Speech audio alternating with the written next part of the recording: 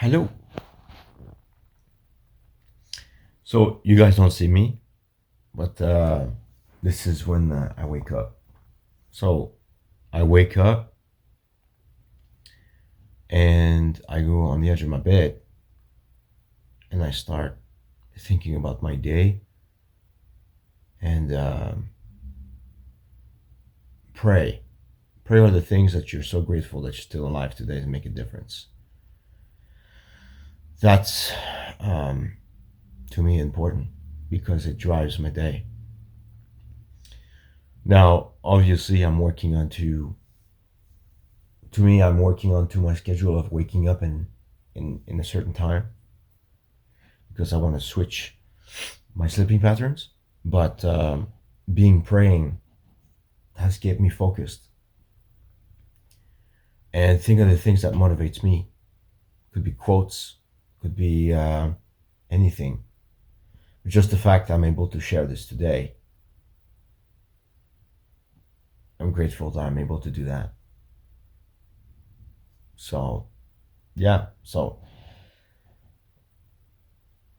I'm waking up, and then I basically take about 10 minutes, probably 10 minutes, to this mindset of the day. So it's almost building my mindset of what I want to do today, plus the things I'm grateful for. And yeah, and asking for God that I can serve Him in a certain way, in a unique way, to uplift others in a sense. It could be big or small, it could be conversation, it could be anything. But my presence of my life is here to make a difference. And this is the first time I do all this stuff for a video. But I've been asked, how did I do my changes physically, mentally, spiritually? But more of the physical side, because the physical only represents what my focus is. But what is behind all this is the mindset that built me up in a sense, right? So without having this things that drives me to be grateful to what I have every morning, I don't think I would have been so driven in a sense and focused. It's a very big focus, but that focus has kept me going.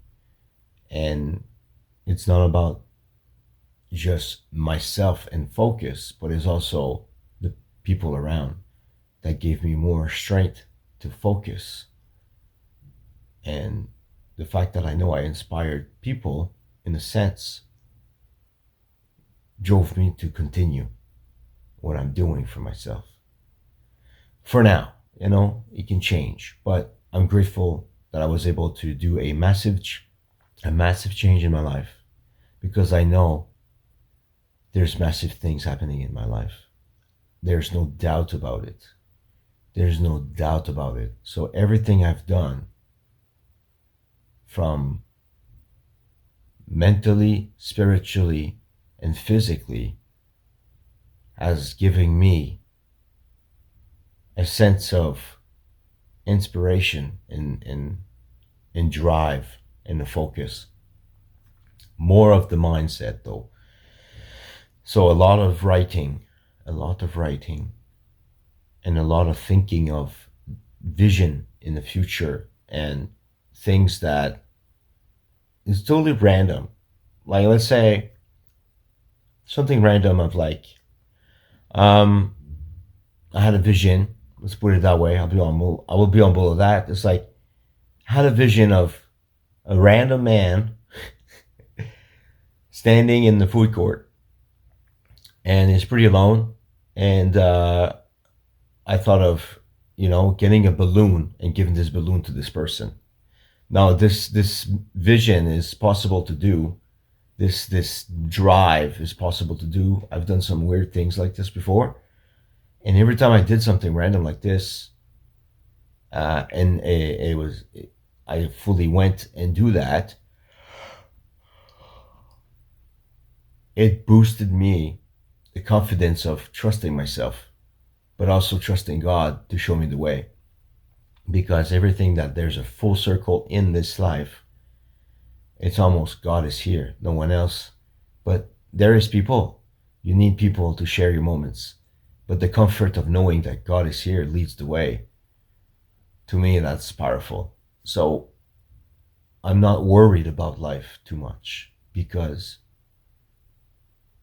there is a thing that is looking over us. There's a thing that is looking over us, no matter what we're going through. And I believe that, you know, the hardest time is where we're the closest time to pray because we're asking to help us. Those things are heard. Those things are somewhere sent. These thoughts are sent to a higher power. And those things gives me comfort. So yeah. So morning time, I'm thinking of all those things. Yeah. And then I start my day. Once I'm done here, I'll go do my drink. Actually, I'm gonna go take my shower first. So cold shower right from the start. It triggers a drive in me to say, let's tackle the day. Yeah, this is an opportunity to make a difference in a certain way. I'm not perfect. I would think about negative things too. But reprogramming my mind to give me the drive to do every day leads me to do more in a day. Even though I don't have a schedule, even though I don't have, you know, certain things that is scheduled in a way where I know I'm going to do certain things at the time, the first thing I think about my day is I'm primed. I prime myself in the morning. So, yeah. So that's it. I will send you more videos about my drink. And yeah, so 10 minutes of this session in the morning, and then I go to take a cold shower. And this can vary from 1 minute to 5 to 10 minutes, depending on what I want to do, depending on how I feel. But I have a tolerance for the cold thing, so that's fine. Yeah. So other than that, um, sharing what I think and what my intuition and in my ways I do things has made a difference in me. So if that can inspire somebody, that'd be awesome. If not, that's okay. But this is who I am, and God leads the way.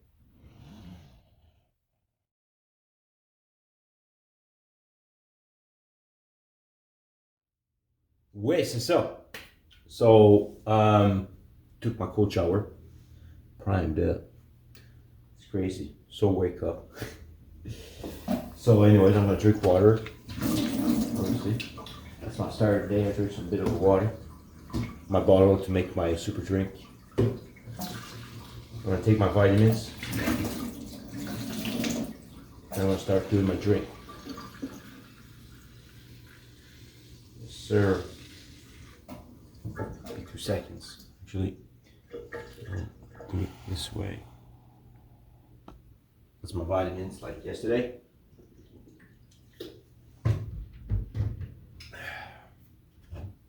Yeah, this BioSteel, man, is pretty cool. So, one vitamin B, complex 100.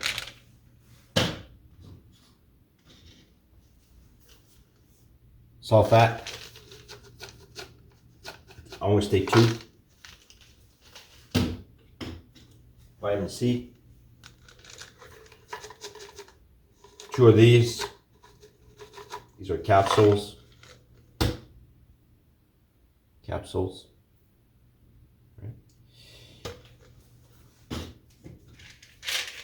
Calcium and D3. Only one of that. Magnesium. One of those. This, madame. Now, I'm not taking this for a bit, so I'm going to keep stretching this time because I don't need it. And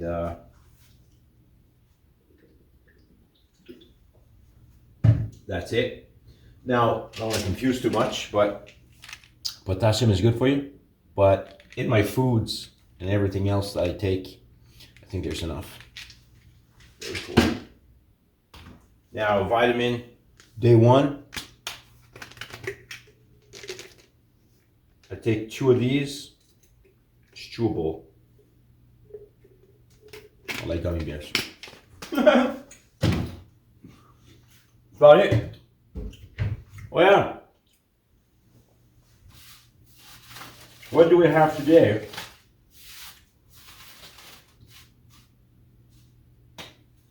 I got these little cards that says verses of the Bible. Very uplifting in some ways. So it's pretty cool. Take one. It says, pretty powerful. L'Esprit du Seigneur est sur moi. The Spirit of God is on me. Very positive. I believe that. We have here. Sometimes it works, sometimes it doesn't work, but va en paix et que Dieu, Israël, d'accorde que lui a demandé. Not sure what that means, but we'll put it aside.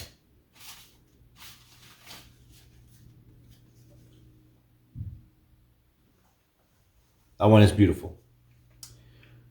Dirige-moi dans ta vérité. Enseigne-moi, c'est toi le Dieu de mon salut.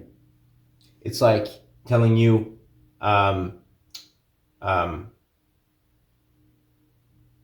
show me the truth, or how can I say that?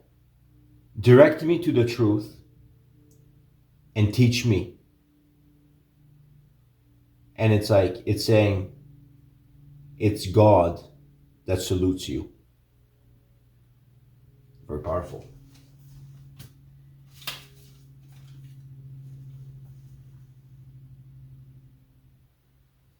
Wow. I like this one. Le Seigneur, votre Dieu, marche avec vous pour combattre pour vous. Wow. I've never had this one before. So it's saying, there's like, no, there's nothing. So it's saying, your God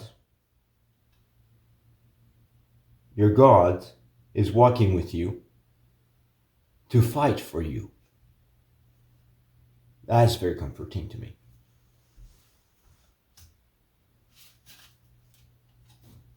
And here's another one. I like this one. That's the lot. Like I would probably take like 4 or 5, whatever I feel. If something doesn't speak to me, take another one until I'm at 5. But 5 seems to be the number. So here is saying in French, je trouverai ma joie à leur faire du bien. I was praying. I was telling you in the video about that. I will find my joy on doing good, which doing good is uplifting others. To me, it's a message that today, somehow, I will be cool and uplift others in a certain way. But it's reminding me of doing good in life. And it is a privilege to live to do that today. Here we go. That's pretty cool. So that price my day. See how like more power I see in my life. God is light to me, and the more we draw from it, the more we are vibrant, and the more we believe in ourselves, the more I believe in myself, right? All right, turn this right here. See myself? Yes, I can. Okay, so we have, what, 6 minutes? Cool. Now I'm gonna do my drink. Obviously, I'm gonna rinse this garbage. Put it right here.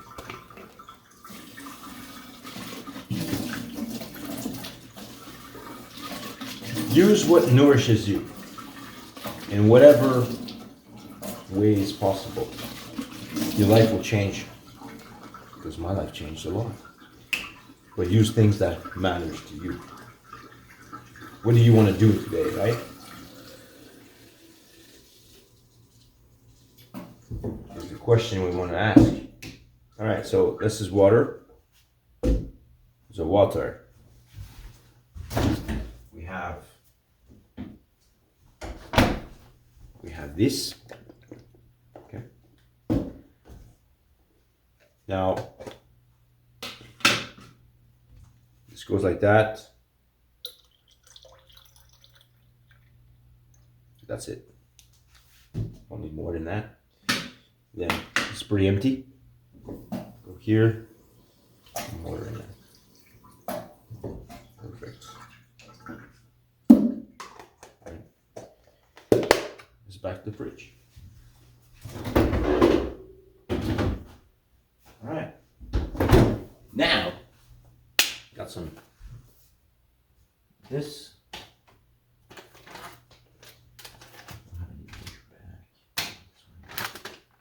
Okay, so I have cinnamon, okay, cinnamon.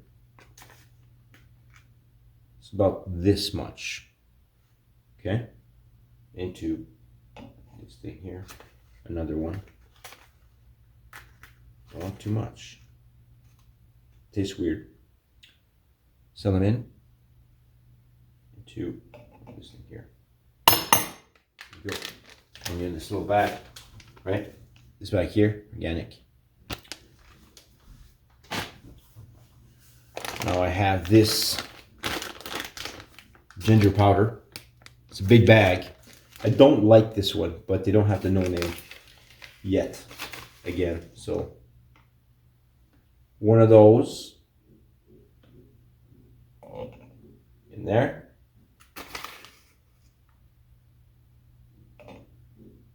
3 of these. I think it's more enough. I'm going to add them more. There's not. I mean, it doesn't matter how much you put of that, but cinnamon apparently has side effects of that, so I don't know. And that's about it. And then I have Bastille. Yes. I also use sometimes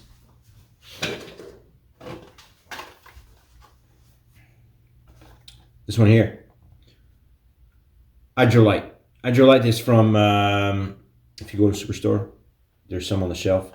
My friend Megan showed me this at the pharmacy. And that's where it was. There's a lot of things in it. No, there's not much stuff in there. It was just when I was doing my fasting, I realized that this was the glucose in it. So that didn't work with me. All right, this is it. So it's pretty easy. This stuff is so amazing because when I go, I didn't cut it right. See, that's something like perfect. So this is only powder, and you mix it with your water. It's easy for me to do my combination of magic potion. That's it, right? Put that in there. Garbage. Now I have this already made. It's all a mixture of crazy stuff, right? Shake it.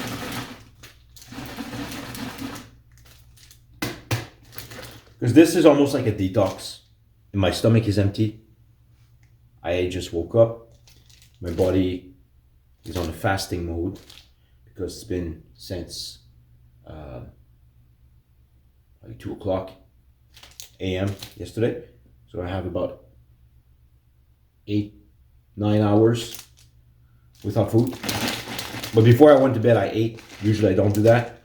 So eating probably an hour and a half to 2 hours before you go to sleep is a good thing, because your body needs to kind of sleep well and not work on this garbage. That's what I heard. But it makes sense because I'm more hungry in the morning usually because of that. So I have to be timed, right? It's still a schedule, tight, focus. But to me, it's like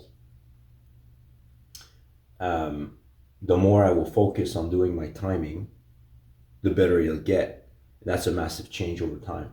So massive change that I do, massive things happens in my life. So I drink a bit. It tastes very lemony, but then you have the ginger spice to it. It's a weird taste, acquired taste. But if you have a electrolyte that tastes lemon, mix it that, it's almost like you're drinking lemon. Just the weird taste of this cinnamon and ginger, but more ginger tastes better than cinnamon in a big quantity. So to me, that's what I'm gonna do. So there's a lot of foam going on in there. Sorry.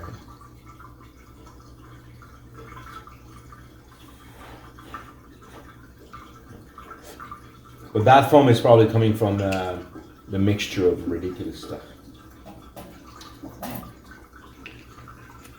I used to be just using no electrolytes.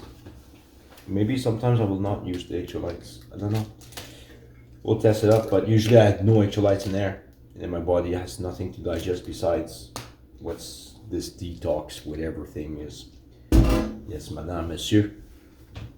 But really cool. I'm gonna go to the workout and do 60 minutes minimum.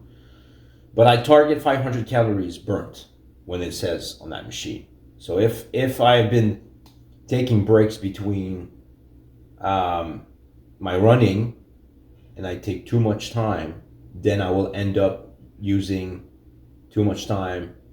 I won't end up to the number I want, so I will put more cardio to it. So yeah, but that's the next thing I do is 60 minutes of cardio on the treadmill. And if I have any pain into my knees that I'm alert and I think it's too much, I will do the elliptical, where I will do something that is not too intense on my knees or my shin splits. Shin slip management. But yeah, that's what I try to do with that. And that's my morning mostly. And then when I come back, I'll do another video. So I am at the gym. As you can see, yes, madame, monsieur. Treadmill. Bunch of that stuff here. So I will be doing 60 minutes on that. The way I do it, I won't record the whole 60 minutes of cardio. That would be insane. But I do some self-talking. I self-talk myself with motivational things in my mind. What that means to me is I always think about be resilient and reminding myself to overcome things, right? The things that I've done so great in my life and I'm grateful for, I will think of these things and I will believe in myself that I can do so much more. For example, I could the whole thing, but it would be too long. But it's just within my mind, right? So yeah, so basically that's what I would start doing. And then first I will I start doing holding myself on those things here to warm up. So I can do I can showcase this up. Give me a second.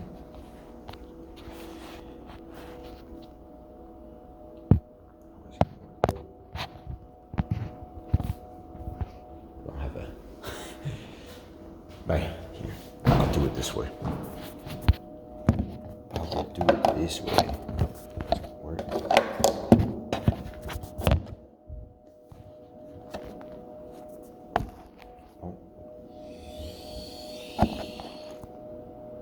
Well, I guess I could do it this way. So the widespread of these handles, you can't really see them, but if I do it sideways, nope. Bring it.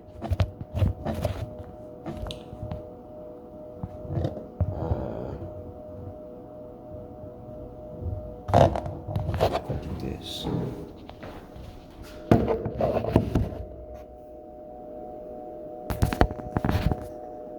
Perfect. Crazy, man. So I'm on the side. I'm using the other treadmill. I'm such an idiot.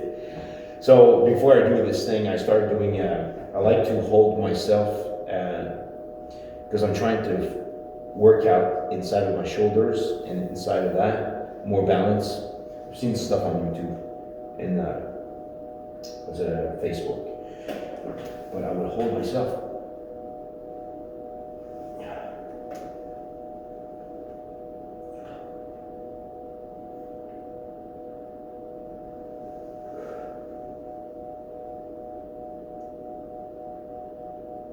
Now, before I was not able to hold myself that long because my shoulder was not that great. But I can do it much better.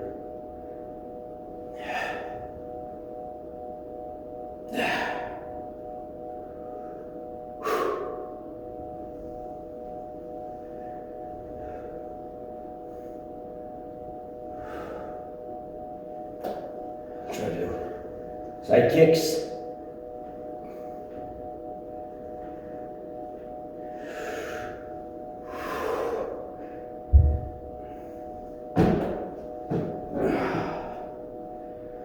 But before I was not able to do that for sure.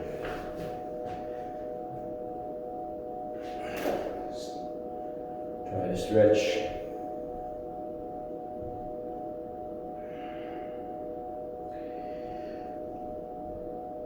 If you guys are doing exercises, like no build up to this, take your time and listen to your body, because you can hurt yourself. Being too sore or your joints are basically like the danger zone if you do too much.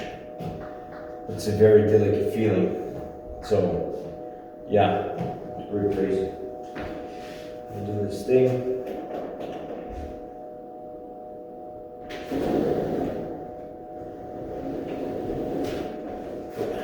Sorry about that. Oh, sorry. It's okay, say okay. All right, some of the workout I do is the bicep, but I hold all my exercise while I do my bicep, and then I will switch to tricep. You'll see what I'm doing, and I'll switch to this side laterals, and I will go also for inside of my biceps for this forearm. This is called hammer curls. So yeah, so if you want to check what I'm doing while I'm doing that, that's pretty much the routine. I will do this depending on how I feel. If it's too burnt here, I will switch it back to my tricep, and in my tricep are kind of burnt, I will change it for maybe side laterals or reverse back laterals, like that, just to get your back shoulders. And so just trying to rotate to keep my stamina being burnt. And if I feel like I could do more curls, I will do more curls until it burns out. So it's like lightweight, but this I think I'm gonna take the 20s, because the 20s is good for me, but sometimes I switch to the 15. Sometimes I choose the 15 and sometimes I choose the 20, depending on how my shoulder and my joints feels. So if I have too much pain because I've done too much, I will go light. Because right now I still feel a bit of that soreness. So I went back in there and do some pull-ups, but I didn't do it too much because I'm feeling there's something there that I do not want to push too much. So I'm going to go with the 20s, and if I feel it's too heavy, I will go to the 15s just to make sure. So j'ai ça ici. So I always try to, I like to do the bicep curls. Look at my mirror. So I'll start, okay?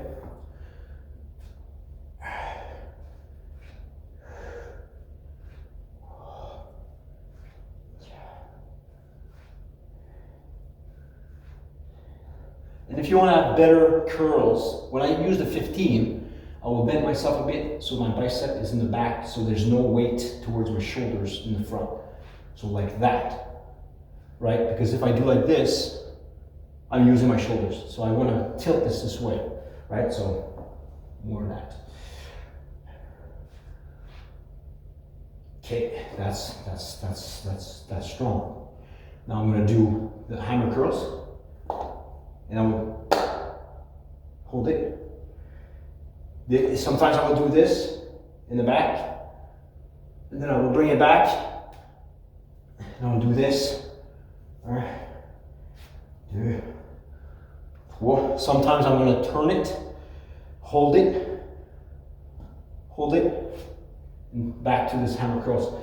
The reason why I do this curl and twist and hold it is because my bicep basically has the full tension to the bottom of my strength of my bicep. Now hold it, it burns.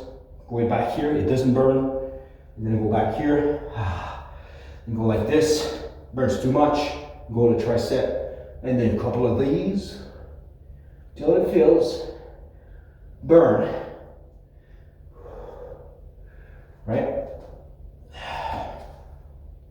Like that. Burns too much, do that. The front delts, do this, side delts, this,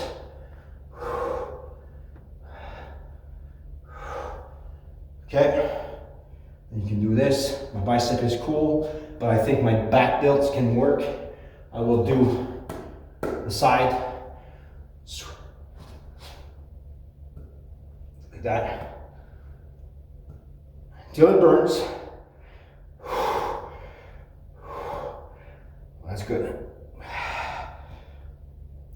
Now I have no burn into my biceps anymore, but what I'm going to do is, what do I do? Well, think what I want to do. I can do the side laterals, right?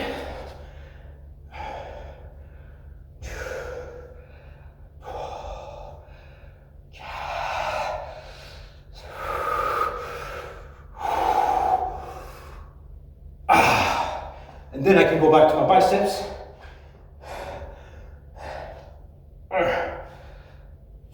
I can do this, turn it, bicep, curls, hammer curls down, right? Up, hammers, bicep, hold it. You play with the burning. You play with the burning until you can't do it anymore.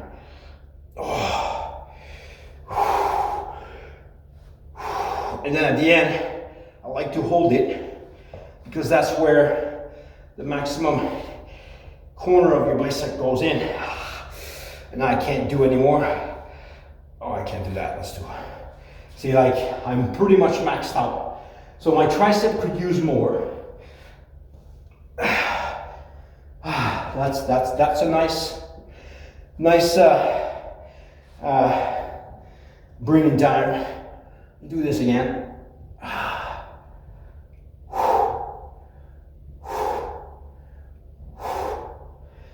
Go like this. Go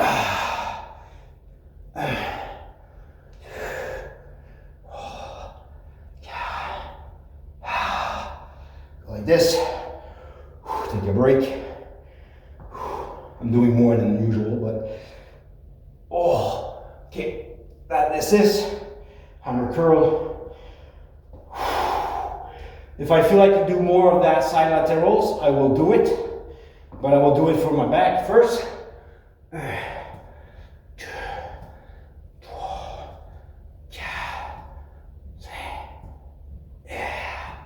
Hold it. Hold it until it burns. Oh. This sort of workout is pretty intense though, but you don't take too much breaks, right? And once that is done, I won't do it. So that's pretty much it. This is pretty much it for the weights that I use for doing those exercises. And right here. So me, I'm right here. I want to use the full range of this because I did my bicep, my tricep, and everything. That's the first circle. I will go instantly and do a couple of these.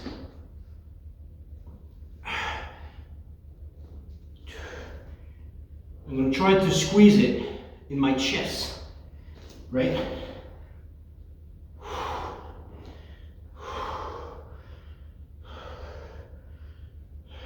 And this should not be too hard. Stretch it. I do that. That's how I do.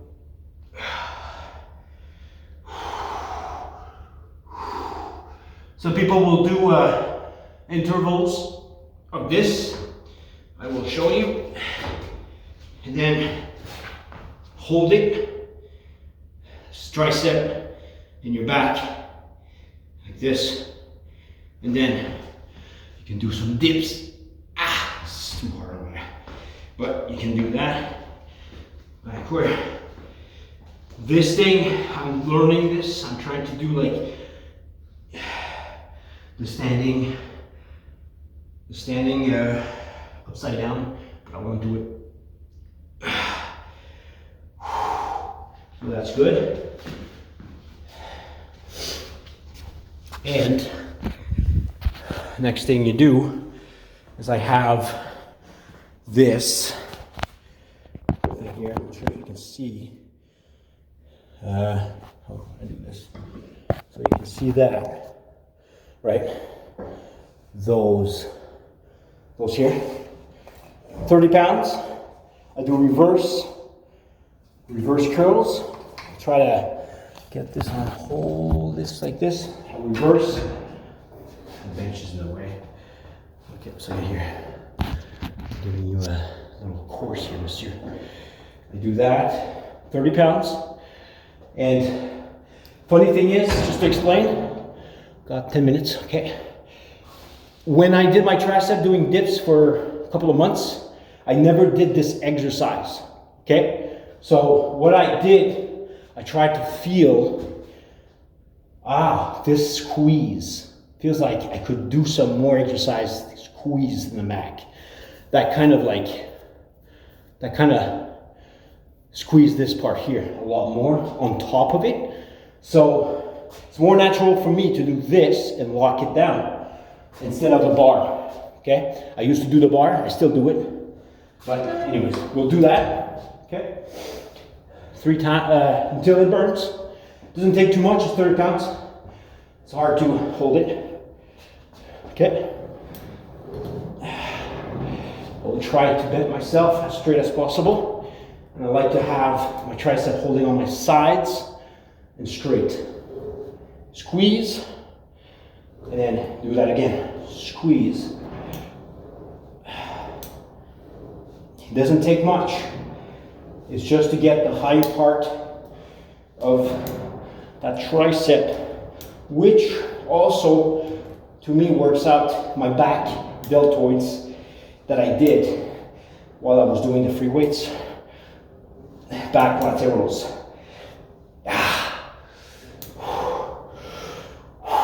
Oh, it burns.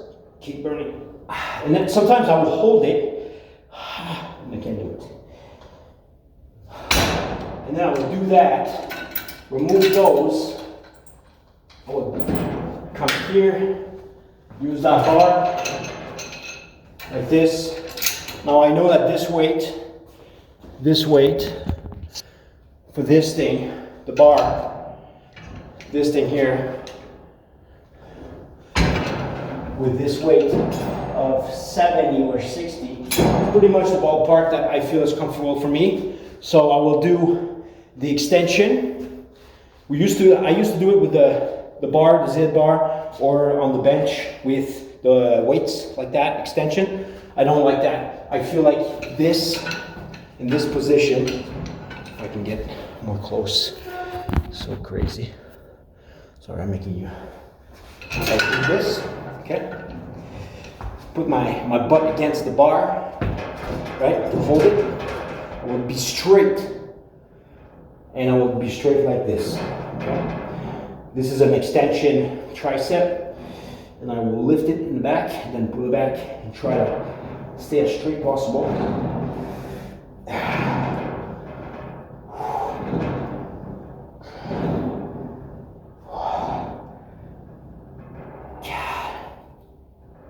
And I'm actually 45 degrees from my foot and my knees, and holding my butt to the bar in the back of me.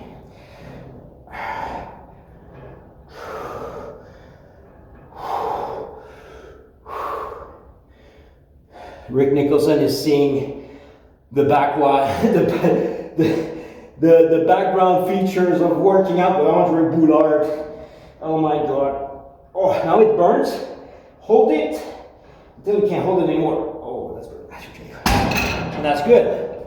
Now, after this, I would usually go here on that bench I showed before. Hopefully my phone does not fall off. You see me here? And this would be push-ups this way, or I'm going to be on the floor and doing my push-ups, okay? So you can do close-up triangle push-ups, or you can do wide ones. Both have two different things. The triangle one workouts more the tricep and the inner because you're forcing your chest this way. But if you're wide things, I understand is this works out better. So whatever I feel, I do. And sometimes I actually do the alternates, right?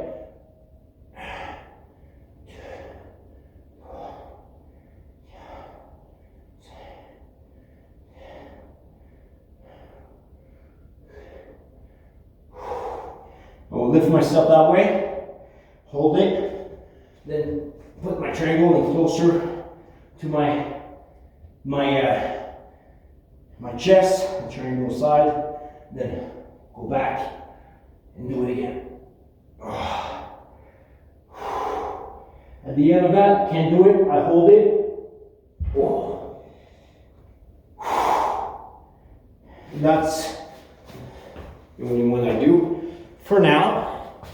And then more come to doing the wonderful piece here for your abs. Abs is so cool, man. Powerful. Usually I do the chin-ups, but the pull-ups is it's too hard on my wrists and my forearms. And when I do this rope for my abs, my arms can't hold the rope. So that's why I decided to do the push-ups, because I don't want to burn my forearms. So I'm going to do this after my push-ups because I didn't use any of that. My chest feels pumped, my tricep feels pumped, and then my abs is going to be feeling powerful. I have 110 on there. Didn't move it too much since last couple of months because I like to squeeze them in there.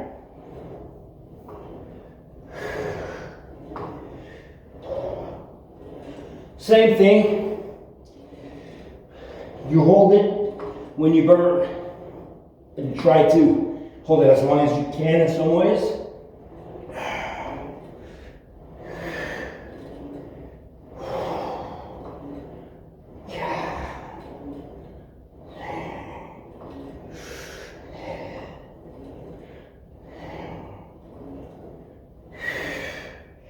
hold it, breathe. I twist it that way. This way was on the side, and again.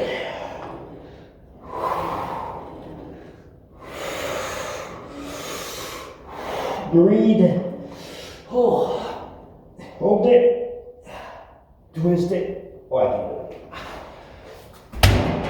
So that's good.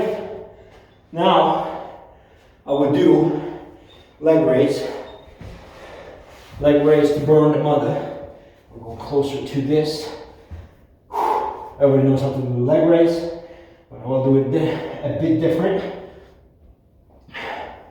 No, I will not recommend doing this like right off the bat because your body won't do it, but eventually your body can do so much.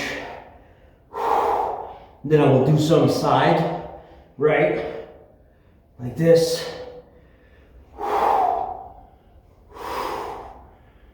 Leg raise. I will hold it. I will not touch the ground with my foot. I will keep it there because it still burns, but I still have strength. So my last resort is open legs, small leg, closer legs. This kind of goes to my bottom abdominals, and I feel like something is there, it's working out. Don't know what this name exercise is, but whatever.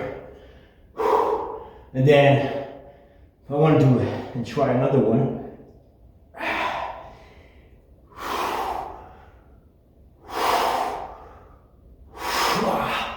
now that burns, but it's not done, right? So my last exercise is the bicycle we used to do in school. And I'll try to squeeze it and stretch it. Oh. Hold it, don't touch the ground unless you have no power left. You can't touch your knees or whatever. I try to be as strict as possible, but I'm not perfect. Breathe, find a way to breathe, and then more. Oh, I really feel it right here and at the bottom. Oh.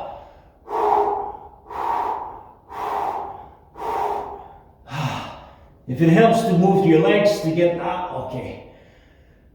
That's done. Last resort. I will do this.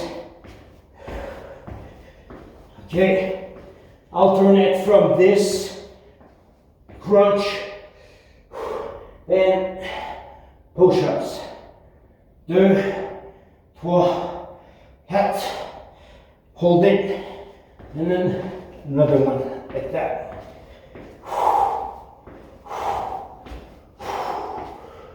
Oh, it burns. Stretch it. Oh, you can't see my face, that's all right. And you can do 2, 4, 4, 5.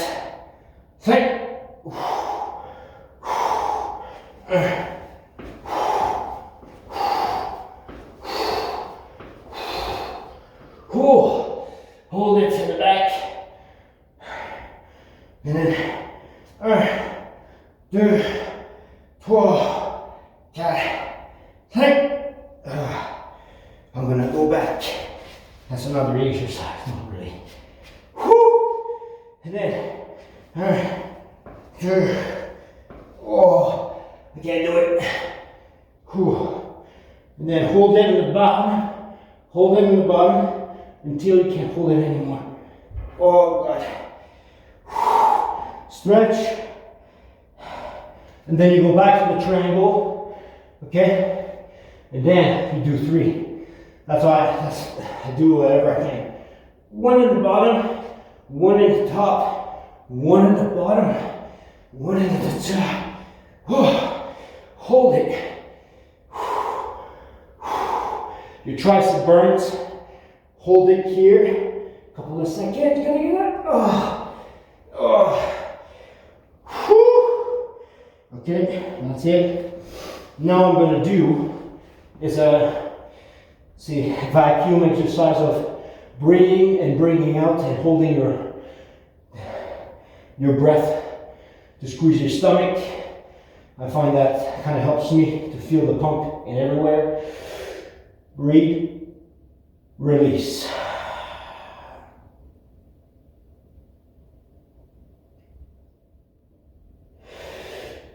Breathe, release.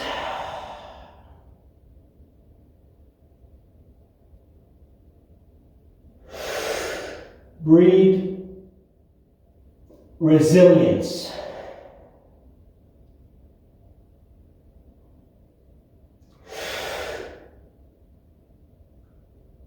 Boldness.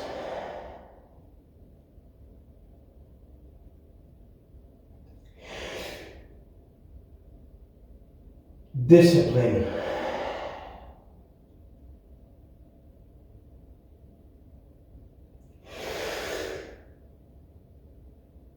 Purpose.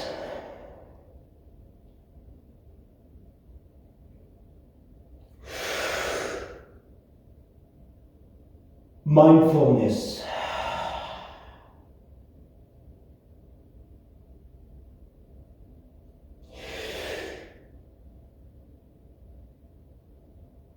Life.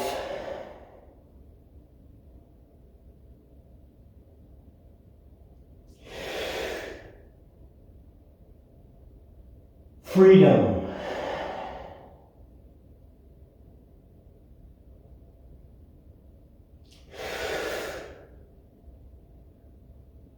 Focus.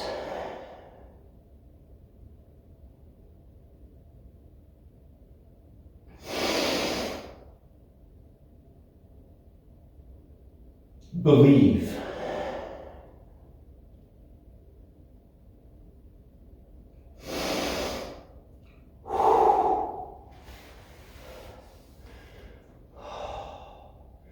I stay in that position.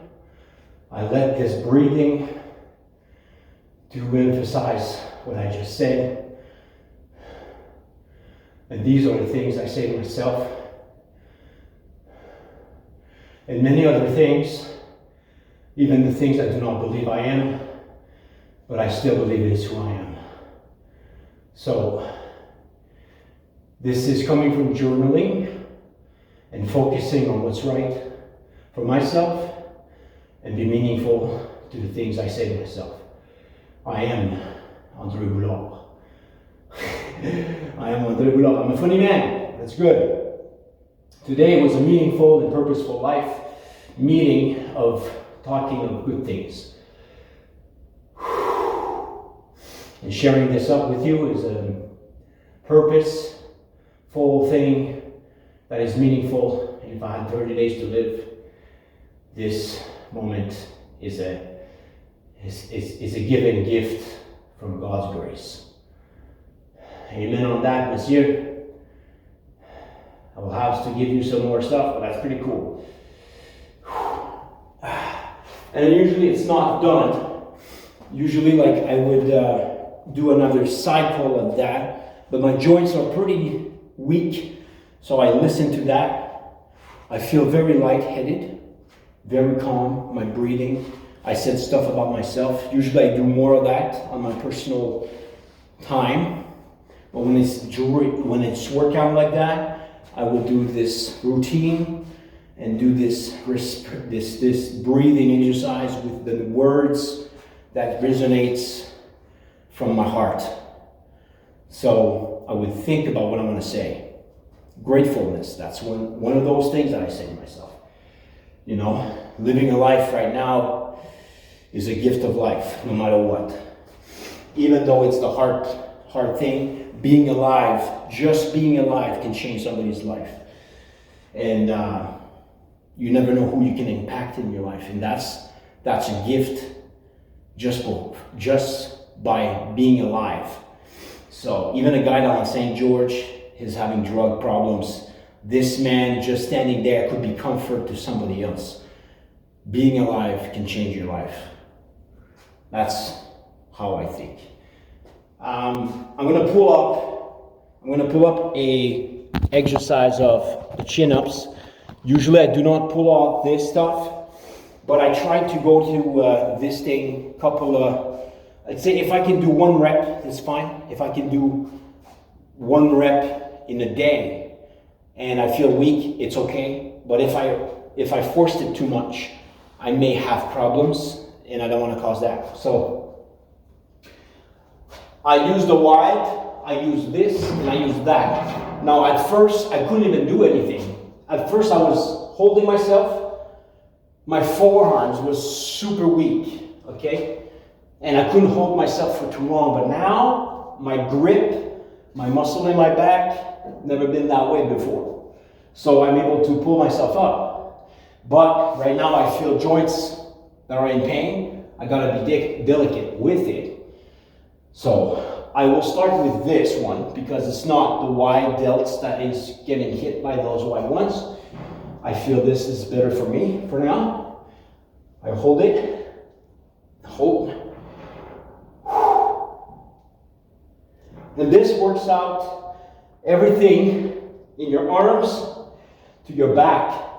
And that's why I decided to work out my back with pull-ups, because I don't have to do much to gain strength in general.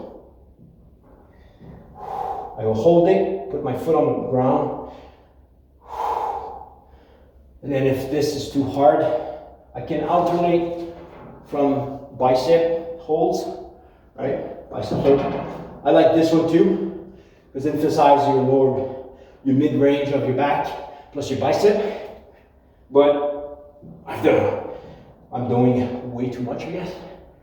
Okay, I will hold it.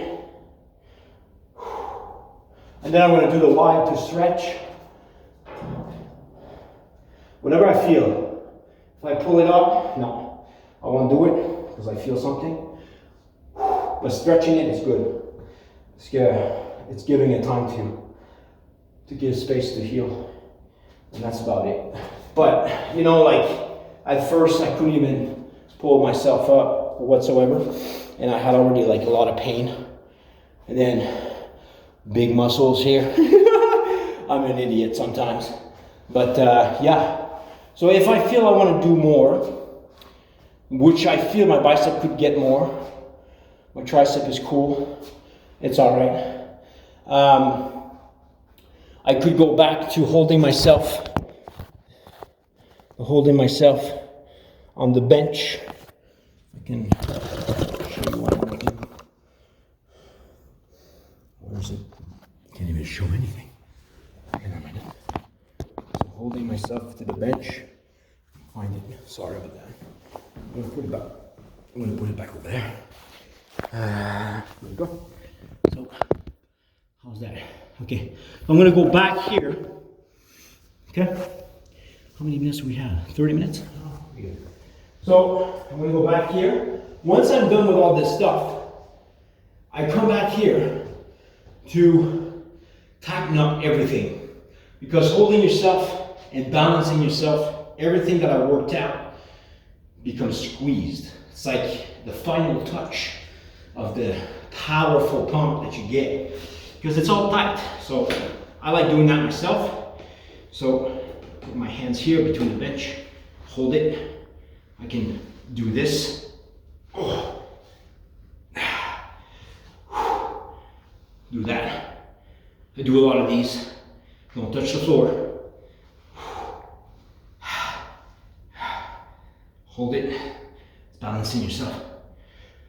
Your tricep is working. Not much enough.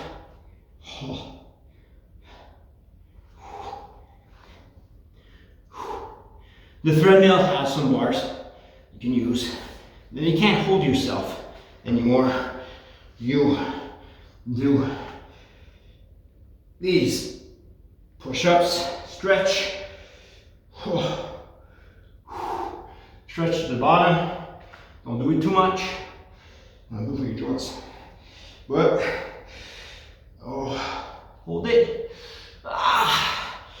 Okay. And then hold it. Tiptoes. Whew. Ha. Whew. Ah. And I can't hold myself anymore. You do it until you can't hold yourself. And then it's all tight. It's all tight from the top to the tricep. The bicep, not much. But everything I worked out from this to that and my tricep and shoulders is all by holding me there to finish the sort of tightness. It's all about feeling what your body can use and feel while you're working out. When you do your pump, you try to, I try to figure out what feels, see my tricep? Feels like I could do more of that rope over there. So I'm gonna go back here. It's intuitively give you an idea of what I need to do. So go back there, add more of this, okay? On these, I'll do it again, right? And that's the exercise I'm gonna do. Okay, bring the phone. I'll bring my little child over here. This is a nice little phone here. I love you. You are so powerful. Thank you very much. Okay, so I'm an idiot sometimes, man. It's all right. Mr. Have a 34 minutes of video of special Andre Boulard. You are so cool, man. Okay, I'm gonna get fired for this. Okay, it's my bicep, man. It's so powerful. I feel like a man. Okay. You guys are gonna have some ridiculous nonsense. Is it Gary? Okay, say good, say good, say good. It's better than have it. You know what? Next time, I'm gonna bring myself a nice girlfriend. No, that's not true. All right, I feel, I could use some tightness in here. Oh yeah. So if it's too low, I'm gonna put it a little 20 instead of 30. I really wanted to focus on that little tight thing on top where I feel when I squeeze it. Because I did some nice tricep exercise. Squeeze. Don't be afraid to squeeze the mother. Look at the bicep, bro. And then you stick your butt. Now that's like ridiculous, but that's supposed to be straight. And squeeze, mother. Oh, I can really, even it's 20 pounds, that thing is like giving me the nice, powerful. You know what? You could probably do a lot more abdominals. That's my body telling me maybe I should do more of that. But right now I'm doing triceps, so leave me alone. You know, oil burns and hold it. The weight is useless. It is how you burn the mother. Okay? If you have one block of fire to burn, it's going to take a while to burn the whole thing. But if you have a bunch of little ones in there, you have a nice fire. And that's what it is. 20 pounds instead of 40 million years of weight. It's beautiful. Oh my God, it's perfect. And that's it. Right? I feel like I can lift Jesus. No, sorry. Ridiculous, man. I should get fired. All right. I know I should be a trainer for crazy people. I'm going to do the bicep. I'm going to do the nice abs. This exercise I love. You know, if you know the power of this amazing exercise, changes your life. I don't have any pains in my forearms because I did that this way, but a nice delt boost. You know what? Give me a second.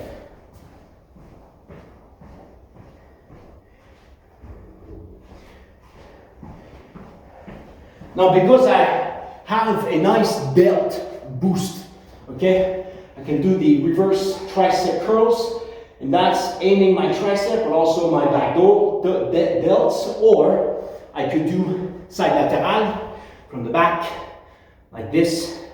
Squeeze this mother. 1, 2, 3, 4, 5, 6, 7, 8, 9. Hold it and squeeze it, play with it. And more, yeah, sure. And then, once you're done, extreme superset. 2, 3, 4. No, and you know what? My real belt is even more on fire. You want to go further? Shoulder side, lateral. The crazy man is doing all sorts of exercise. And 15, 15, 2, 3, 4, 5, 6, 7, 8. Hold it. Feels like a vacation. No, garbage. And sometimes, not recommended, we'll lift it. Side lateral, front lateral combo.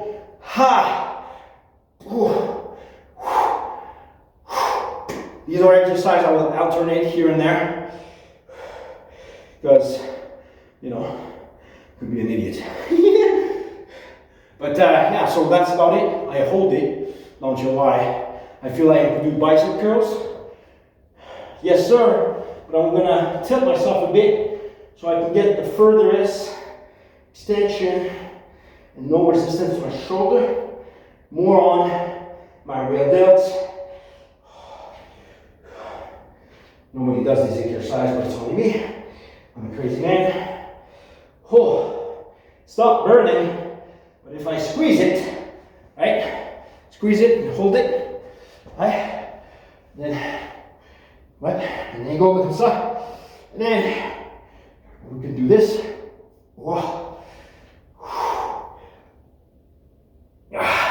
It burns. That's it. Hallelujah.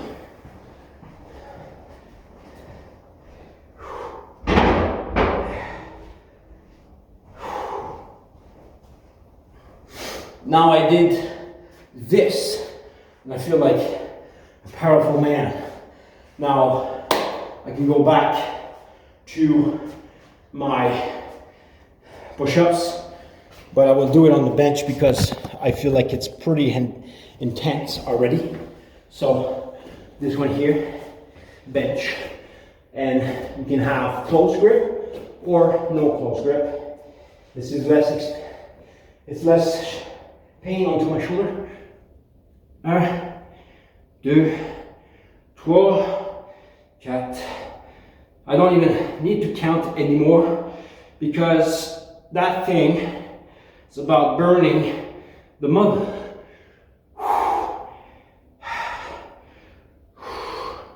Rick Nicholson is giving me the extreme challenge. I will do this. Breathe, go back. 1, 2, burns. Hold it right here. I know. Don't touch the bench. And that's it for the chest. See, alternate. I feel so tight.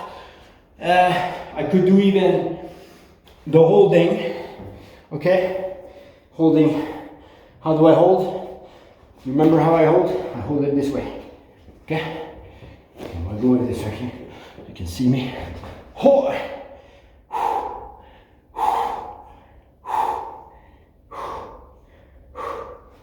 We can even put our foot, it's too hard. You can do the dips, and I cannot do the dips too. So you can see, like, I am so ridiculous. Stretch it. It's bien ça. Okay, that's it. See, now I feel my body is fully depleted. Now, that's a good sign for me. Okay? I'm gonna go do the abdomen, the abs. We'll go do some abs. You already have an hour. You gave me an extreme hour here, sir. Sacré man. I'm not even sure I'm gonna be able to. Okay, so. Yeah, I can fight some bears around here. No, that's not right. Okay, I mean, I should do a training. That's crazy. I got my belt. It's called the white belt. Super beginner.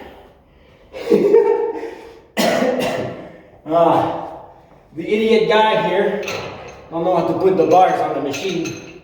Okay, put it right here. Close that up. Time to do the abdominals. Man, I feel so tight. My abs are very powerful. Never seen my line before, but there and here is powerful. Okay, I didn't use it a go calf. It's time. Whew. My arms.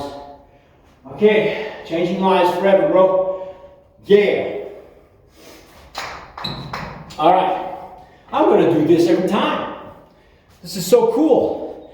You gave me a new purpose, bro. Look at that. Tie me wet. No, it's not to show off, but man, I look pretty good. Yeah. You know what?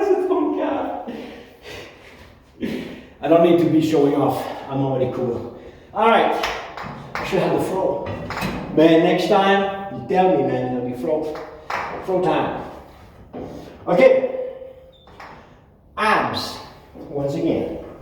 Since I do not feel any pain. You see me? Yes, you can.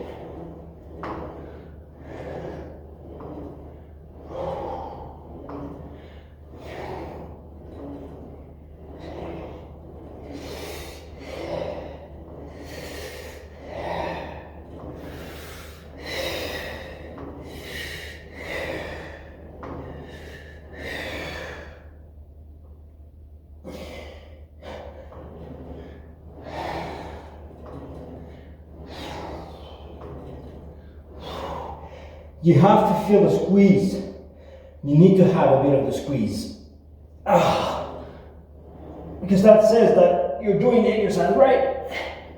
Oh, hold it over here. Breathe, brother. And once again. 2, 4. And then you go sideways a bit. Oh, and that's it. Holy.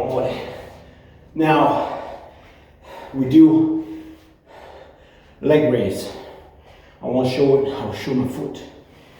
Oh, that's me. Not the right one. I'm an idiot. All right. Good times. Yes, sir, man. Good times. We're going to do leg raise. Yes, sir.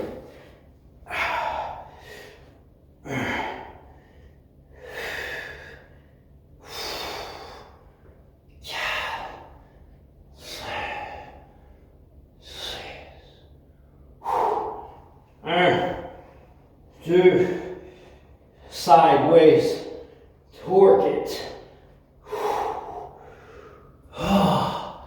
Leg raise, great exercise for your lower abs. And you have to hold it. Huli hula hello hulu. Now, you can burn the guy. Like this. Hui ha, hui ho, he, ho, hi, ho, he, ha. Hoo, ha, ho, ha.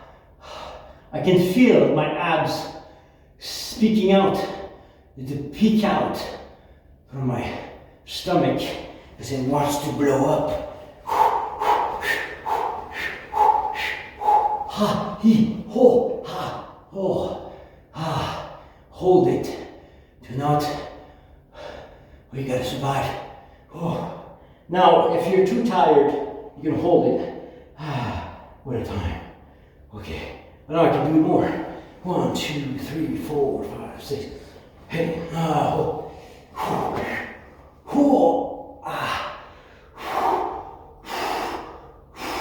Okay. Now this is done.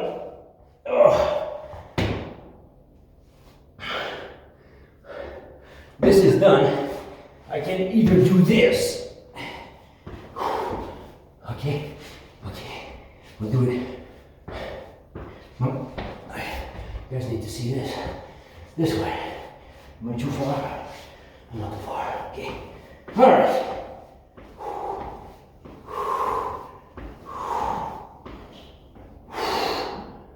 Oh.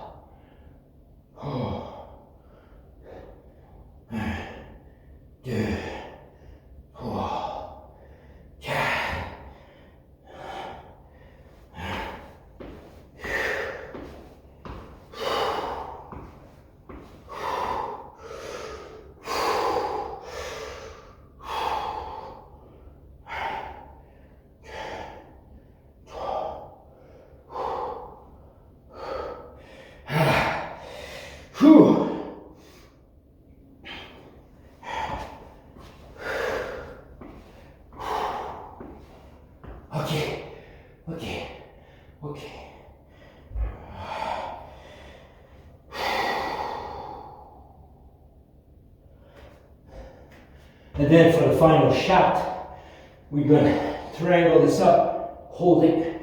Hold it.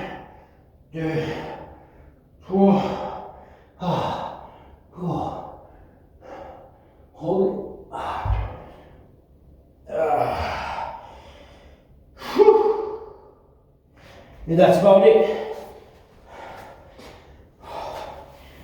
Now, I feel like a champ. Now, I wouldn't recommend to do this much in one shot, because if I did something like this 5 months ago, I would have probably thrown up. Your body don't know what the heck's going on when you shoot this much massive thing to it. But this thing, take it easy. If it's too much for you and you feel dizzy and you feel nausea, your body wants to get rid of the junk that you have inside, that has been accumulated for a long time. I used to drink a lot of ice cap and a bunch of garbage. My face was blown up, and then I started working out, and sometimes I noticed as if I did too much, I had this nausea going on. But then an hour later, I'm in the washroom getting rid of all that garbage, and eventually you clear all that stuff. So this drink that I use and mix my things in, it's ginger powder, almost like this size of a cup, okay? A cinnamon powder in there, and one bio steel electrolyte in it. You can use any type of electrolyte if you're not looking for cutting your carbs, but anything low carbs and electrolytes is pure to me. And then a bit of salt, but not that big, probably half of this cup there in your drink. Shake it, and if it's and put some, I don't know, 4 ounces of lemon squeezed juice, organic or not, doesn't matter. And when I wake up, I take this drink, shake it. I take a cold shower. That puts me back in focus. It wakes me up in one shot, even though I'm like super slow. But before all this, I wake up, I sit on the edge of my bed, I pray. My sanctuary of my prayers is surrounded by me with positive thoughts and also negative ones, because I'm not perfect. Other than that, this is driving me to become the person I am supposed to become, because I have a lot of drive for myself to read those things of who I am as a person. It doesn't make difference what people think about me, but this thing here in the workstation I'm doing for myself has been leading me to improve someone that I was not before in a great, powerful way. And I'm very grateful that I notice and witness my prayers happening outside this room, and nobody else knows about it. And that's why I'm saying to myself, God leads the way, no one else. And although God leads the way, shows you the way, but it's all about myself witnessing where I need to go, and to be wise enough to witness what God shows me. And then I take these positions in life. And I'm not perfect, but let's say that God, His time is the right time. There's no other way, I think, in my opinion, that God has chosen the right time and the right situation to make me the person I am today. And all my trials has also shown me my resilience towards who I am as a person, and that I can trust fully, because I chose God to lead my life, in a sense, a higher self than myself, and to believe what God wants me to be, and write this stuff down and put it in my walls. I lead my life with verses, and I lead my life with who I am as a person and what I want to achieve that is more authentic to myself. If I can be myself and know who I am, then I can certainly lead my life in a better direction that is meaningful and truthful. And so this is the workout I've been doing. I listened to myself. I saw stuff on Facebook. Did that influence me in certain ways? Yes, probably. But what really influenced me was the journaling and the writing down and the focus. I decided to choose a direction that I had to choose. It's either I go, in our pain, we decide what we want. Do you want to go in the darkness? That's a choice. Or do you want to go towards living a life that is alive? Because darkness is dead and light is alive. The mind feels like, to me, is a wall against your heart, but your heart is alive because there's no way that your heart has a way to think, but it accepts. It is compassionate, it is true, it is authentic, it's real. But your mind will judge and will block. My mind will block. That's what I understood from me. My mind will block the language of who I am as a person from the heart. But because I'm changing my ways, my mind is renewing itself more towards what is more meaningful to me. And that will lead me somewhere that I've never been before. But I know it's amazing. So all this change is not for waste. It is there for a reason. And I have inspired a lot of people from what I've witnessed.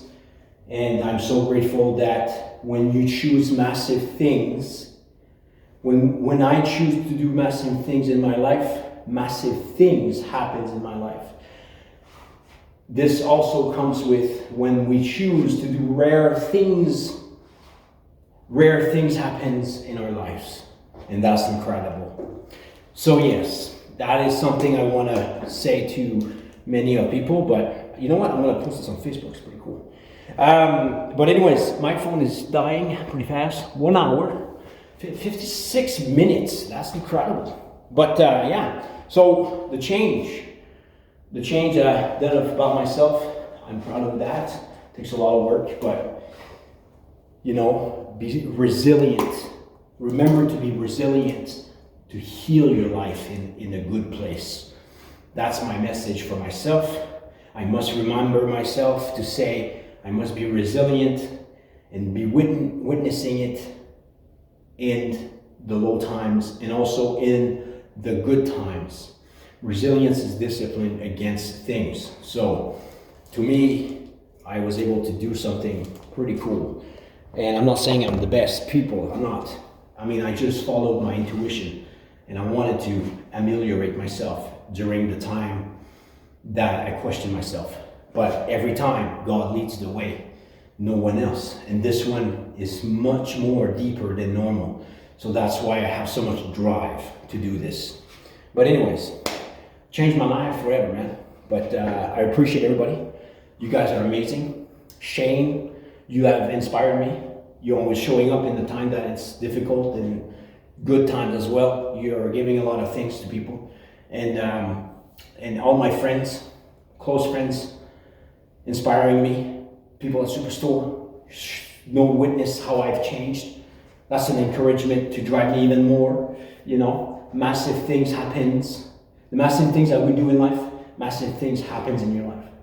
That is very inspiring to me because it's like, let's get massively changed, make an impact, renew your life. That's where we want to go. What does it sound like to me? It sounds like there's a light coming towards this situation. It's very motivating to me. Yeah. So keep doing all this stuff. You guys keep doing the cool stuff. You guys are motivating people you don't even know. You never know. The unknown changes your life. All right, I'm gonna record this that way. All right, I'm gonna move this. Hopefully there's nobody coming in.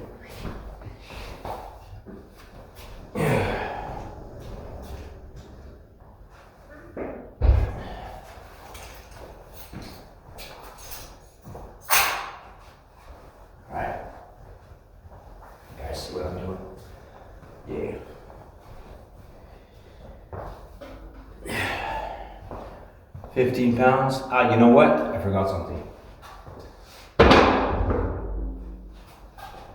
I'll do some chin-ups, see how that goes.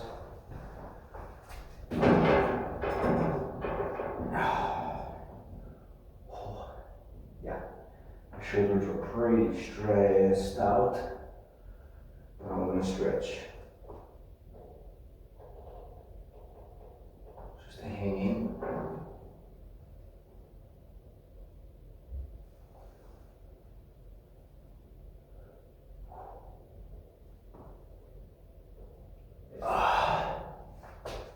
Maybe if I try, I could try this, like that, instead, sideways. So how do I feel? Oh, that's not bad. But I still feel something not recovered enough. I don't want to do it too much. You know, you can hold yourself this way.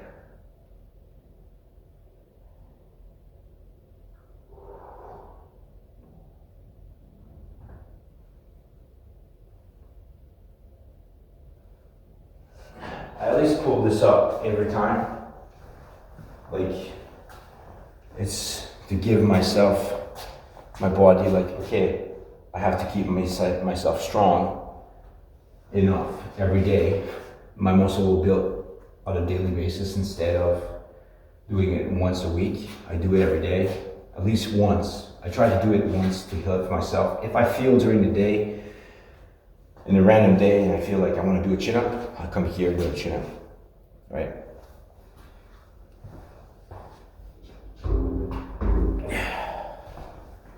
I have this.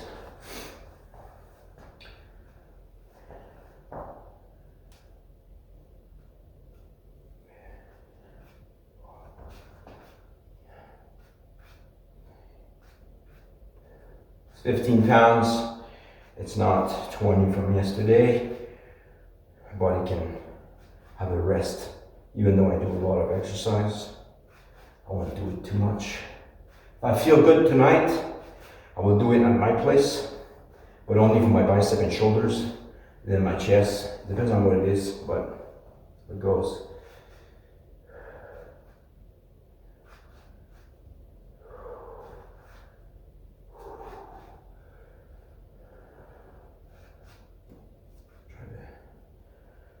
This way.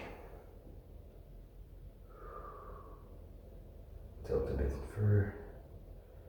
Hold it.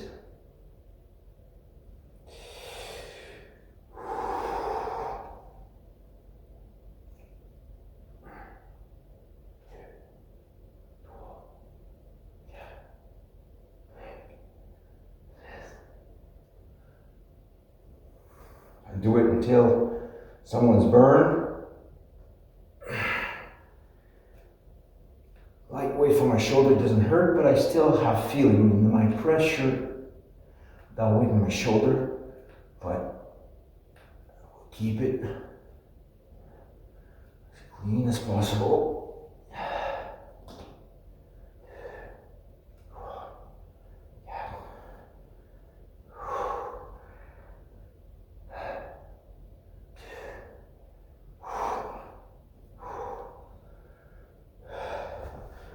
Real tilts.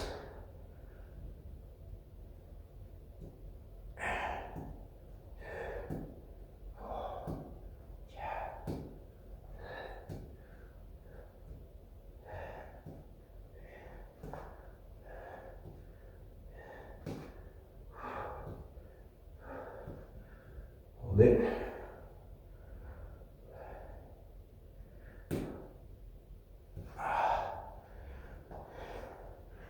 Do the exercise of my shoulder.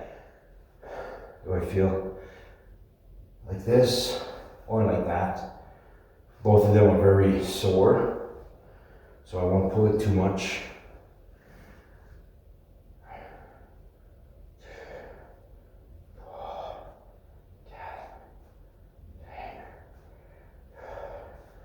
Not much.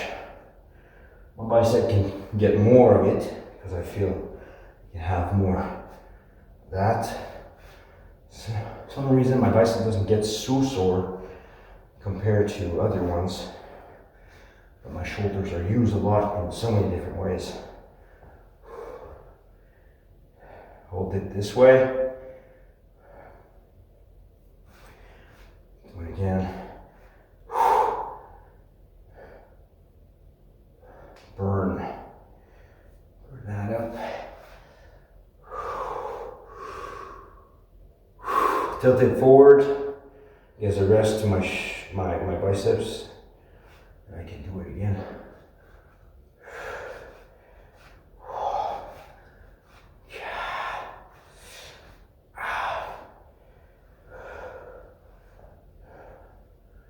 I think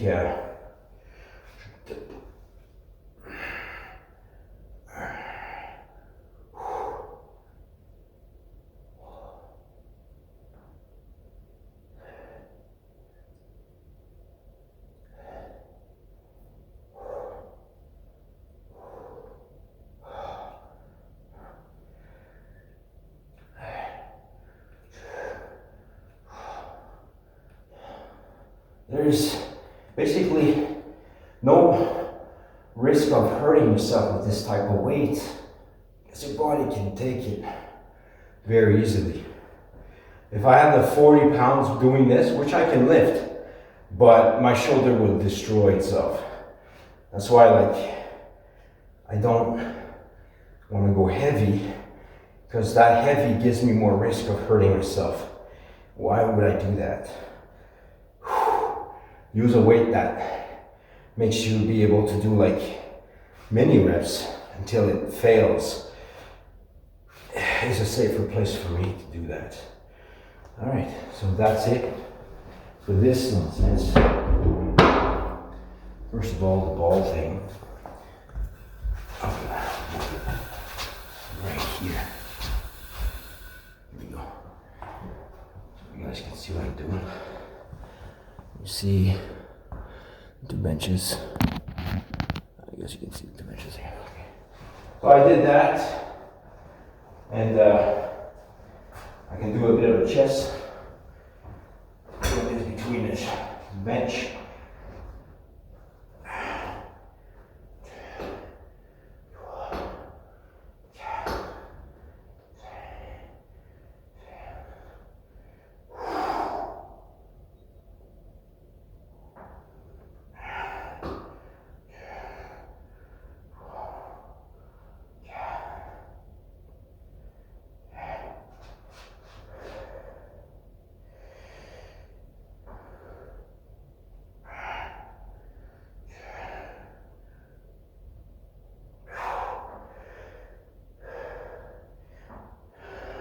It.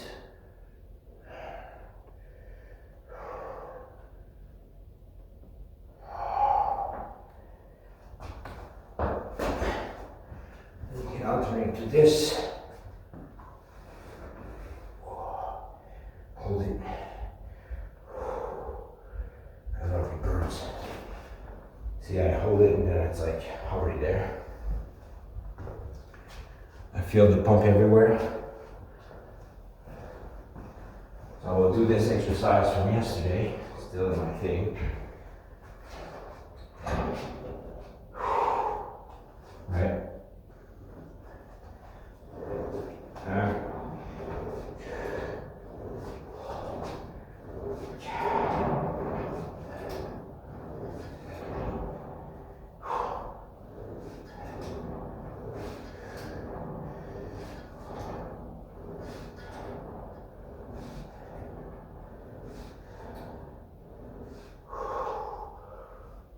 Right? Stay straight. Hold it. You can do some more, you can do some more. This one here. Since this is already there, I can use this 60 pounds. Do the reverse extension. Tricep.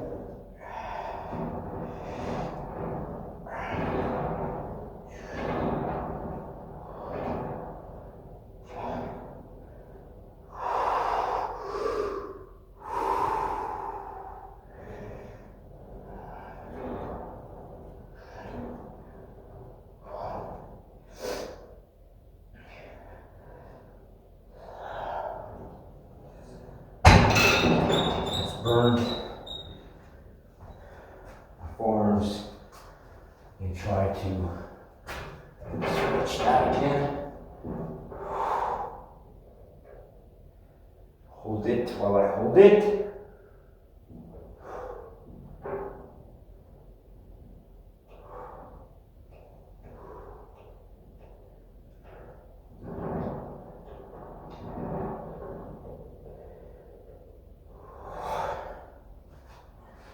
Everything stretched. My abs is not really needed to be done, but I'll do it anyways.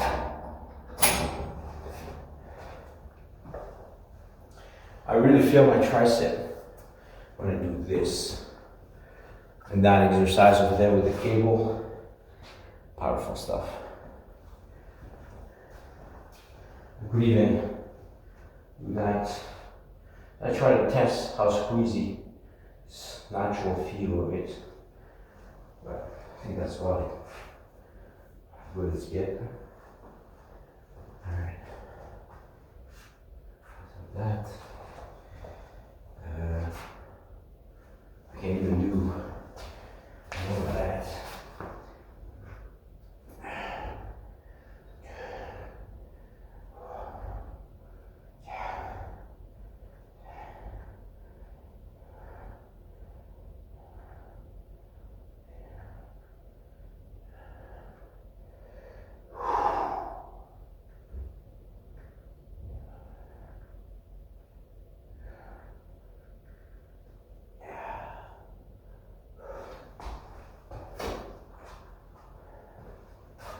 And if I feel my tricep burning, I can do the chest press, close triangle, hold it here.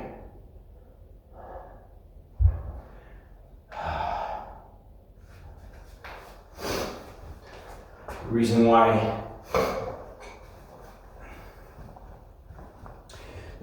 I'm doing these this press is chest press because when I hold myself with the chin-ups, my forearms are weak. So I give myself some breathing time for the forearms, and then I will do the chest press, the bench, not bench press, but the how do I call this? I lost my brain.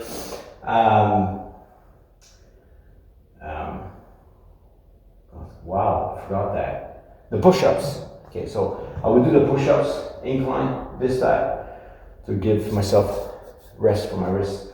Because when you're holding this thing for the cables, it's hard on my forearms. So I give myself a break for the forearms, so I can hold this for a long time.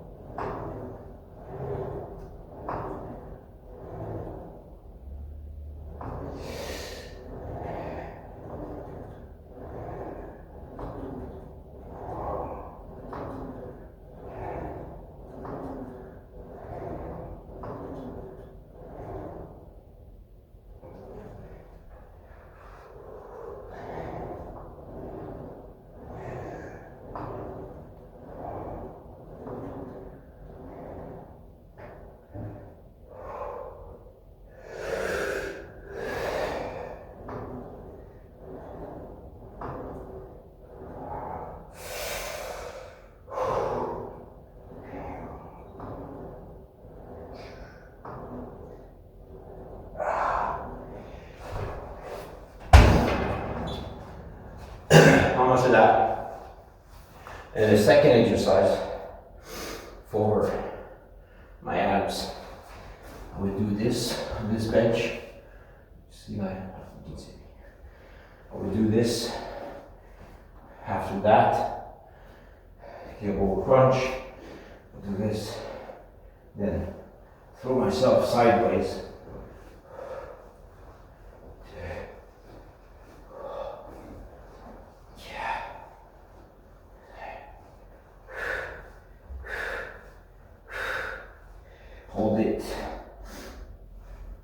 You can alternate by doing dips.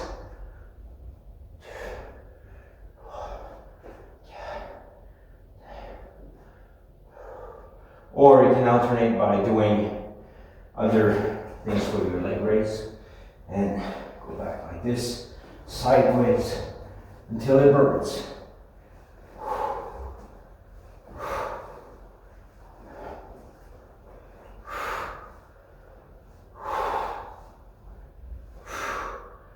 You can hold it.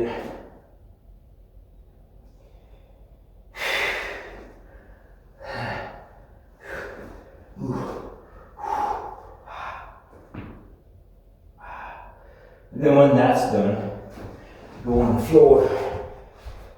You do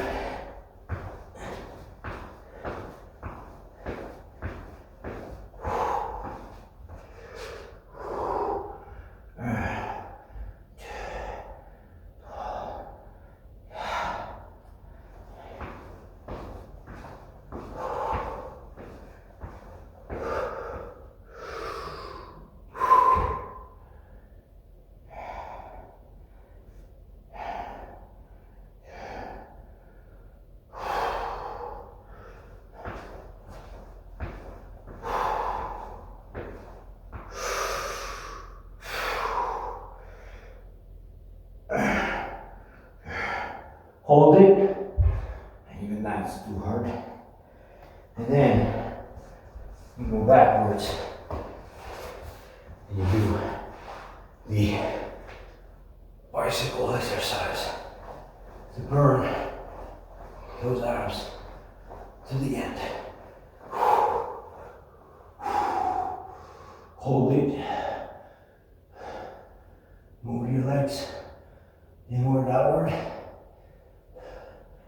Then again.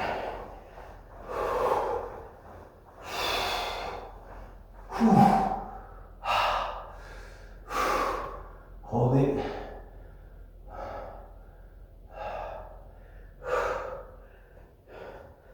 It helps moving this is good.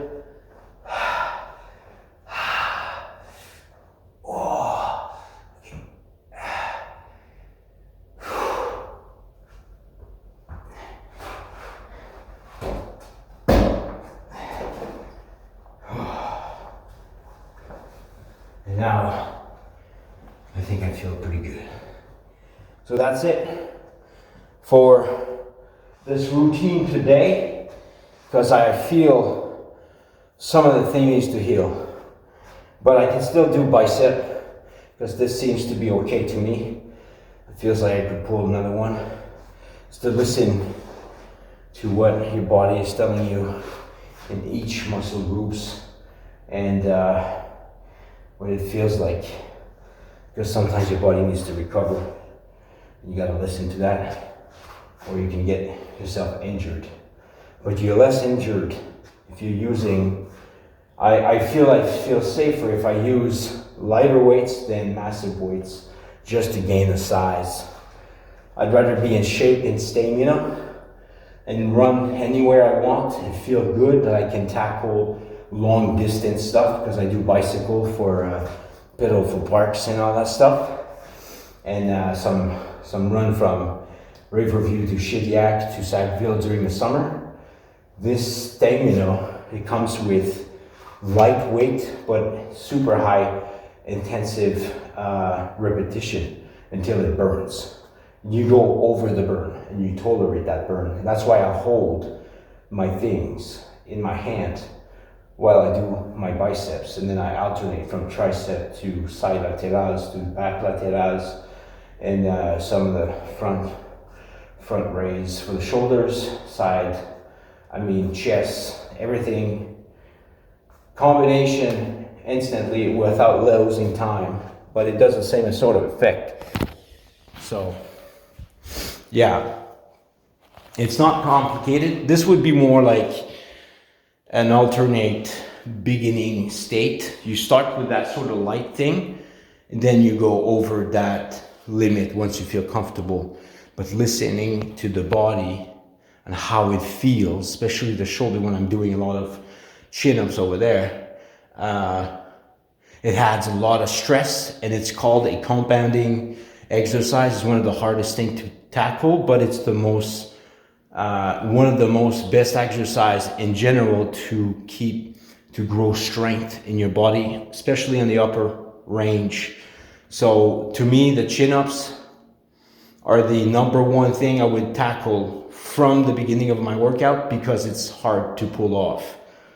But once you've done that, the rest is pretty easy, right? The compounding exercise is chin-ups, right over there. Yeah, so that these bars up there, those two.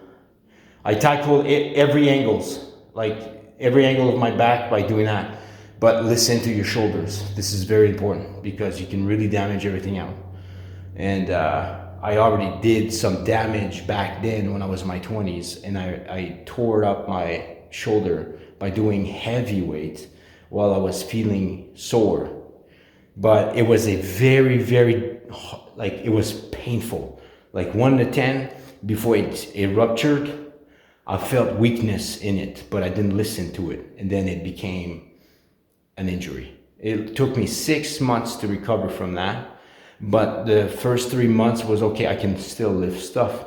But I couldn't even, like the first day I couldn't lift my arm whatsoever. I couldn't do this. There's no way. I could only just budget small. I did some physiotherapy with that, and it came back. But that's like 20 years ago. So I'm okay, but I still have my shoulder feel different than the other one. It's weird. But yeah, just careful. Heavy weights can damage the joints you have for life. You know what I mean? So you want to take care of these joints in a healthy way to last longer, because life is such a great thing. So to me, doing heavy weights it's not a waste of time, but it's a danger to your own well-being, mentally, physically. Because if you damage something, let's say you, I don't know, you broke your arm and you can't use your arm anymore. You had a freedom, but it was taking advantage of in a sense, and then it's like you lost the freedom of that out of nowhere. So mentally, physically, if I put myself in a shoe like that, I would feel very, very lost, because I lost something, right? But there's always wisdom through pain. That's obviously, to me, that's something.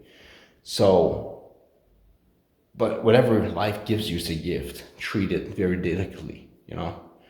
Be grateful for what you got, and do your best with what you got. That's kind of what I see in that.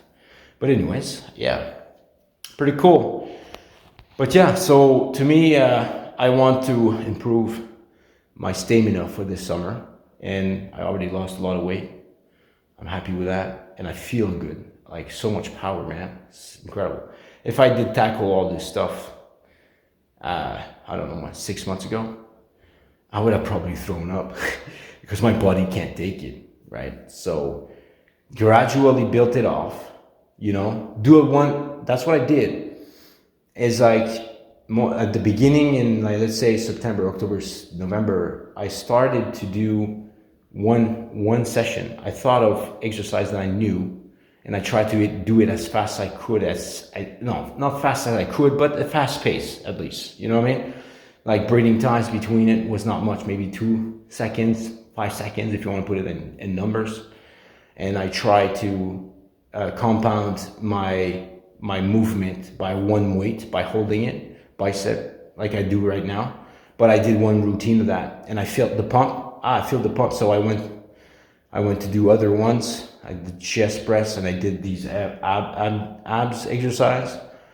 That was at my place, only weights, and then I eventually came to this place, and I did some chin-ups, but I could not do one. But I hold myself, and I raised myself halfway.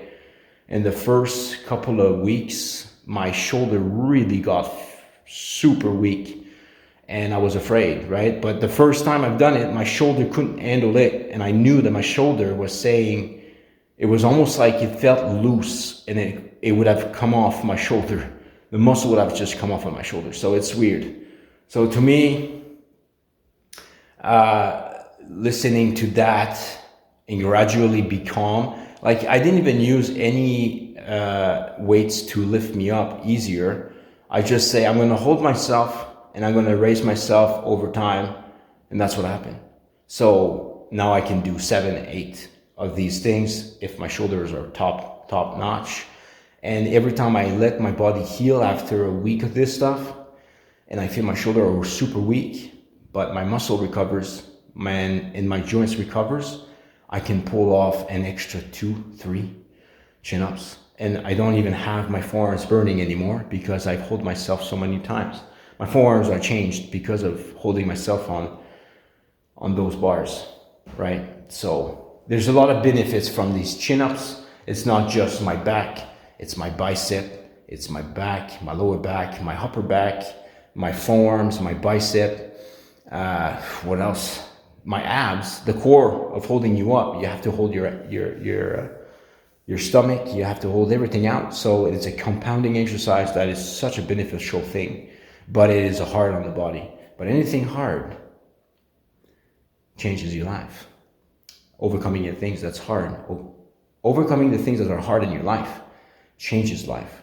So that's how I see it, right? Anything massive you try to do, like chin-ups, I would say it that way, massive thing change. You know, it's like how impactful you do the things, and then things change. But keep focus. The focus is very important, and doing a lot of writing up of yourself. Today, I went to do some cardio, and a new friend was doing some running. She comes from Mexico, and basically she came here 2 years ago, and then she's like, I just met her, new person, and I didn't talk much, but I kept doing cardio because she was keeping doing cardio, and she was fast. She was actually kind of like running normally. She looked pretty in shape. She does running around and stuff like that. So from after I finished my session, whatever, but I kept running because she was keeping running. So that motivated me to do stuff. So people around, even though you don't talk to them, it gives me a sense of comfort that I should just stay with it. You know what I mean? Try to match whatever's going on. So it's like motivating to me. It's pretty cool. So anybody that's around you can impact your ways and make better things without even knowing it. Just live the moment, and live the moment. And you never know what this moment can give you in return. And made a friend. So it's so pretty cool. So never be afraid. But I'm afraid. That's why, man. So anyways, this is what my session is. You've seen the stuff I did on the full routine, and then you've seen the stuff I do on the light routine. And you can buy some weights from Walmart. You can do the same routine. If you can get a bar to do some chin-ups, that'd be cool. But some people will go to parks and do the bars. But practical thing is you have it at your place. You can do that easily. But all you need is basically you can do this whole thing by just like 15 pounds to 20 pounds, or even 10 pounds. You know, like if I would do it, like, and you feel like you're not strong enough, like some people have never done that, and you start beginning a 10-pound weight is pretty light enough in my opinion. And then you can have like 10, 15, and 20. Those set can make you feel good and can give you a massive change into your exercise. So yes, and then you can use your own body weight to make your abs. A bench, you can use a counter, you can use a table, you can use whatever you have around to give you that nice 45 degrees for doing push-ups or even dips. All these things. One bench can serve you so many different things. And if you want to have cardio done, don't have something to go to, outside is the best place. And you know what? You know, it may be cold outside, but going outside in the cold or the heat or the thing, it's building more stamina, in my opinion, because you're putting yourself in the state of the temperature, which is another factor that comes into when you do your workouts. So you'll be stronger, I would say. You'll be stronger by doing those things. Yeah. So, yeah, man, never give up. Keep doing the stuff that, you know, builds you up and makes you feel good, because we all deserve that, right? It takes hard work. Can't do it anymore. But yes, so it takes hard work and resilience over time, and you can do it. So, once I'm done my workout, I will go to Tim's and get myself a black coffee. And I did not eat yet, so when I come back I will be eating probably the yogurt, and I will do the video for that. And yeah, man, so about 15 minutes a walk to the Tim's and come back another 15 minutes, 30 minutes a walk a day, I guess. And from that on I will come back and do my yogurt. All right, I am back from the Tim's. You guys don't know, but I spent a lot of time at Superstore. I was posting all these pretty cool work in progress images for this video coming. Pretty cool. But anyways, I'm here to do my super duper too good yogurt. I'll give you an idea of how I do it. And I have some cinnamon and ginger in that. And some fruits in it, and I'll see. I mean, it depends on the situation. So just to get like a short thing is, if I feel like I have more pain in my shoulders and all that stuff, I will boost more protein into my nutrition thing, because my body needs to recover. So I want to have the recovery fast. So what I'm gonna do is, I may put more than usual, but usually it's almost like a full bucket, but there's fruits in it, so it takes a lot of space in a sense. And then a bit of carbs that the fruit gives me in there. So yeah, so let's do this. I'll be 2 seconds.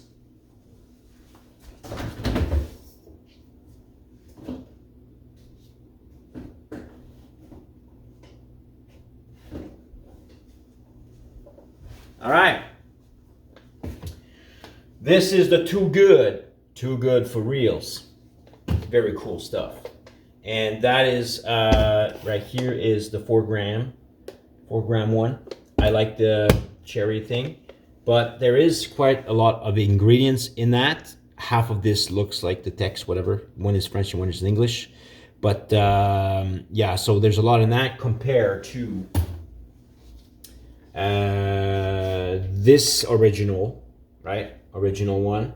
It's 16 grams of protein and no sugar, but that is pretty much lying to us right in the face. But it says no sugar, sure, no, yeah, okay. But right here it says in the back of the label, it says 1 gram of sugar and 3 carbs, no fibers. But what I like about this is 2 ingredients in it. So there's unfiltered skim milk and cream active bacterial culture.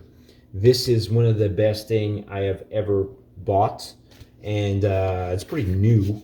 I'm not sure how long this exists, but that's what I noticed, and I was like, wow.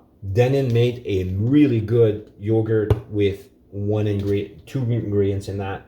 So if you want to be low carbs, keto diet, that yogurt is magic. And there's quite a bit of fat, but it's not much, 3%. So it's very powerful. Most of all your calories come from the protein, right? So the calorie, 175 grams, we already have almost like 3 servings of this. That gives us a 16 grams of protein each. So that is pretty cool. And then it's only 100 calories per serving, which is kind of huge. I take 1, 2, yeah, probably 2 of that serving, and that's like about 32 grams of protein. But I may use more, right? So let's do this. And this one is empty. Still have some in there. So what I'm gonna do, I am not gonna use, I'm trying to economic way of not washing my dishes, but I use this as my own container, and then once I'm done, I throw it in the garbage. All right, let's do this. I'll open that. I'll close my super door. Right. Close that in the super door. So that's one of those. So I'm gonna put a lot of this one in there because that's pure protein, and this will be a bit of it in there. Okay. It's powerful stuff. This is kind of exciting, man. It's crazy. Never done this before. Okay, so I'm here and doing my serving there. So I will, stir it up a bit, right? Because this is not completely stirred. That looks like. See how much this is? There's a lot in there. So I'm gonna pour it in there, and I will fill it almost like, I would say half, even more than that, really. Three tablespoons. Yeah, half of it. I think half would be good, right? That's a lot. So what's left is half. Half of the cup is filled in this. Okay? And this one here. Maybe I should do this a bit. We'll this way. Cool. So yeah, so half of the cup is in there. And this is my leftover. My leftovers. Fridge. The fridge. The fridge. The fridge. Okay. Now we have this Too Good. What is this? Cherry. Cherry Too Good. Cherry Too Good. But man, the ingredients in there, man, too much. But it's okay. I can take more. I'm okay with that. I'm okay with that. Are you okay with that? I think you're okay with that. So I'm going to take this and try to stir it with the original garbage I have in here. Because, and I will put 2 of that in there. I'm crazy, man. Yeah, I think that's pretty good. High doses because my body wants to eat today, not tomorrow. This is not a fasting, but it's a short sort of fasting because I did not eat until now. And it's 6 o'clock right now. So I woke up at 11 and now it's 6. We have 6 hours plus my sleeping. That was no food. So 8 hours plus this 6 hours, 8 hours, 14 hours. That kind of lead to a intermediate fasting because you're not feeding anything besides this super drink in the morning. Okay.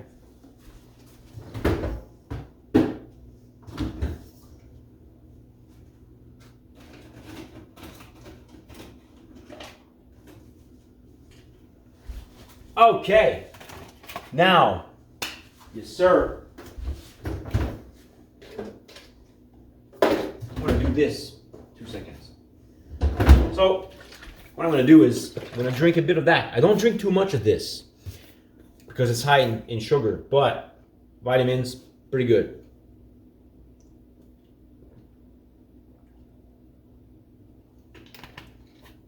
I drink it from there because nobody's living here beside me.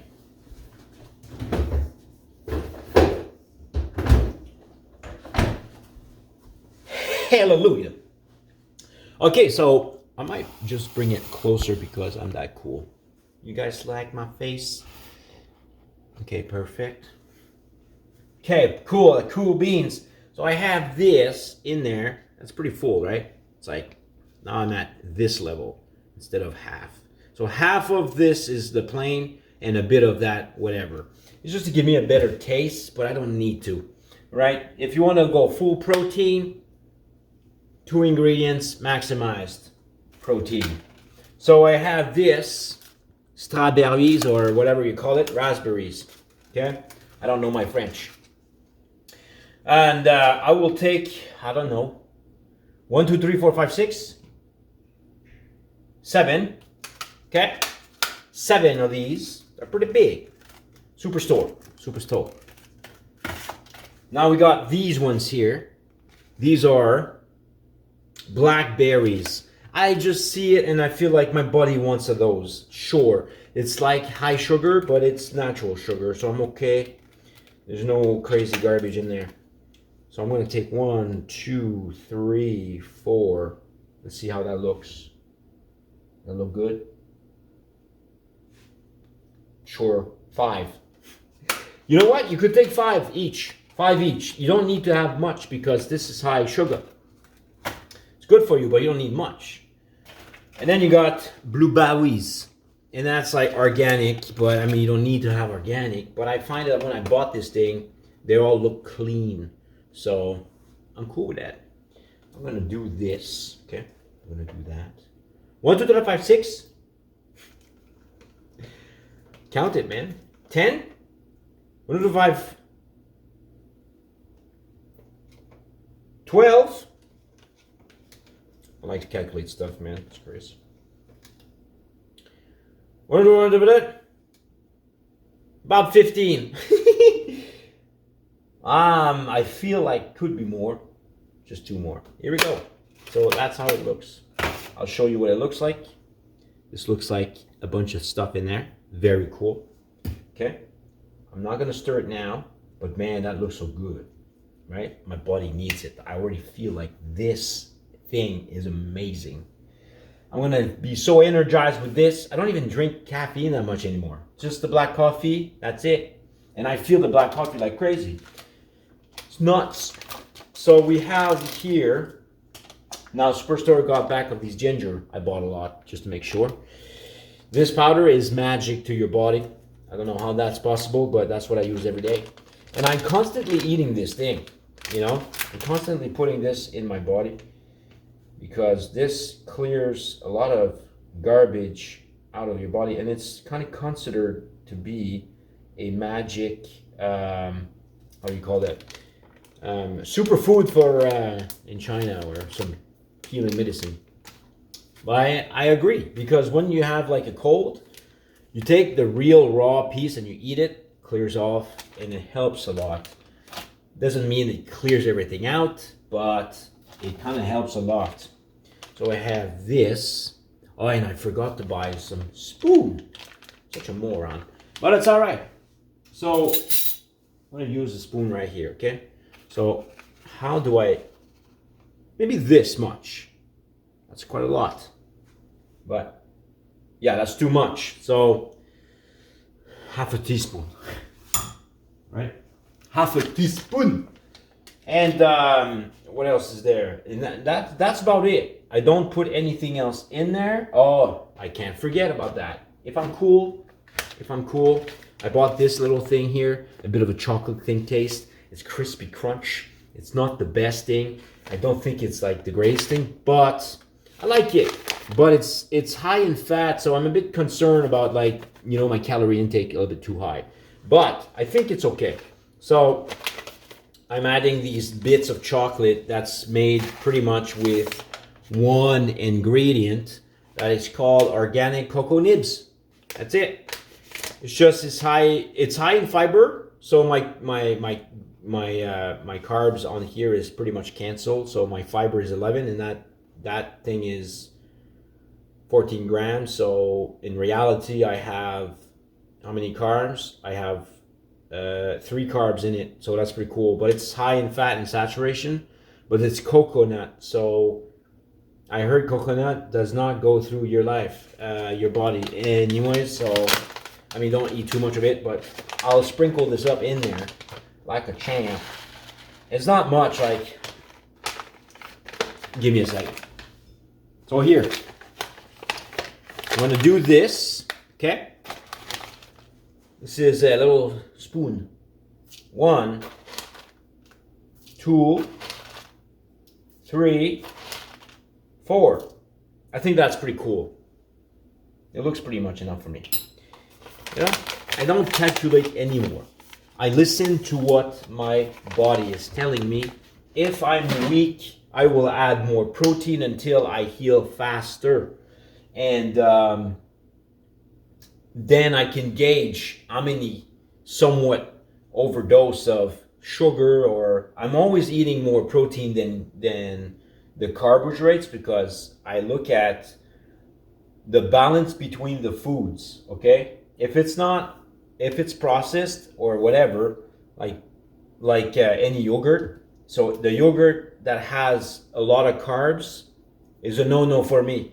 Too much sugar, and sugar is like inflames a lot of things in your body. So the less sugar, in a sense, less inflammatory thing happens in your body.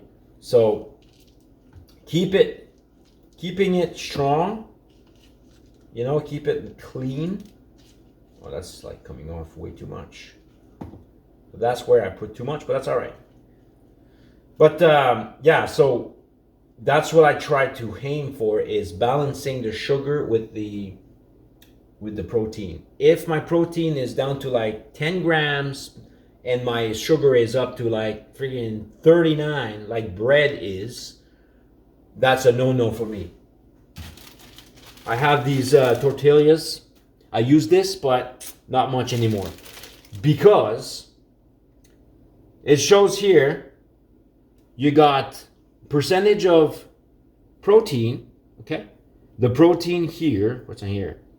You got 3 grams of protein. Okay, 3 grams of protein, but then you have 16 grams of carbohydrate, which to me is way too out of balance, because carbs is considered to be sugar. It's just not processed in a sense, but that's bread.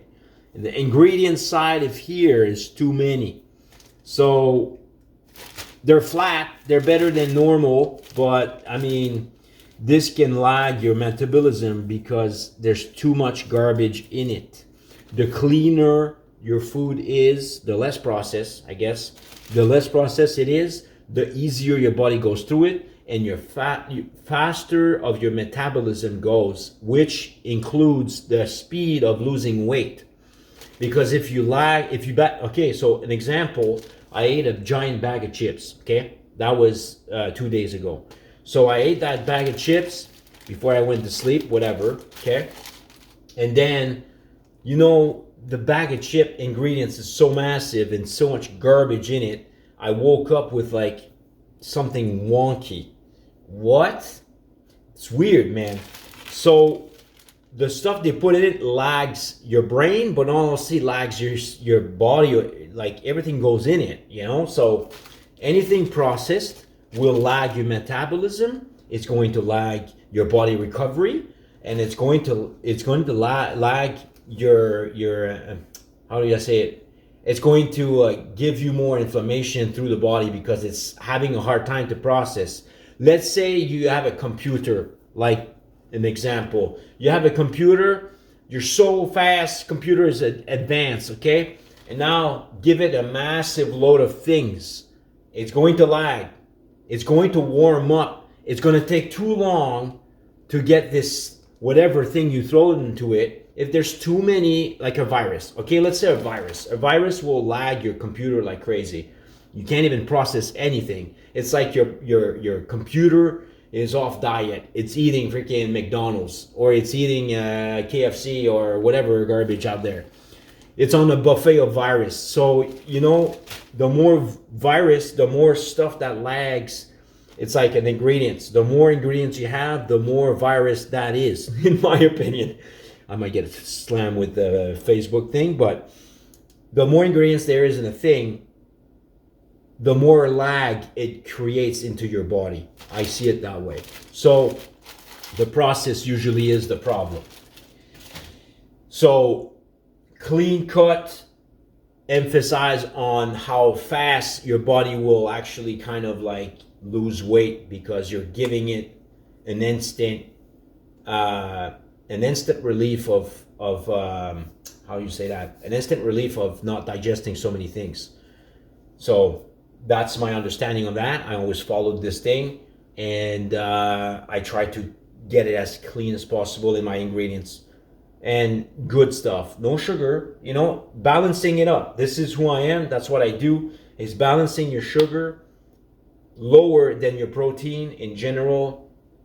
And the fat comes with random things. I don't calculate my fat. My fat is like, I don't have much fat in my food. That's basically it. I just plain it.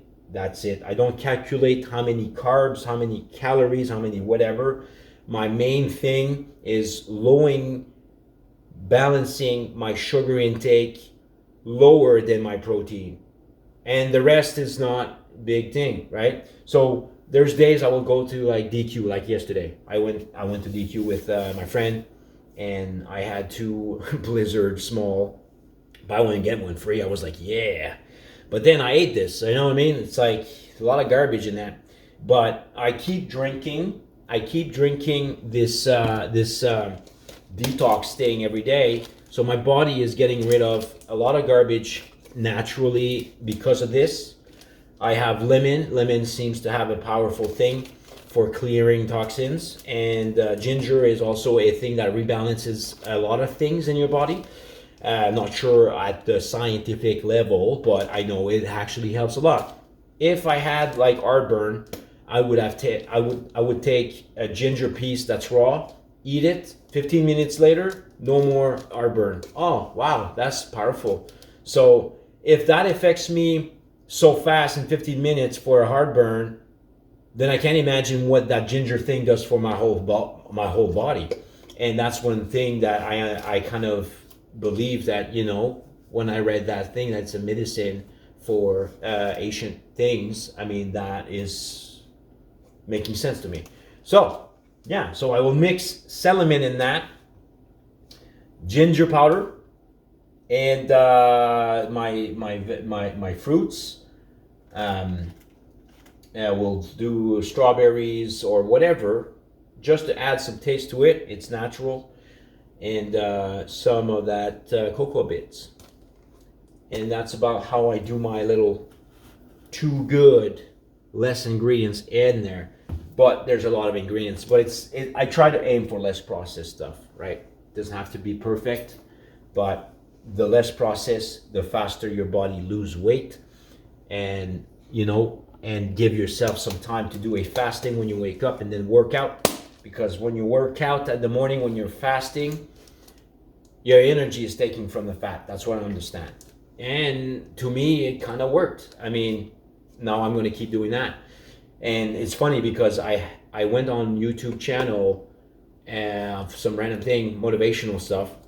I watch Dario CEO, Mel Robbins, and some Jay Shetty, and that's about it. But El Milet, I'm not sure what's his name 100%, but he interviewed this David Goggins. Goggins is like really focused, but you feel that energy in that man when he explains stuff. And that drove me like, oh wow, so there's a lot of drive in that person to really fulfill that. So basically, what gave me the ability to think about this fasting, he trains on an empty stomach for like 2 hours to over like, I don't know, 3 hours max. But he does that routine. He does the routine of doing, I think he was saying, an hour and a half to 2 hours of running. So he's doing a 12K. I think he's doing a 12K. And then he goes to work out, but he has no food. That's what I understand. And he has lost a lot of weight within 3 months, like 100 pounds for 3 months by doing this thing. He decided to say, frig it, I'm going to do it, and I'm going to chase that. And he was really focused, and you see him, and he's focused, and he's strong, and he's driven. So that is a nice example to me to think about that and focus. He's sharing the vibe of being focused. I would say it that way. So that kind of gave me an idea of how that thing is. So yeah, so calculating, I used to do that when I was in my 20s. It was a lot of discipline. I don't regret that discipline because it taught me how to control. Because I seem to have as well, the temptation to go buy stuff and eat more, even though it's a lot, even though it's a lot of things out there, and it's a lot of calculation, and you want to make it strict as possible to make it perfect. Our emotions will want to get something else, drive us away from it. So I understood that at my 20s to self-control myself and listen, to be aware of any energy that comes within, because I have a plan to follow. And if something is coming into my mind, it's emotional, I have to be aware enough to witness that and somewhat judge it. Do I want to do this or not? And sometimes you're so, like, sometimes I'm so overwhelmed in certain ways, I'll just say, forget, I'm going to eat something. But it's trying to refine the line and keep doing that and have a focus for that, because I deserve that, and anybody who wants to have a healthy life deserve that as well. It's a desire. Yeah, but right now that works for me. I mean, it's been doing this for at least a good 5 months, and this totally changed my life forever. It's from mindfulness, writing journals, writing about the things I do,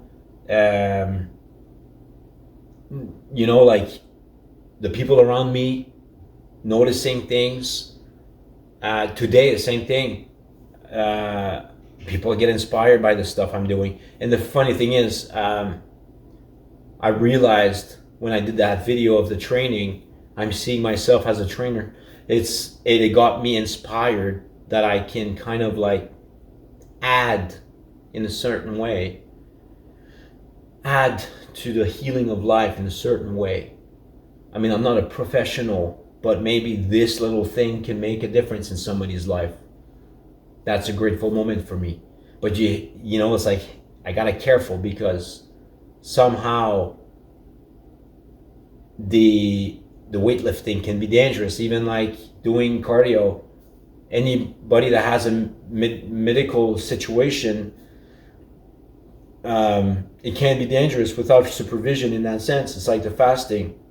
If you have any medical situation, it's guidance from your doctor would probably be the smartest thing to do. And I'm not a doctor. I'm just a guy that's doing random art stuff, doing music and doing a training. And I took my intuition and I decided to do that. And it turned out to be something that worked for me. And but I mean, I'm a very healthy person, so I don't have any medical situation whatsoever. So I trust myself in that. So that's cool, man. Other than that, this is pretty much the routine I do. And then I will do another video of the meal that I do, because usually like I do half and half fibers, and then half of that is a steak or some sort of source of protein that's lean. And that act to me as not calculating stuff, but I kind of know somehow dividing my plate, this and that can work. You can add like onions in there, because there's not much carbs or bad things in onions, so you cut a bunch of it. I added a lot of onions, and onions is actually something that's pretty good for you.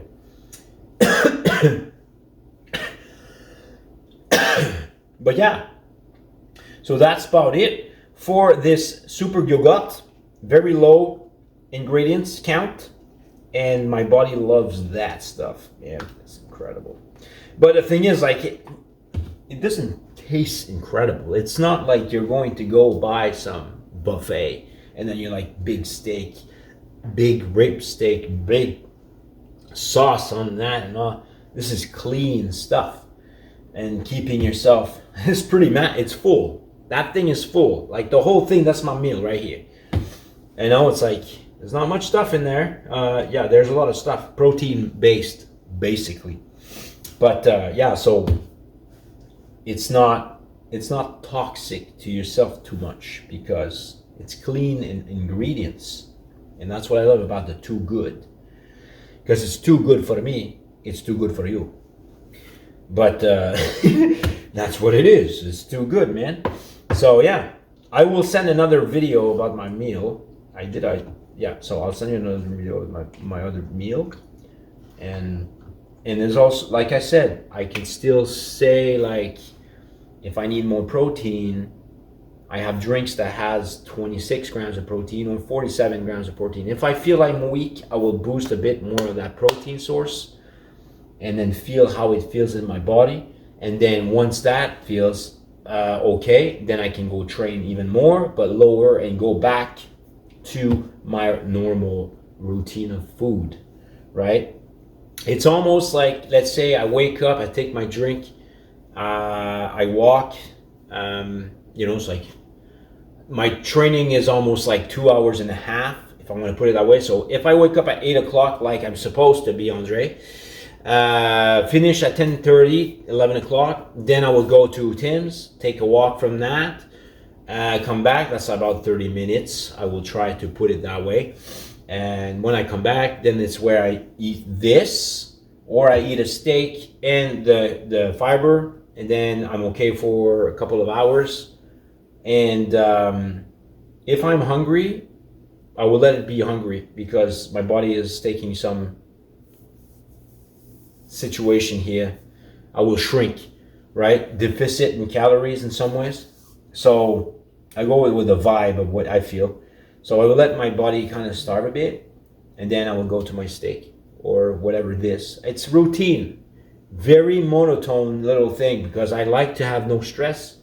And the easier for me, the better it is, because it's easier for me to just follow that routine. And so once I eat this, I eat that. Sometimes I will take some eggs.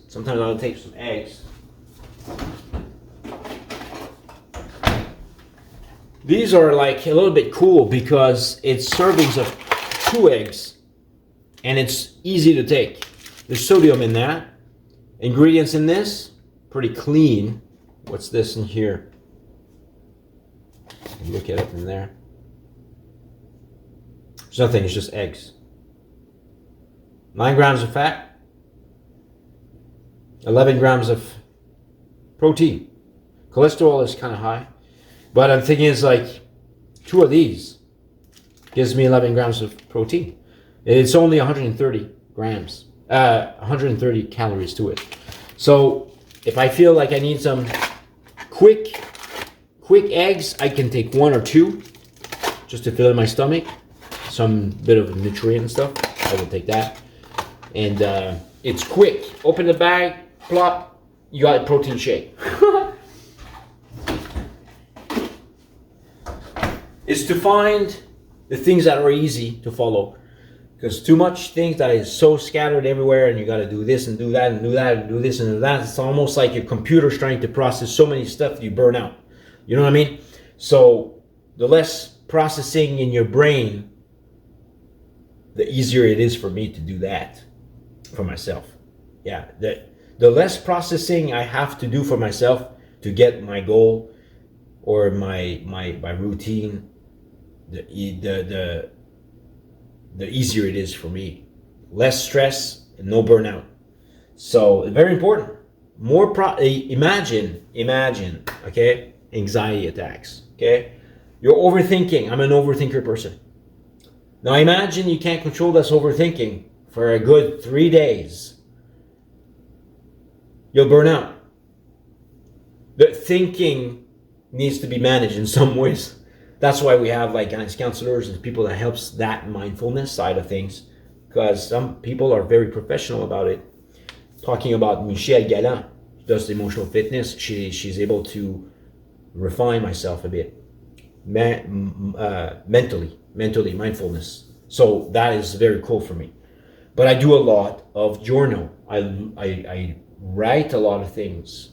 I write of things of what I am and what I have done and who I am as a person, and stand firm in that, because that is the fruits of who I am. And I will dig more into that to refine that line, which kind of me gives me the ability to be striving in life because I know what I want and stand firm into it and remind myself these things. That's a personal thing to me. Nobody can change that because that's who I am. So accepting myself is loving myself despite the bad, the good, and the ugly. And I'm like, cool, I can move on. So, like the fro has given me the ability to understand that. You go outside with the fro and you walk away and you're just like, a lot of anxiety in a certain time. The fro changed my life because it put me back to where I cannot overthink anymore. And then it's like, I had such a great return from that made me mindful of my thoughts. So it's not just being funny, it's about healing my life. And then it's like putting smiles to people on top of it. That's bonus. And then I do caricatures on the side. So that is such a grateful moment in my life that I was able to experience, even though I was afraid, very afraid, but it took courage to do that. But, sometimes pain drives you to do the things that really reflects who you are. It refines the boundary of who you are as a person. Yeah. So, when you lose something, it's a gain because it depends on what you choose. It depends on what I would choose. I'm a person that would if I lost something, I would be resilient enough to say, do I want to go this direction? Because it's an opportunity for us. It is an opportunity for us to choose the good or the bad in ourselves. And then that leads in a compounding way. And that's where it comes from, doing massive things in life. Massive things happens in your life. And it's like, where do you want to go in that direction? Because it is an opportunity. It is truly an opportunity to choose while that is happening. And that is a force of nature in you. It's a force in nature in me. When I lost some stuff, it was a force of nature for me to choose what that direction I want to be. And with that sort of energy, it is a responsibility. And when I am able to witness this stuff, I'm resilient enough to wanting this thing. It's difficult, but that's what means to me an important decision. It's powerful. But that comes from, I think it would come from a lot of art stuff, to think about life, because I have no choice to think about life. No choice to think about who I am as a person and the things that is around me, to be aware of the things that comes in and out, because when I draw, it's a calm thing, but sometimes there's energy coming in, and I witness that energy, and is it good or a bad thing? I receive it anyway, so I can't deny it. So that's why I write anything that comes through me, because, I have no choice to receive it. Now, what do we want to do with that? We can actually, what do I want to do with that? And I think about, we'll just write it down on paper and see what that does. The prayers have changed my life. Completely full circle in things I've never thought of before. I had these visions, or I had these feelings, or the thoughts of that, and I had experienced back then about 360 circles like that, but not like what I am right now. Those things has driven me to become the state that I am now. And very deep things about myself that I discovered through these prayers. Without God, I would not be the person I am today. And that's what's important, right? To me. So yeah, always be resilient in a time that is difficult, because even though hard times or good times, it's given as a gift to a person. That energy is given to that person. That energy is given to me in return. If it's good or bad, doesn't matter. The resilience makes me understand that I must choose something that heals me back and also includes people around. And if I'm able to inspire people during this time, that is a super compounding positive energy. That is something that I admired for myself, but I admire this in people's as well. You know what I mean? So without the sharing, without being grateful and witnessing and standing in a sense of wanting to help others, it would not be the same. So there's so much suffering in life. Why not add to the healing of it? Because healing right now is so much important compared to 20 years ago. If we can stand in such of a positive way, the world would be a different place. But sadly, there is a lot of greed. There's a lot of things that's bad out there. But my choice is to live at peace and heal and surround myself with people that wants to build a better thing in a person's life. I'm a very personal person, and I cannot pretend. We all have a gift. We cannot pretend. We gotta, going over your fears. Going over the fears gives a authenticity of trusting yourself to become who you are as a person, and including a healing property in the things that's done can change somebody's life forever. Could be a word, conversation. I had conversation before. I almost cried. But you know what? That was yesterday. Powerful. I have given this person a memory that can help somebody's life. I put a seed into this person in a sense because I shared the authenticity of who I am, and we all have this ability to give that sort of powerful thing. That is very grateful to me. It's very grateful to me. Yeah. And I want to keep doing that. You know what I mean? It's to think what's right and it's to think of what's right and what's wrong. See the differences. Mindfulness and know. And keep strong into the things you are as a person. And if your heart is big, protect that. If your heart is so big, protect that. Because some people take advantage of this thing. But again, life with the challenges teaches us the deepest part of ourselves. And that's where I'm at with all this, right? So do not be afraid to tackle the challenges that happens in your life, naturally or not naturally, and have resilience. Resilience is so powerful to say, because anything outside of yourself will not make you stumble, but you will be strong enough to focus. It's going to be a focus to heal your life back. It gave me the ability to be resilient, to heal myself back times 50,000. But that's what I felt, and that's what I feel. And I don't have any worries about anything, because I already know something is looking over us.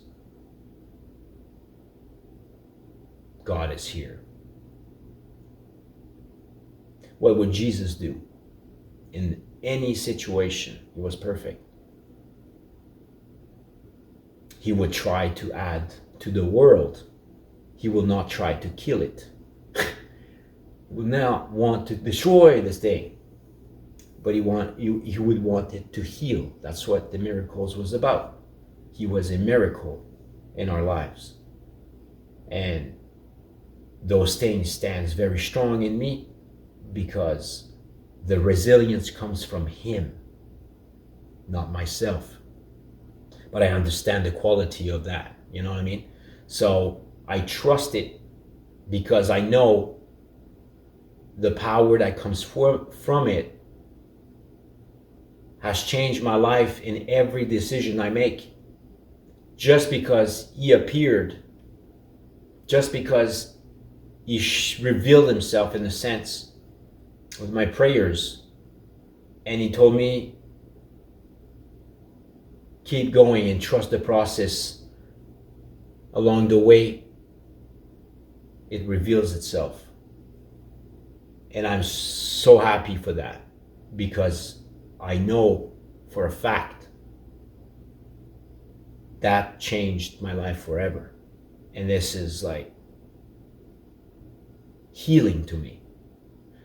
If I'm healing to me, then I think I am healing to others. And that's a beautiful thing to live for. You know, if I had 30 days to live on deathbed, I would be grateful I have served my life this way. It's a beautiful thing. Yeah. So these things that I talk about myself when I do like cardios, it's a self-talk. I am a miracle. These things are very important. I am resilient. I am disciplined. I am an artist. I bring healing to life. I am mindful. I am thoughtful. Those things are powerful. It's naturally thinking. Those things are powerful. Especially more powerful in the place that the world is going downhill in a certain way. So much pain, but my mindset, I am thoughtful. It is a renewing of the mind and the thoughts. And you cannot pretend, but sometimes you have to tell yourself the things you don't believe about yourself, but these things are truly who you are as a person. I am a blessed person. I have a good place. I have a roof over my head. I have done so many things to protect my life. I have witnessing. I am aware. I am mindful. Like, it's like very powerful things that I think about on a daily basis. But when cardio comes in, it's the ultimate focus. The ultimate focus. And I write things down on papers, and it's bringing me back in that circle of going upward mentally. Because when we think about darkness, Dan Martell has this pretty cool graphs, the down spiral and then the upper spiral. So the upper spiral seems more like a positive thinking. It's like a renewing your mind. And the bottom spiral is more like the mind of the world that's like very negative in a sense. And, it's like separates the two. What do we want to do when we get slammed with emotions? Do we want to go in a spiral of downward, or we want to go in a spiral of upward? What does that mean to me? Is, okay, well, that sounds to me that I have an opportunity to use that energy to go upward, because that power that I have received is so powerful that it drives me to do this no matter what, even though I feel so weird. So that energy is very important to use in the right direction, in my opinion. But that's a very cool analytic thing that Dan Martell has in his office or his place, whatever. He shared that stuff. Also, Annette shared that stuff to me too. So we talk about this guy all the time. But so journaling has set my brain in a new spiral of it on a constant basis. So if I need some time if I had a bad day, my room is there full of notes on my walls. I go there and I read. And then the natural thinking comes in because it's who I am. So I get new ideas, I get new visions, I got new drive. Even though I don't pull off these goals, I still have that drive at the moment where I think of it. The thought changes your life. It doesn't have to be pulled off. in the physical life, but it can be driven by that energy.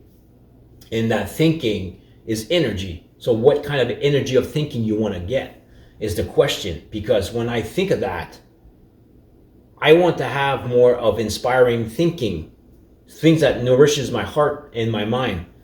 And that is these things that kind of makes a difference in my life. And I witness this even more in my pain. Amazing. So to me, the mindful set of that is the drive to do everything I'm doing right now. Because if I didn't do that for myself, I would have been in the down spiral and trying to go against it, because my mind is not set at the right place, and it's set at a negative place. So that negative space is hard to continue a physical act when you're against yourself all the time. So that's what I realize, is when I'm not against myself negatively, a lot of things changes on a massive way. And this is where I say, massive things you do in your life, massive things happens in your life, but it all comes from the mindset. I will think about massive things. What is massive thing to me? I'm a dynamic person. I get ideas. What is massive thing to me? I mean, it's an upward feeling. It's an upward spiral. What is massive thing to me? It's huge. What can I do to make it massive? I don't even know yet. That I don't know. I don't know it yet.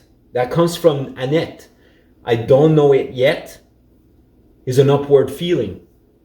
Because when you know that you've done something you don't know, but that was the thing that you knew about yourself, and that shows up in your life later on, and you feel that was the question that you asked yourself, massive upward energy. So weird. But I see this power shifting when I think of that. So if I say, I suck, I mean, portrait, like let's say drawing, art stuff, okay? Back then, comparing myself to others, not too good, down spiral. Try to critique myself all the time. I'm so hard on myself. And the funny thing is, I talked about that with somebody, or there was a conversation about relationship thing. And my friend, okay, so my friend, I won't say a name, but we start talking about relationship. So we're so hard on ourselves that if we had this individual put aside, and that's our relationship, okay? That's a woman and that's a man. So my best self, and then you got this critiquing individual, which is mostly my mind trying to critique myself all the time. In the past with my art stuff, I became very, very depressed in a sense where it was hard to go against the positive thinking. And I was still drawing with that sort of thing, even though I felt so low, but I did not have much energy to focus on the right places. That kind of led me in a place where I was forcing myself against the spiral, down spiral, but I was forcing myself against, I want to go there, but if my mind is not there, how am I going to push myself further in on the upward? My negative thinking was a limiting thing. The limiting beliefs, that comes from Yves Doucet. The limiting beliefs is a negative thing that pushes you backwards in the spiral down there. So when you give yourself a breathing time and you start talking about positive things, about something massive will happen in my life, truly believe that, keep looking at that. I'm a grateful person. There is things that's going to change no matter what. There's an upward feeling coming in. Then if I had this mindset back then with my art stuff, I would have probably been more productive in a sense, but I was still disciplined, but I would have not gone through this hardship about myself. But it takes time to me to develop who I am as a person. And the art has shown me a direction to really know deeper selves, my deeper self in it. And that's why I'm like, caricatures is who I am. It is upward feeling. It is something who I am, a personality, outgoing, just funny, just goof around. You know, being serious of putting all these realistic drawings or whatever. Like, to me, it's trying to prove that I'm a good artist, but I don't need to prove that anymore because I found a purpose into my art life. You know what I mean? So this is a meaningful upward spiral. If I had 30 days to live, I'm okay with that. And I'm grateful that I've shared this life. And it will not be able to go backwards because I truly shared it in a good, healing way. It's such a grateful thing. It's such a grateful thing. Yeah. So for all the people that supported me, such a grateful thing. Because I impacted in so many things. These are thoughts that I get because I put things in action in certain ways. But know that every thought that we get gives us the direction that we want to go in life. So be mindful of the things. I have to be mindful of the things I think. And that's where journaling becomes the power of the vision of who I am as a person on a deeper level. So the mind is the start of everything. And then everything happens in the physical life.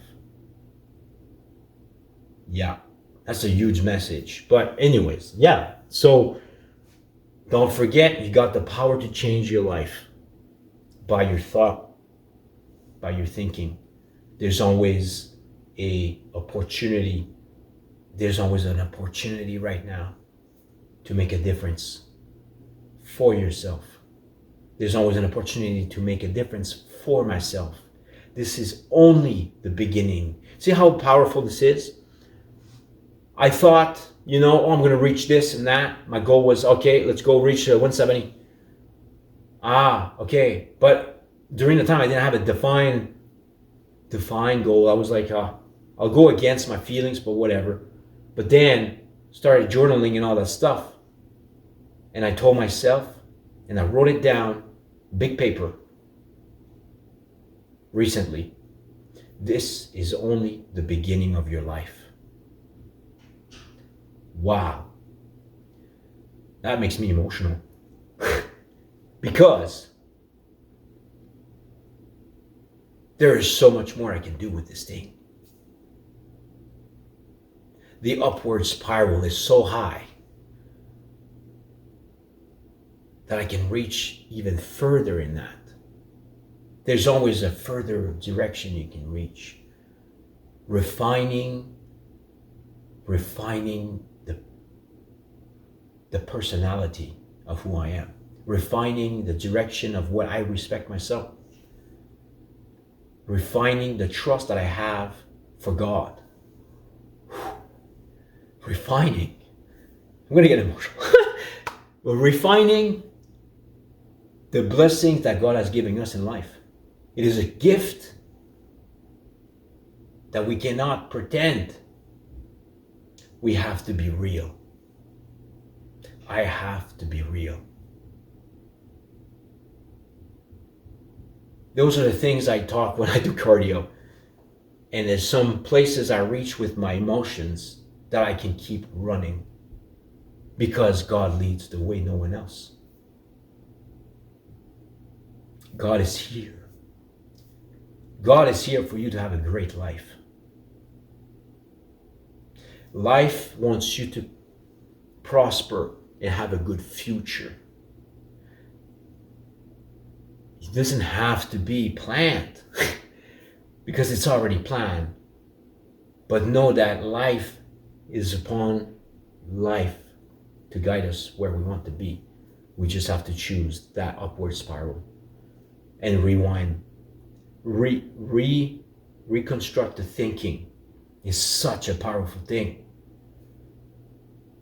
Believe the things you do not believe, but know the things that you believe that you don't know yet. How powerful this is. You'll see them eventually. It's crazy.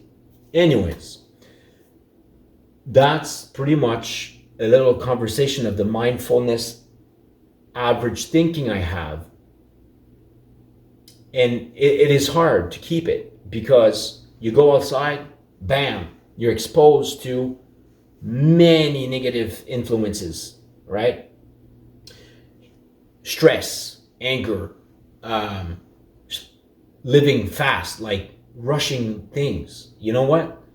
I no longer worry about people rushing because God's time is the right time. So why would I want to rush my time for anything? Because God knows already my plan. And He has always been on the right time for everything. I have no worries about that. People rushing to get certain places, is it really worth living that way? That's my question. Do I want to rush that way? Or I want to breathe because God already had planned my time? I am grateful that I witnessed that my time is precious, but it's not worth rushing it out. But everything is led by God's time. No matter what. There's a sense of comfort there. Yeah. These things are right on my papers. I have prayers and I have all these things.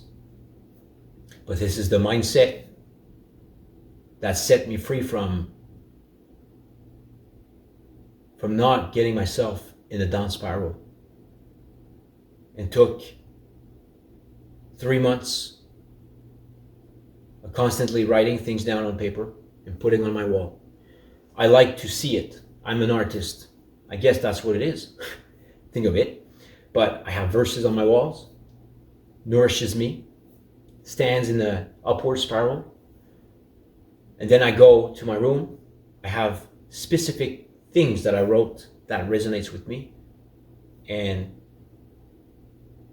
I spend about 20 minutes in that. Really focus on what I'm saying. My brain becomes the upward spiral I've never seen in my life. And it's truly believe that it's God leading the way with my prayers. It is a personal connection higher than myself. Higher than myself sounds powerful, but it's not high enough yet, but it is closer. So it is such an energy to think that way. It is a grateful feeling. It is a grateful feeling. And I see it and I feel it. I am a grateful man to be alive.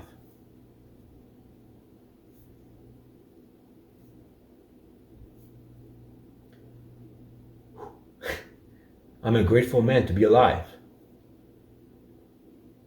because I can make a difference in everyone around me.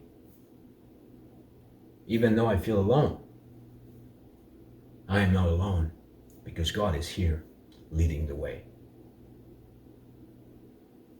God bless. That energy I get from my thinking that way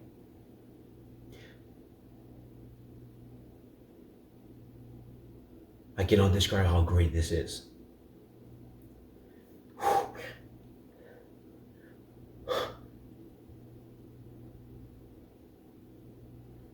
It's coming from here.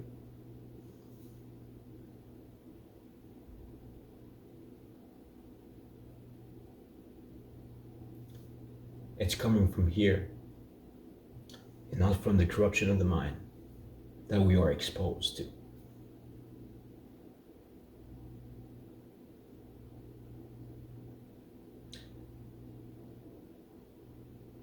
Yeah.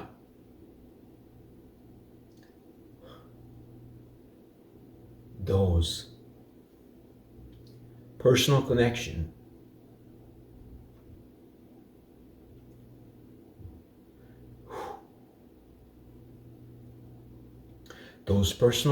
with the pet portraits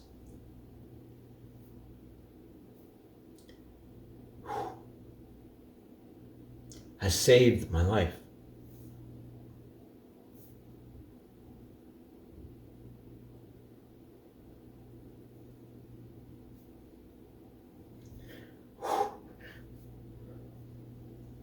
I'm able to get this much gratefulness in life. It is such a blessing to have. And that's what means having a life with meaning, a meaningful purpose. You can't buy that. There's no way you can buy that. But you gave me hope. And you changed my life. Those are the portraits. Those are the portraits that made a difference in me on a personal level, sincerely. It made a difference into your life forever. That spiral here, it is so high that I cannot go backward. It is an uplifting opportunity in my life.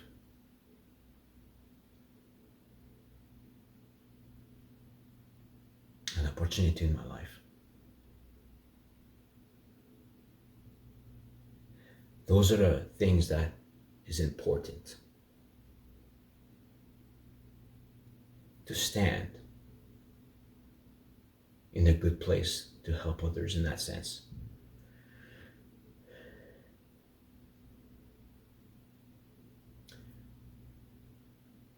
I thank you for listening and understanding what I feel when I say things like that to myself. Because that changes lives forever. Be healing to the world with the gifts you have been given. I will be healing life with the gifts I've been given because I treasure that with resilience. I treasure that which is resilience because God leads the way. We are thankful. I am thankful and grateful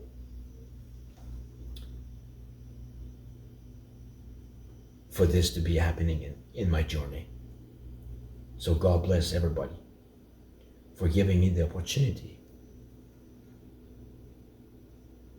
to appreciate each and every one that ordered this. And I connected with such a deep people in that.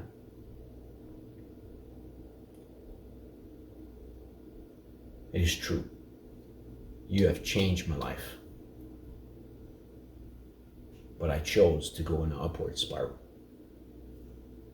And that's what I trust for myself.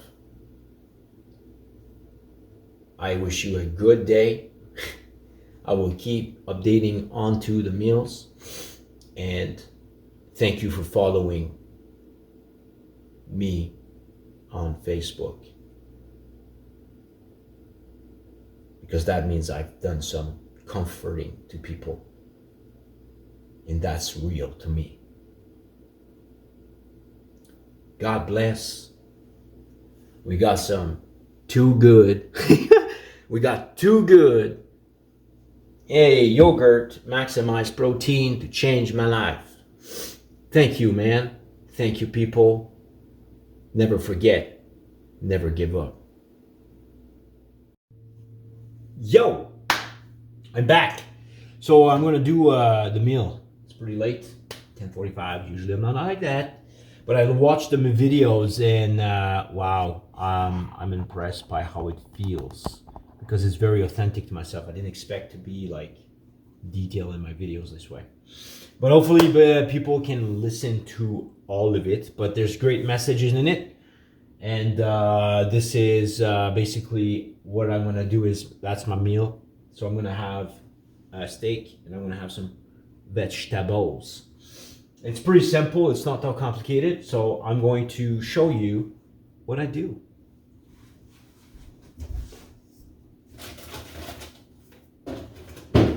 So let's get some super onions, right? This is gonna be cutting 2 onions. They don't calories in there, so very cool stuff. Put that right here, right? And now I'm gonna put a bit of olive oil.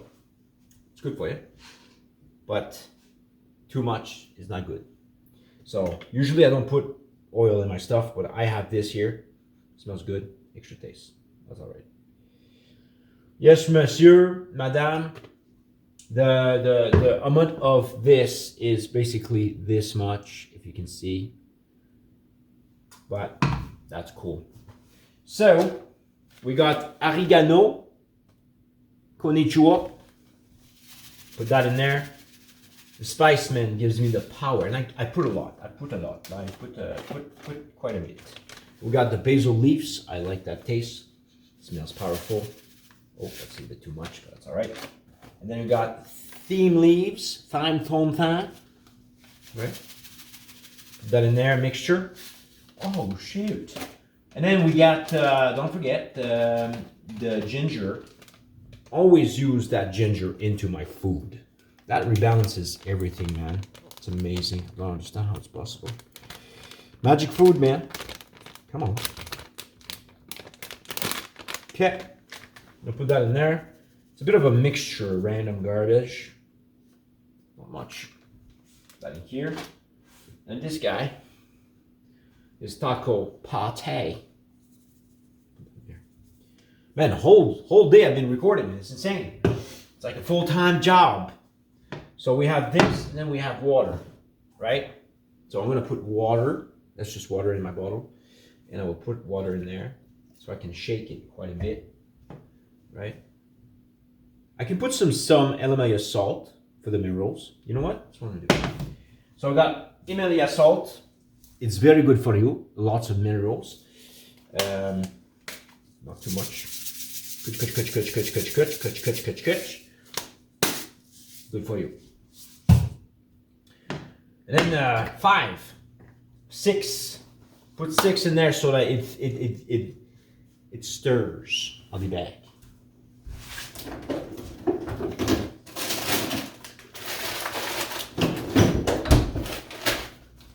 This is incredible.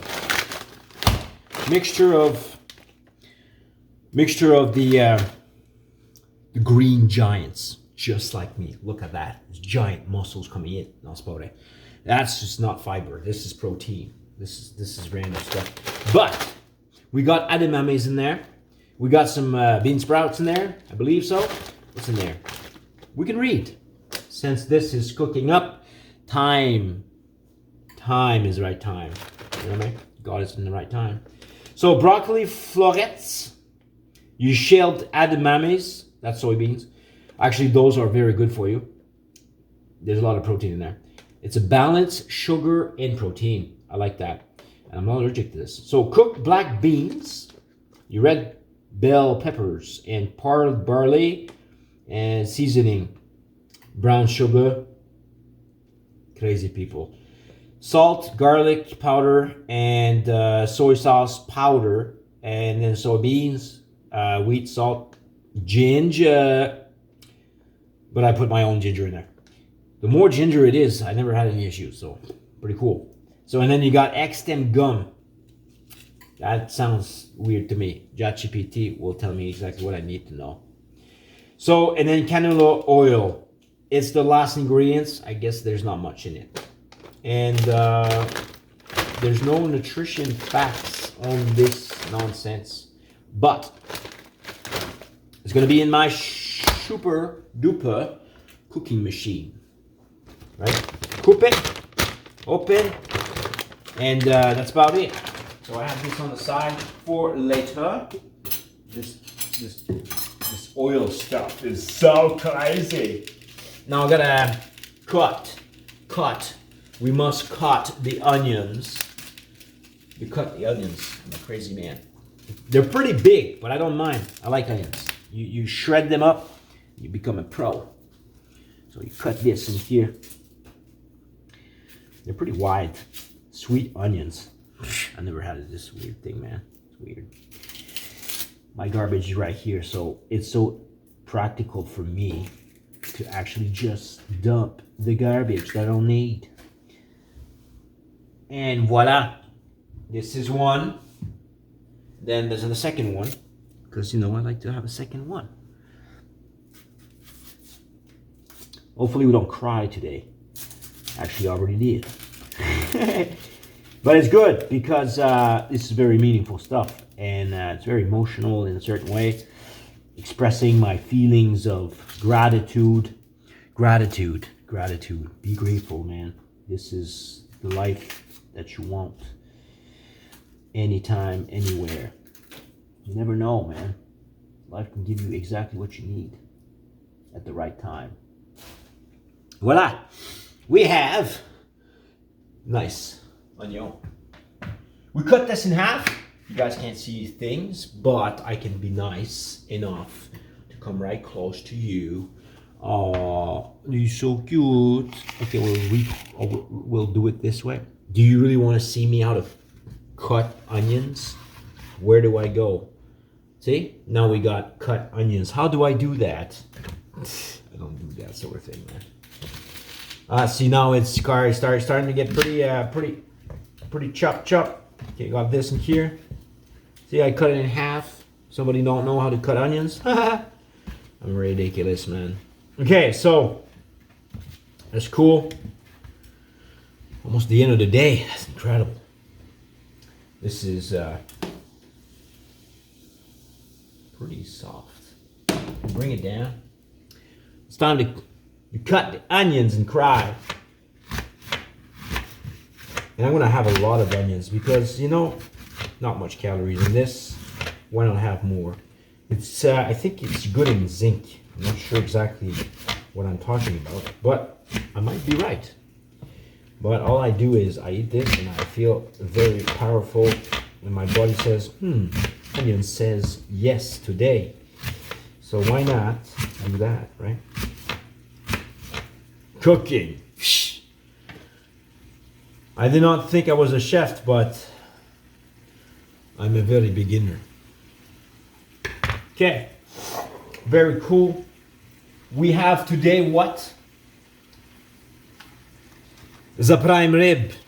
Now this is a bit kind of lean for prime rib because usually the prime rib is so full of taste and it's fat. So I took the one that was pretty lean, and this is quite a lot of meat, but I need some protein a lot more because my shoulder, my bicep, and actually my shoulder, my back are pretty iffy on the joints. So add more protein to my thing, right?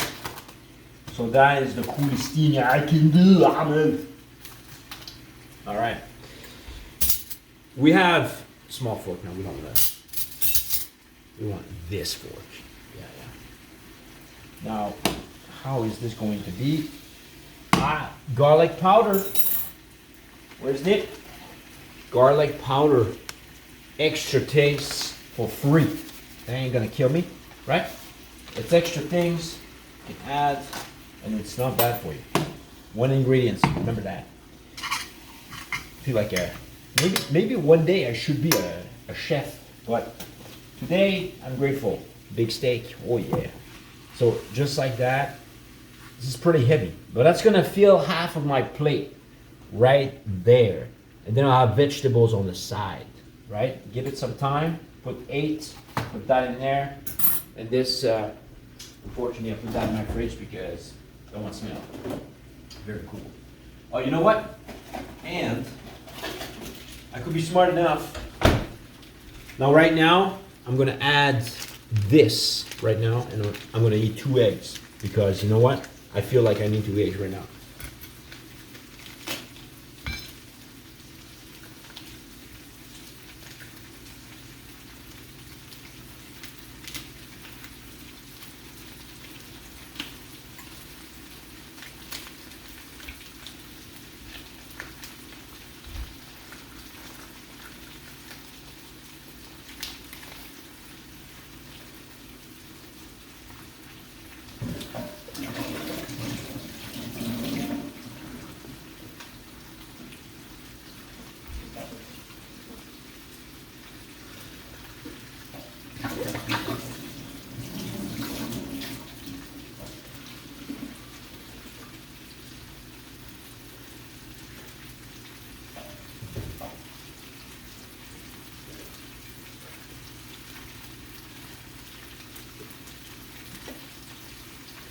Nice water. But I'm smart enough to reuse the bottle. That bottle with the real water of Smart made me smart enough to put some water in the bottle. Thank you, water.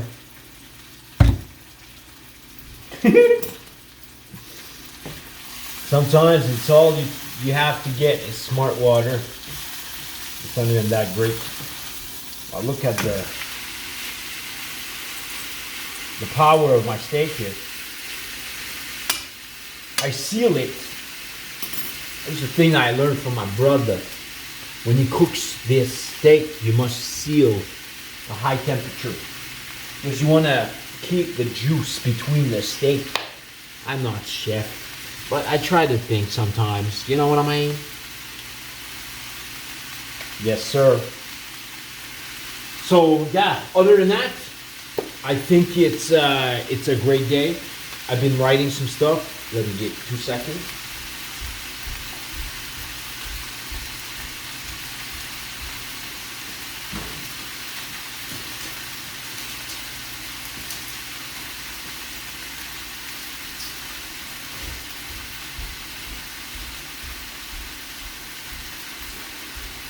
Bonjour.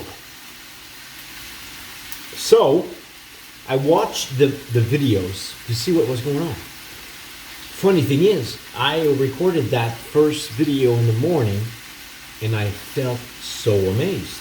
Never done that before. And it was real. It was not fake. It was amazing. So I got these messages intuitively about myself. I would not have these messages if I didn't listen to myself sometimes. You know what I mean? Sometimes we say stuff we don't remember, which is sad. But when you record stuff and then you read and you listen, it's like, oh. But how many people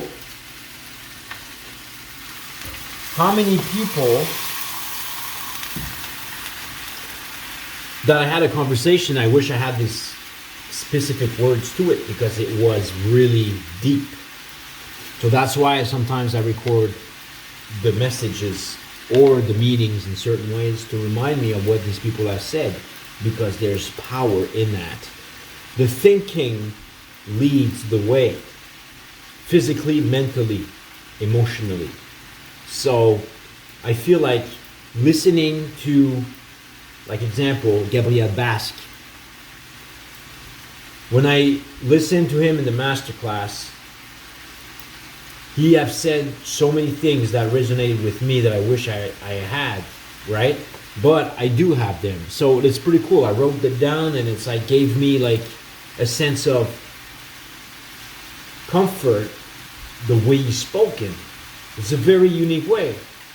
And funny thing is, he's a person that as LMI leadership, which is called Basque Leadership Program, it's to build a leadership lifestyle to lead the way in a better life. That's what I understand from it. So he has the same mindset. So weird. But little things like this happens in my life. It's full circle with this man. Has changed my life forever. But when I listen to, I will be very vulnerable with this, but This is something I wrote about myself. It says, I don't know if you can see it. It's upside down, unfortunately. But I will read it for you. These are the things I put on my wall. The things I put in my bedroom. The place where I feel the most authentic and real to myself. Okay? Unapologetically to myself, even though it's good or bad or ugly. I'm learning, discovering who I am as a person. So, the saints trust God. I ask myself, who am I? After listening to that video that I recorded this morning, that was completely pitch black and one voice was speaking. Very intriguing way of giving a sense of introduction. And it's right from the beginning of a wake up. Wow. It was speaking about my prayers and the way I think before I start my day. I did not realize how deep this was. Very cool. So, who am I? I do not know it yet. But you will truly know. Now I see and feel the upward spiral again. And I said, God leads your life, which means to me, God leads my life. And I says, trust the process. That's all I need to know. It's very optimistic thinking, and to alert myself where and what this means to me. There's inspiration in that. I believe. It's very powerful. That's going on my wall.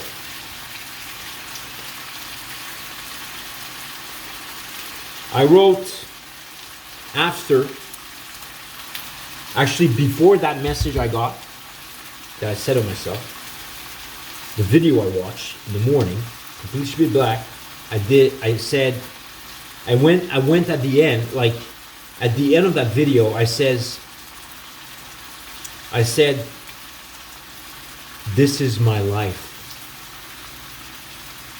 I accepted my life. That's what I hear. This is my life, André Boulard. And I wrote, as if somebody was saying something to me, listen to you, Andre. I'm hope to you.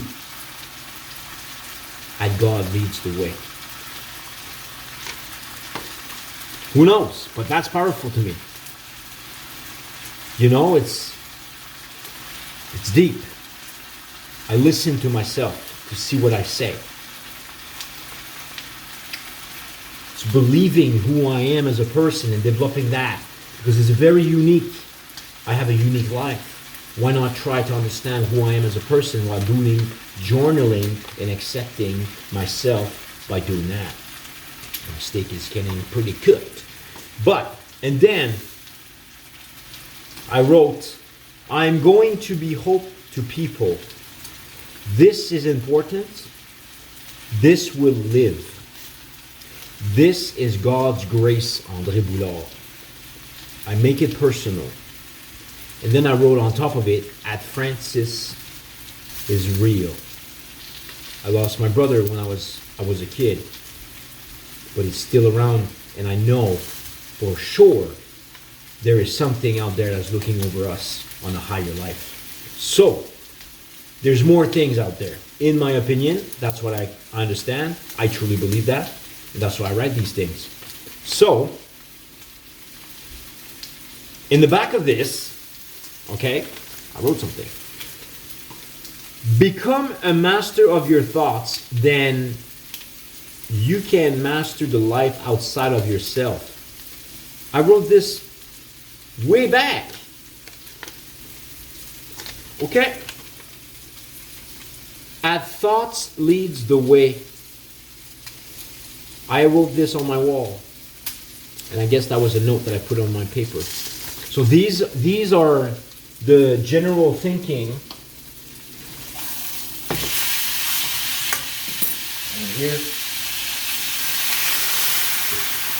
These are the general thinking process to be hopeful in a life that is going through a hard time. Now I have other thoughts that's deep this way about who I am and what I want to become. I must trust myself because these thoughts is very, very deep into me. It's very different because I am not acting in a certain way that it's weird, but it's not. It's just like my thoughts are unique like everybody else, and knowing those thoughts can lead me to who I am as a person. That's what I believe in that. I never done it that deep, but I must re-believe myself in the sense where I know who I am as a person. I think this is a deeper sense of, for me, to develop what is my purpose even more. And I'm so grateful because I accept the thoughts I receive, because the things I receive cannot be controlled. And that's something I should write. But see, like, I would write those things. There's a paper in my room that says that sort of general thing about I cannot help myself to not receive those things because those things are received naturally. So my thoughts are there. What do I do with them? There's a sense of power in that when you witness those thoughts, I think. To me, it did make a difference when I decided to listen to that intuition, in a sense, because I'm a very unique man. Unique life, because everybody is unique in so many different ways. So that stuff is pretty deep to me. And that's just a random thing that I did ninja. Not sure where that comes from. Maybe I'm a ninja by like 10 years ago. Or no, I was like 10. Maybe generations ago. Maybe I was a samurai, or maybe Bruce Lee. I could be Bruce Lee, but no. I like doing Tai Chi. Hey, that's another thing. This is weird, man. So I didn't record that sort of thing, but this is something that is about me. Back then, my mom had a cassette video, Tai Chi. Now I was paying attention to that a lot. And it's like, Tai Chi is a source of mindfulness and energy controlling. And I do this randomly that feels awkward if I show it. But this is something I do for myself when I run. When I do my cardio, I would do some certain things of movement like the Tai Chi, like something like that. You know what I mean? Like if you look at Tai Chi, it's a source of movement and flow when you're actually kind of like doing certain things, right? So it's like, it gives me goosebumps when I do that and I focus deep into it. And there's a realignment of energy. I do that when I do my cardio.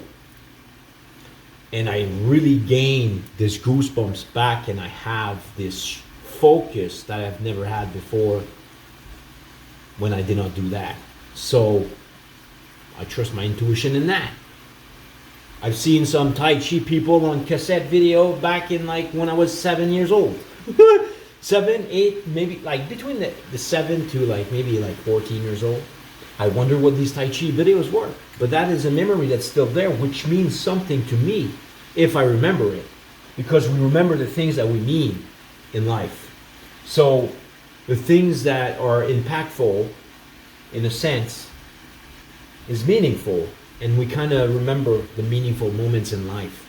They're very defined. But the things that passed, like old things I didn't care about. There's my childhood. The only thing that I remember to the T is my brother that passed away. These things of Tai Chi and playing Super Nintendo. Magic the Gathering, trampoline. I had a very, I won a hockey table from a bag of chips. It was massive. I remember that I actually kind of like was cleaning under the table of that, and it was missing that pin that protects the middle, and that pin just went through here when I was cleaning up on that, and I lift myself up and it cut my eye. I almost lost my eye. Dramatic moment, I remember it. See, emotionally impacting my life. It is remembering.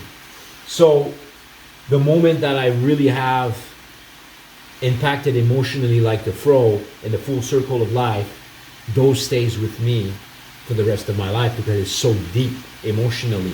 It is an expression that I can't explain, but it's emotional.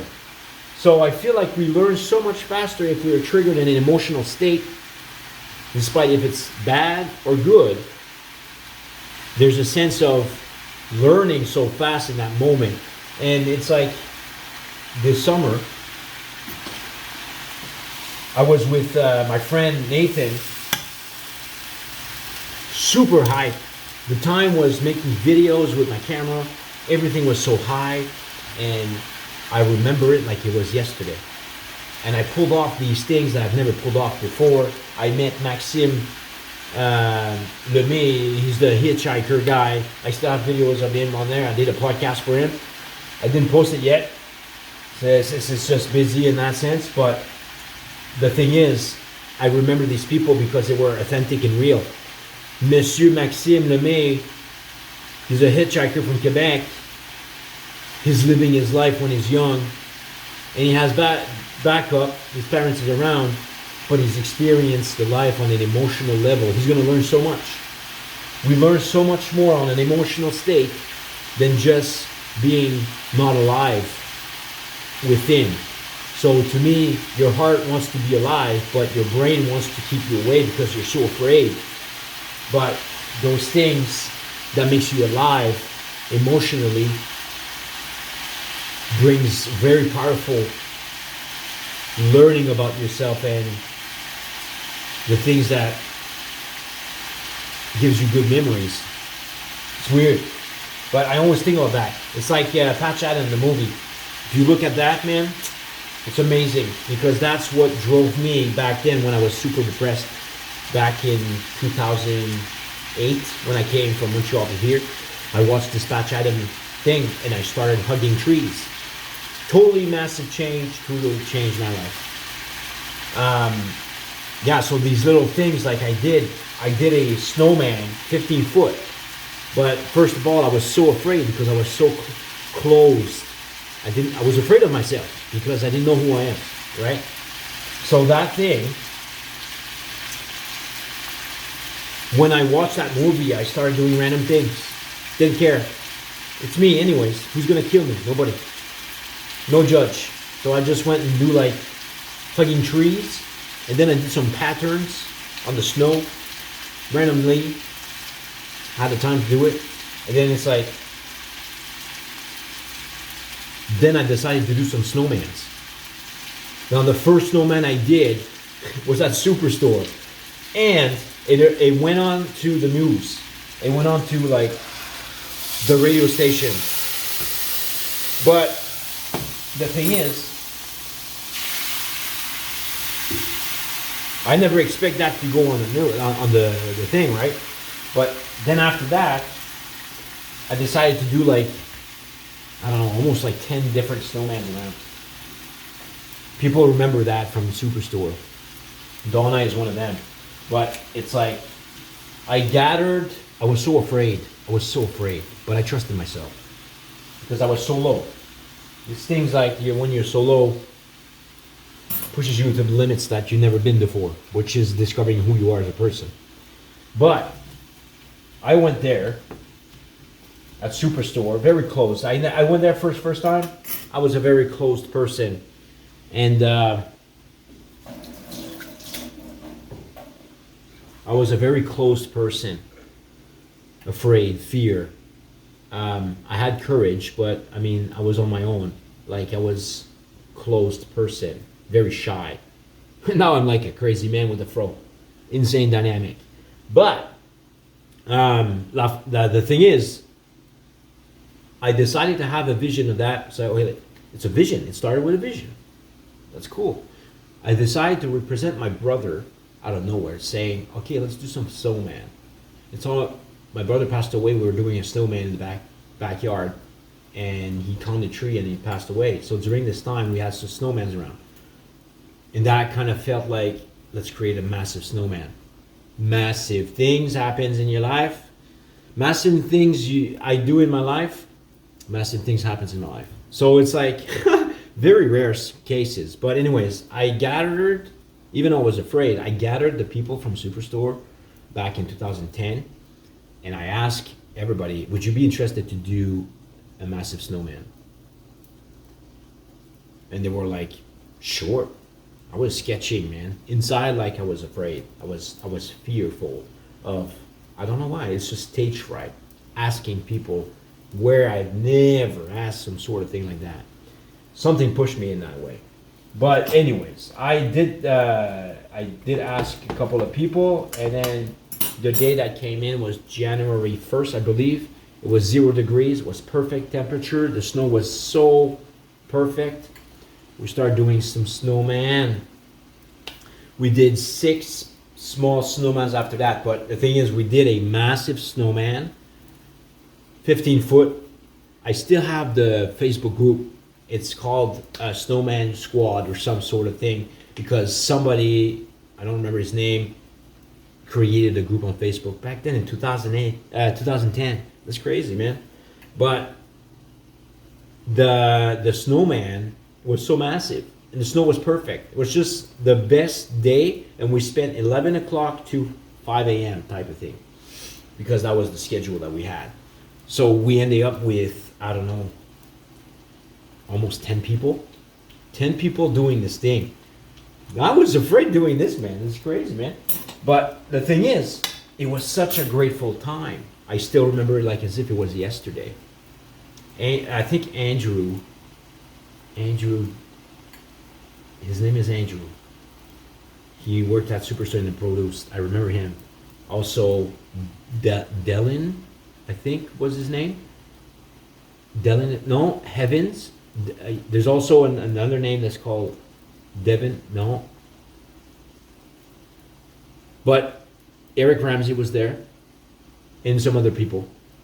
But the fact that it was possible gave me a door to think that things are possible in the time that's worse into my life. So the message from that is, whenever I have like a thought or a creative thinking or a vision in a certain way, it can be pulled off, right? It's to listen carefully and not to be afraid, not to have that stage fright, but go over it. You know what I mean? It's like, you never know what you can impact life with that. So funny thing is, once we've done that snowman, the next 3 weeks it was minus 20, an average of minus 20. So that snowman solidified for 3 weeks straight, and even more than that. Some people tried to destroy that snowman, but I saw them.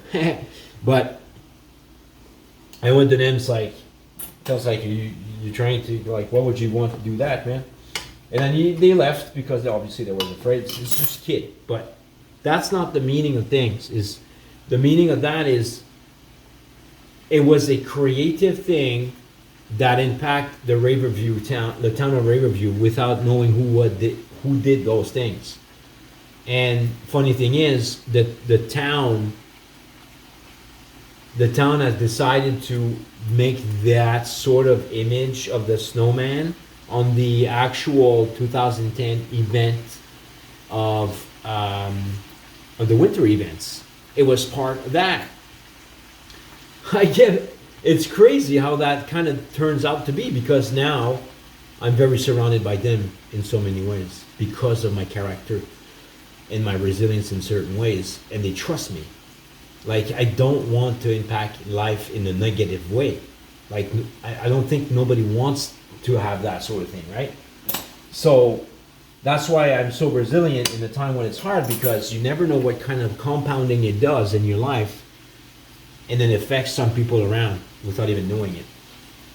It's like a light goes straight to my life and then it expands everywhere. And it's so inspiring, it drives me more into this whatever life has chosen me to be.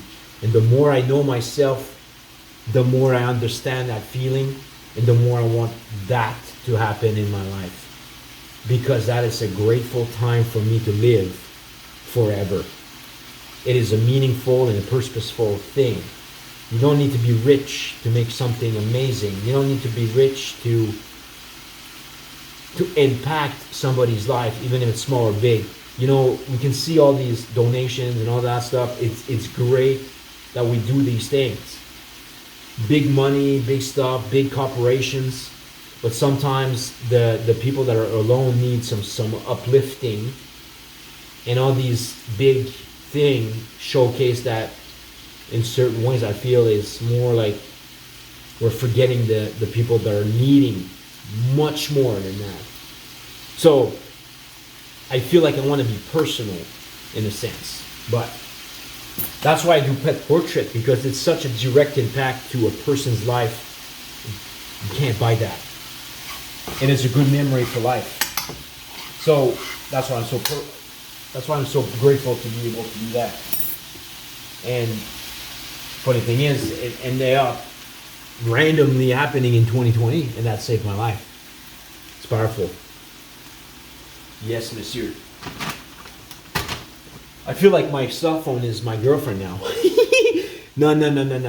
This is just for giving you guys what I feel and who I am as a person. I want to be open, authentic, and never pretend again. Because pretending is fake life. But pretending is also pain. And that pretending,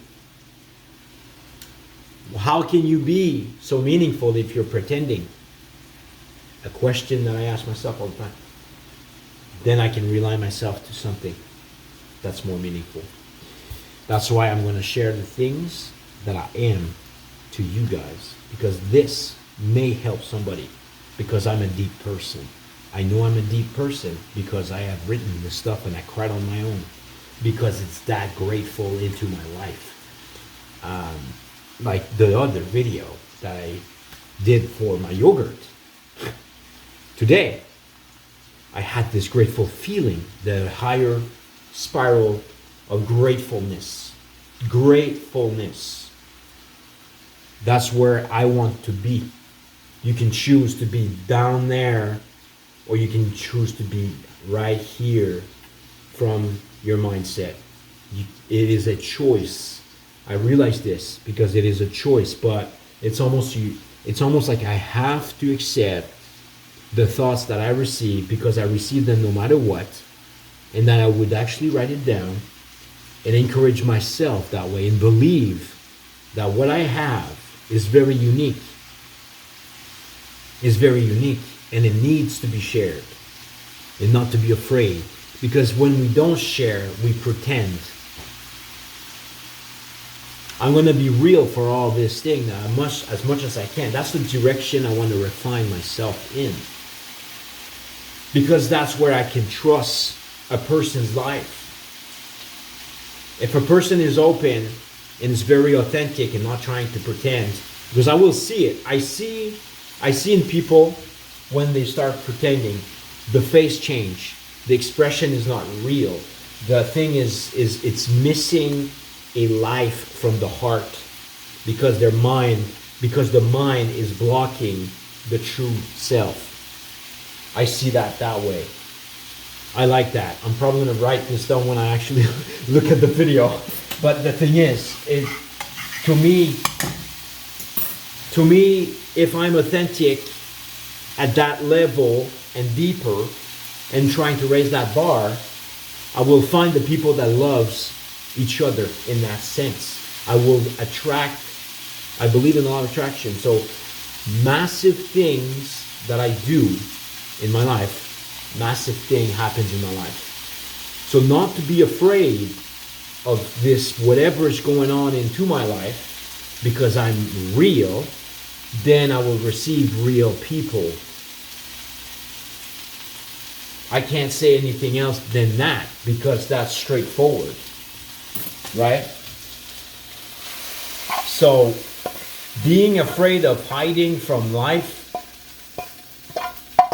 is becoming afraid of your life. I see that way. Here we go. So we got this. We're gonna fill in half of that plate. You see this, half of the plate. That's pretty much like massive, but that's half the plate. And I'm gonna put that in there. And now don't calculate too much, but I see, okay, that's enough. And that's it. You know, like I don't check too much of how much I put in there. I probably put half, probably like 300 grams, and that's 400 grams. Put 300 grams in it.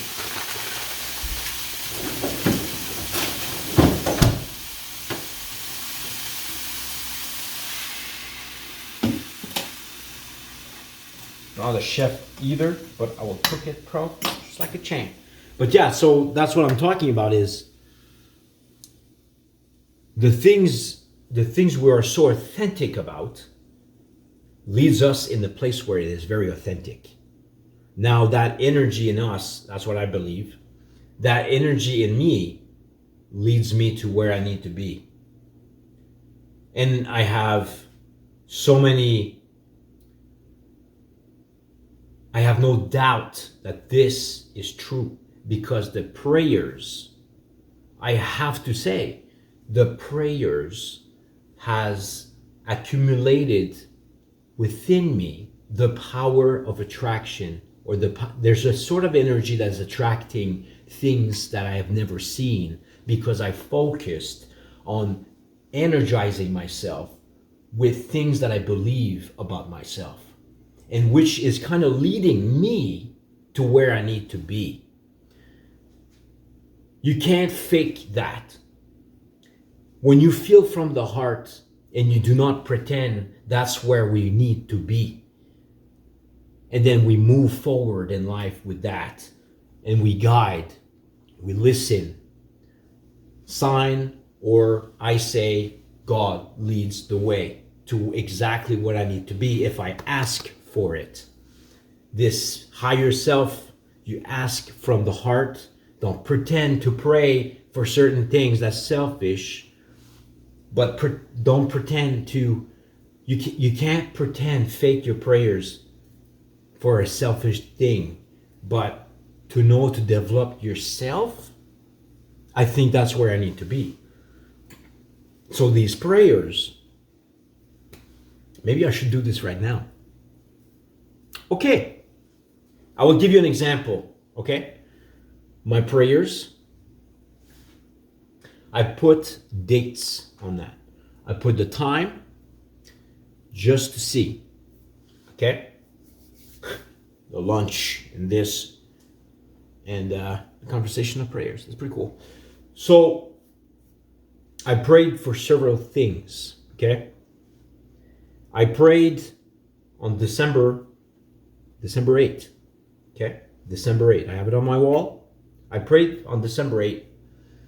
This is an example of the energy that we built within on the private situation. We ask, we receive, we see it. Now it is me and my choice to take the door or not, but I have to be wise enough to know if this is truly the door that I need to go through. Because there's a lot of scam out there, or there's a lot of dishonest people. But I cannot say no, because there are so many things that influence that decision for me to do that sort of choice to go towards that door. So because of that, I listened very carefully. December 8th, I sent a message to, no, actually December 8th, I sent a message to God. That's what it is. But anyways, I basically prayed for uplifting people that will lead me to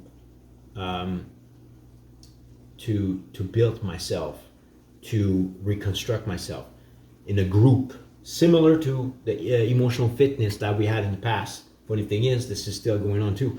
But the gist of it is, I asked for this on December 8th.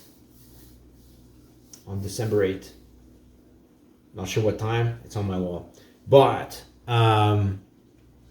thing is, on December 9, out of nowhere, I received a message from Gabriel. What? This guy's random.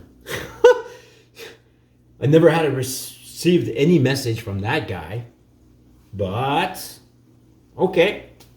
Talked to him, and he's asking me if I was full-time doing art stuff. Or doing this full-time. Portrait of dogs and cats. It's like, okay. I said, yeah, sure, I do that.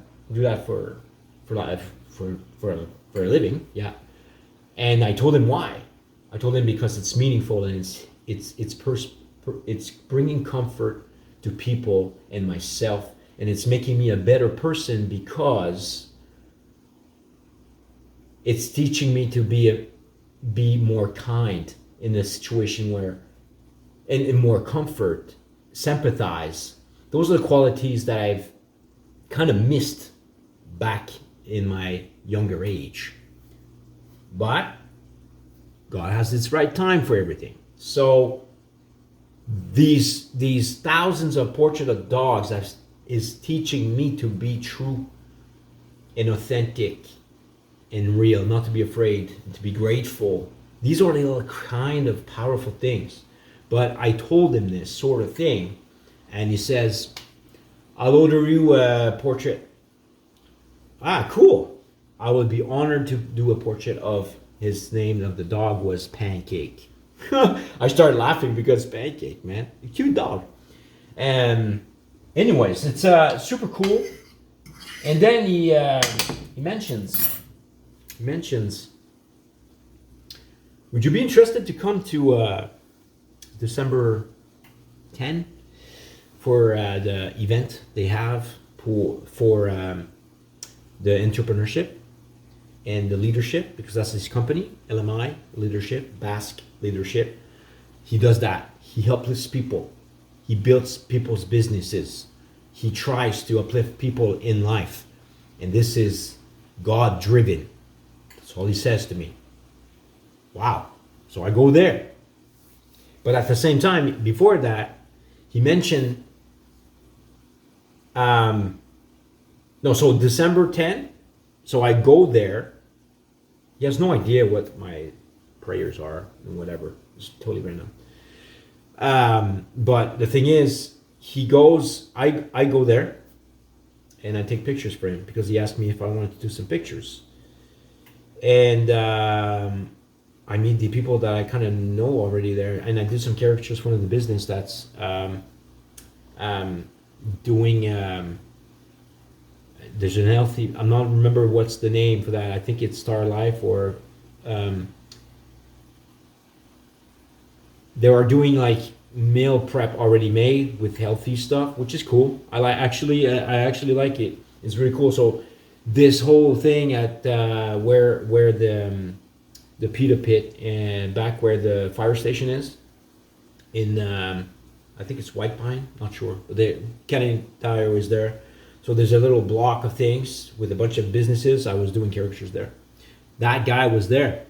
I met also other people that was connected with the same people that I was connected to. So the whole thing was like a full circle.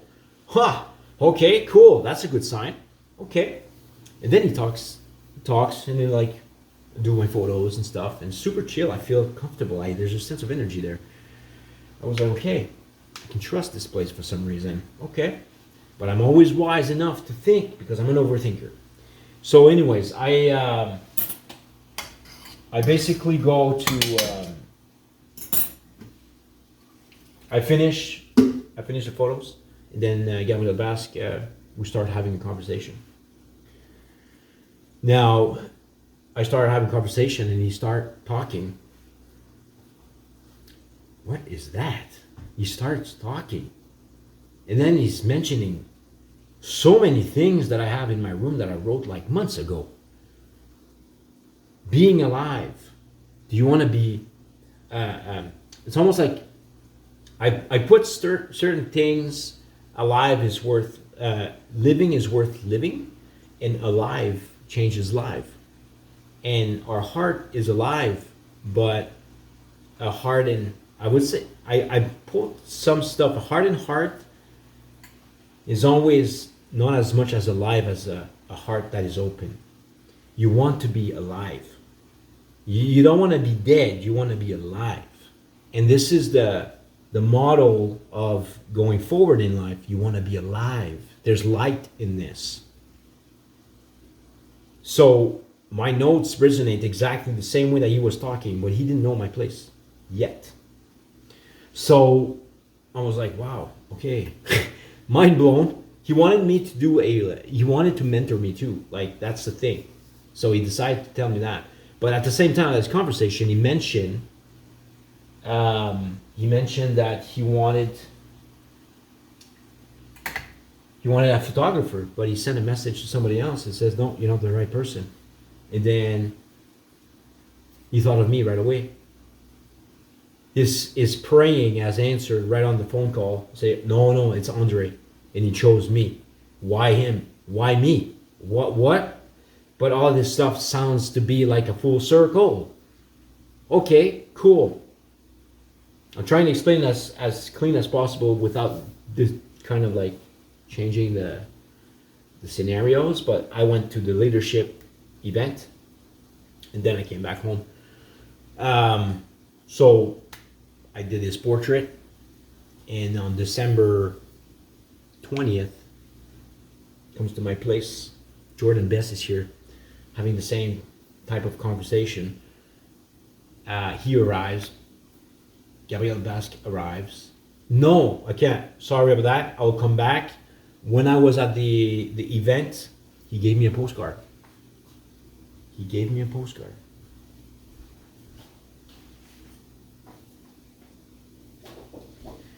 He gave me a postcard.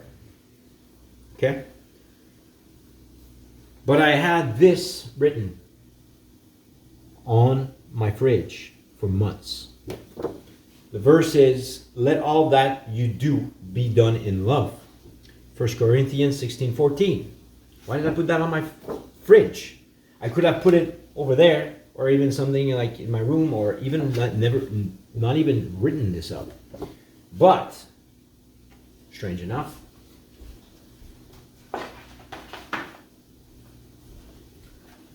God has his ways, in the mysterious ways, to work his ways. Very strange. But he gives me this postcard on that day, December 10th. I look at it. I come home. I open the envelope and I say, wow, that's so cool. Peace, love. That's nice. Family and stuff. Very cool. Out of nowhere. Turn that up. What? Let all that you do be done in love. 1 Corinthians 16:14. What? How is this possible that my fridge has this for 3 months and he gives me this postcard, and the only thing that's written in the back, he could have chosen anything else, but he chose that? God is answering me. That's how I see it. It's powerful. That's the only verse that he has on there. That's not normal. So, that is powerful to me. Because, like I said in the morning, whatever we think in advance in some ways, we don't know how to predict anything. And this happens in a full circle. It's like trusting what you receive, because you will receive it anyways. So why not write down these things or put it on the walls, or trust yourself in that, and God leads the way. I raised up. It's not possible that I receive the same thing. This is the chance of, like, how can I say? The chance for me to receive the same verse from that postcard from my fridge is a very 5% chance. There's thousands of verses in the Bible. You could have used that. Anyways, my fridge has this verse since a couple of months, so that is interesting to me. So God is answering in certain ways, if powerful. That raised up my energy to say, "Whoa, it's not the first time I see full circles like this, but pretty definite." So once I arrived here and I put that on my fridge, I did this portrait in December 20th. Comes here. He comes here. Look at my place. Verses everywhere. Did he know that the postcard and my sign on the fridge was the same verse? No, he never did. But when he came December 20th, he saw quite a lot of weird things of full circle. God is answering. He's leading his life. But what is the chance that him has prayed for someone to help him up, and he calls somebody else, and then he canceled on that guy because he thought right away, oh, I need to call Andre. He's the man. Why is the man? Okay, that's cool. And apparently it is the man. So he came to my place and he saw the verses on my wall. I didn't show him my room until I showed him the room. But I mean, I had to show him the prayers that was answered through the things that he was saying to me, because he did not know what I had in my place. And on December 20th, he comes to me, we talk, we have some pretty cool time. And, you know, like, he was impressed by the way I was full-fledged dynamic into this thing. And this is the reason why I'm changing my patterns of sleeping, because I need to do this, because life is telling me it is time to renew my life and to become part of the new dawn of life in me.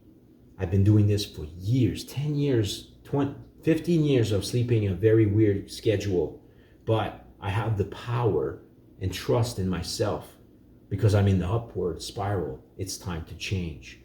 But he comes in my life after all these prayers, man, it's crazy. So I have my room full of these notes. I can show you this, but I you know what? I will do it while I finish cooking this up, but I will just demonstrate. I will not go in details. I'm just going to show you the room that I have, because that is very impactful to me.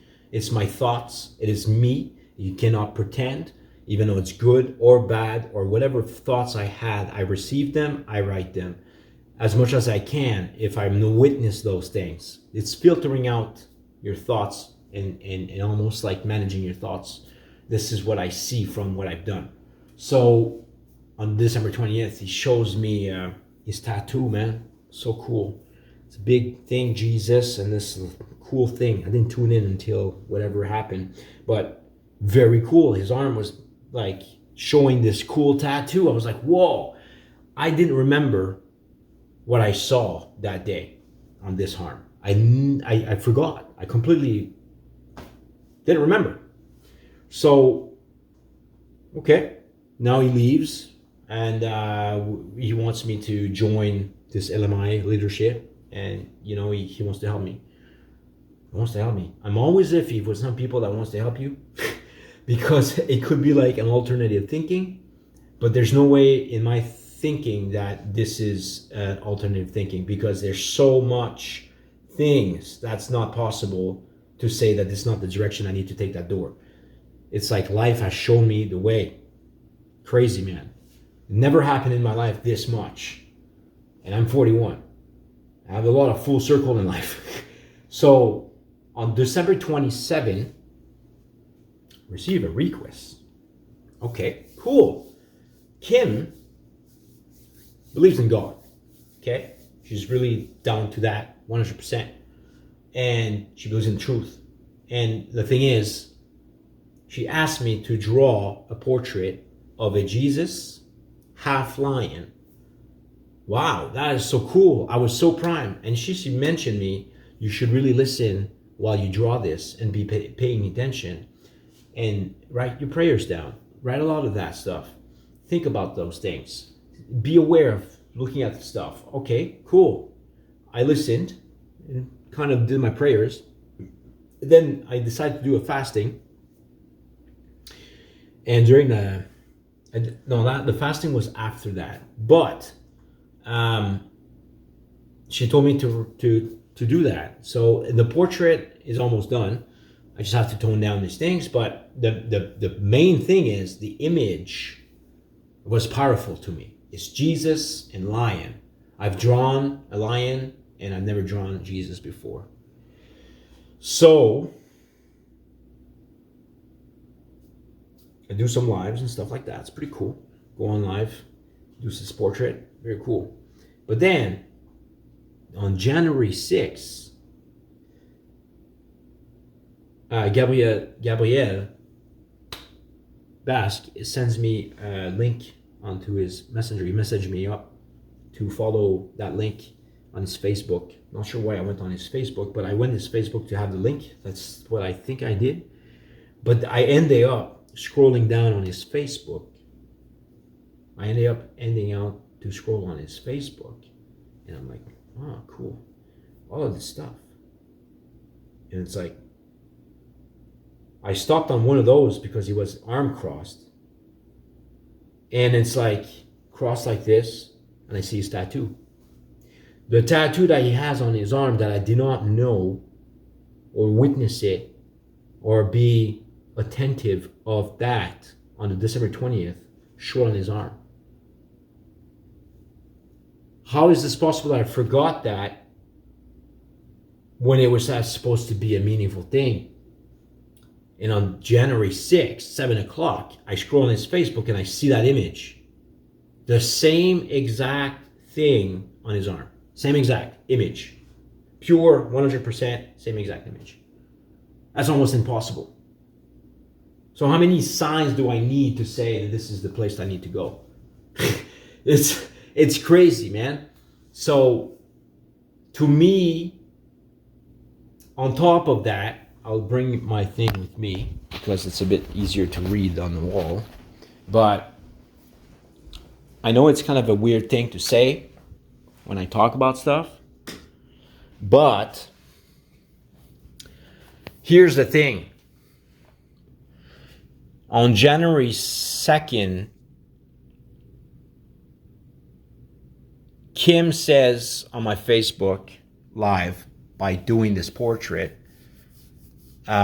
she says, God is into your hands in life. Okay, that's cool. And I know I don't want to get too confusing, but she told me to keep listening to certain things and receive those thoughts, right? So she told me this, and I wrote, the things you do not know yet will be known to you. Okay, and I wrote saint. Okay, very strange. Why would I write that? Okay, I received those thoughts. I won't say no. So there's an arrow on that is aiming to a note that's December 31st. And it's telling me, remember that I witnessed this on January 6th. But these things I wrote before that date, believe the things that you do not believe about myself, to the things you truly are without knowing it yet. And the sign that I put on my door was close to with an arrow pointing, trust me, it will show. Okay, cool. But that was written in a different sense, because that was written in a different day. I had my thoughts, so I put that on there, right? And basically, on January 6th, where are the chances that is the message that maybe God told me that Jesus is here and no one else? It brings such a comfort to me because it's a full circle, and it already known that I forgot on December 20th that I didn't witness on his arm. that it was Jesus, the exact same image, until I saw it on January 6th. What kind of weird thing is that? But to me, that is very inspirational to me, because there's a sense of comfort to know something out there is looking over us, even though we do not remember. Even though we do not remember the things we're supposed to remember. It's not there for a reason when we don't remember. But these things come back. Makes us remember for a reason. It's deep stuff, man. But this is who I am. Trying to figure out who I am as a person. And this is only the thoughts I write down. The only way that I think I could find myself in that sense is by writing my thoughts, because I'm a unique person. So, yeah. So I'll show you a bit of the room if you guys want to have that. But this is a lot of things to take in. I won't go forward too much in that room, but I will showcase this up. Hopefully it doesn't shock you and think I'm nuts. But I like to share certain things. Yeah, so that's basically all the things I wrote on my walls. Now people will think I'm nuts, but it's still not done. It's only the beginning.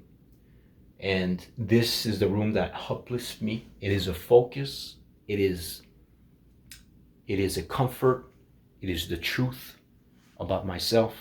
And those things is changing my life, because I am changing the thoughts patterns into my life. I am putting management to my thoughts to where it means the most to me, and this is leading my life. So to me, God leads the way, but that is a personal thing. And over time, I told myself, what did the saint do? They fully trusted and followed God. No one else. But there is people who just have to be wise enough to witness God in all this. You know what I mean? It's like no one else, and God is here. And that makes me feel like when I repeat no one else, I feel like I can reach God. But people are here. People are here. I just need to be aware of those things. It is a very deep thing to me. A lot of things that I say to myself on that wall. So, here we go. The reason why I think that we are pretending to be someone else, it's because the Lord is watching you everywhere. Okay? Keeping his eye on both evil and the good. So if God is perfect, then what is it supposed to mean to us? Because we are not perfect. So to me it says evil thoughts and good thoughts. I am part of evil and good. No matter what. I have evil thoughts and I have good thoughts. I'm aware of that. The more we pretend, the more pain we cause ourselves. Because me, in my case, how can you be authentic if you can't accept the bad thoughts and the good thoughts? I hear myself. I am not perfect. But those are the things that are making me learn to be true. And I want to refine that line, because the meaning of me being alive needs to be real without pretending. Those things changes people's life because you're touching them from the heart. And it's okay. It is okay to be a douchebag. I don't want to be laughing at this, but there is good thoughts and bad thoughts. And managing those thoughts can change your life. I wrote down the good and the bad because it's who I am. So many things. It's a very unique place. When I am here, I cannot pretend. It is a beautiful thing to witness in my life, to know that. But all these random things like prayers, it's all domino effect in full circles. Can't ignore what life has guided me in my life. And yeah, so this to me is all, let's say I thought of these things. I wrote things and I thought of those things. Bad habits is the wall of our success. The wall of your emotions. That's that feeds me in a sense. You know, it gives me like awareness to take care of my habits. What other things? Another thing over here.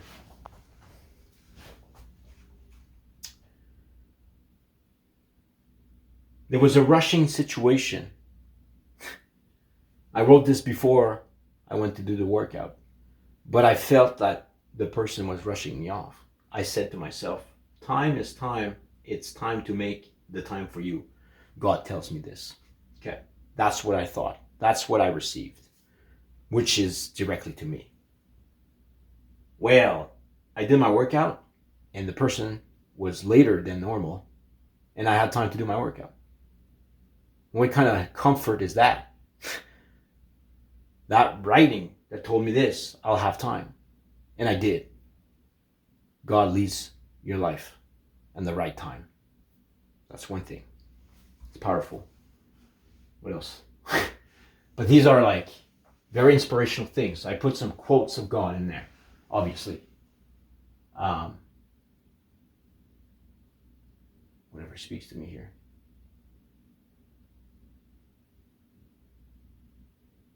Okay. I said the plan somewhere. God has planned, but it's already planned. Where is it?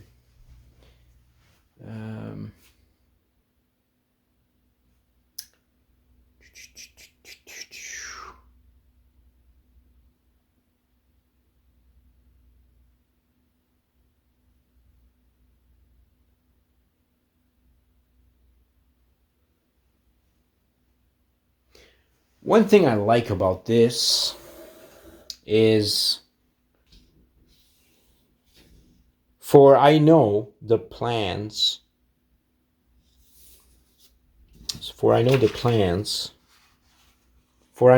I have for you, declares the Lord. Plans to prosper you and not to harm you. Plans to give you hope and a future. That's what God wants. It's powerful. These are little things that lights me up. One thing that's very cool that gave me an understanding a bit, that is a couple of months ago. I trusted myself in the verses and stuff.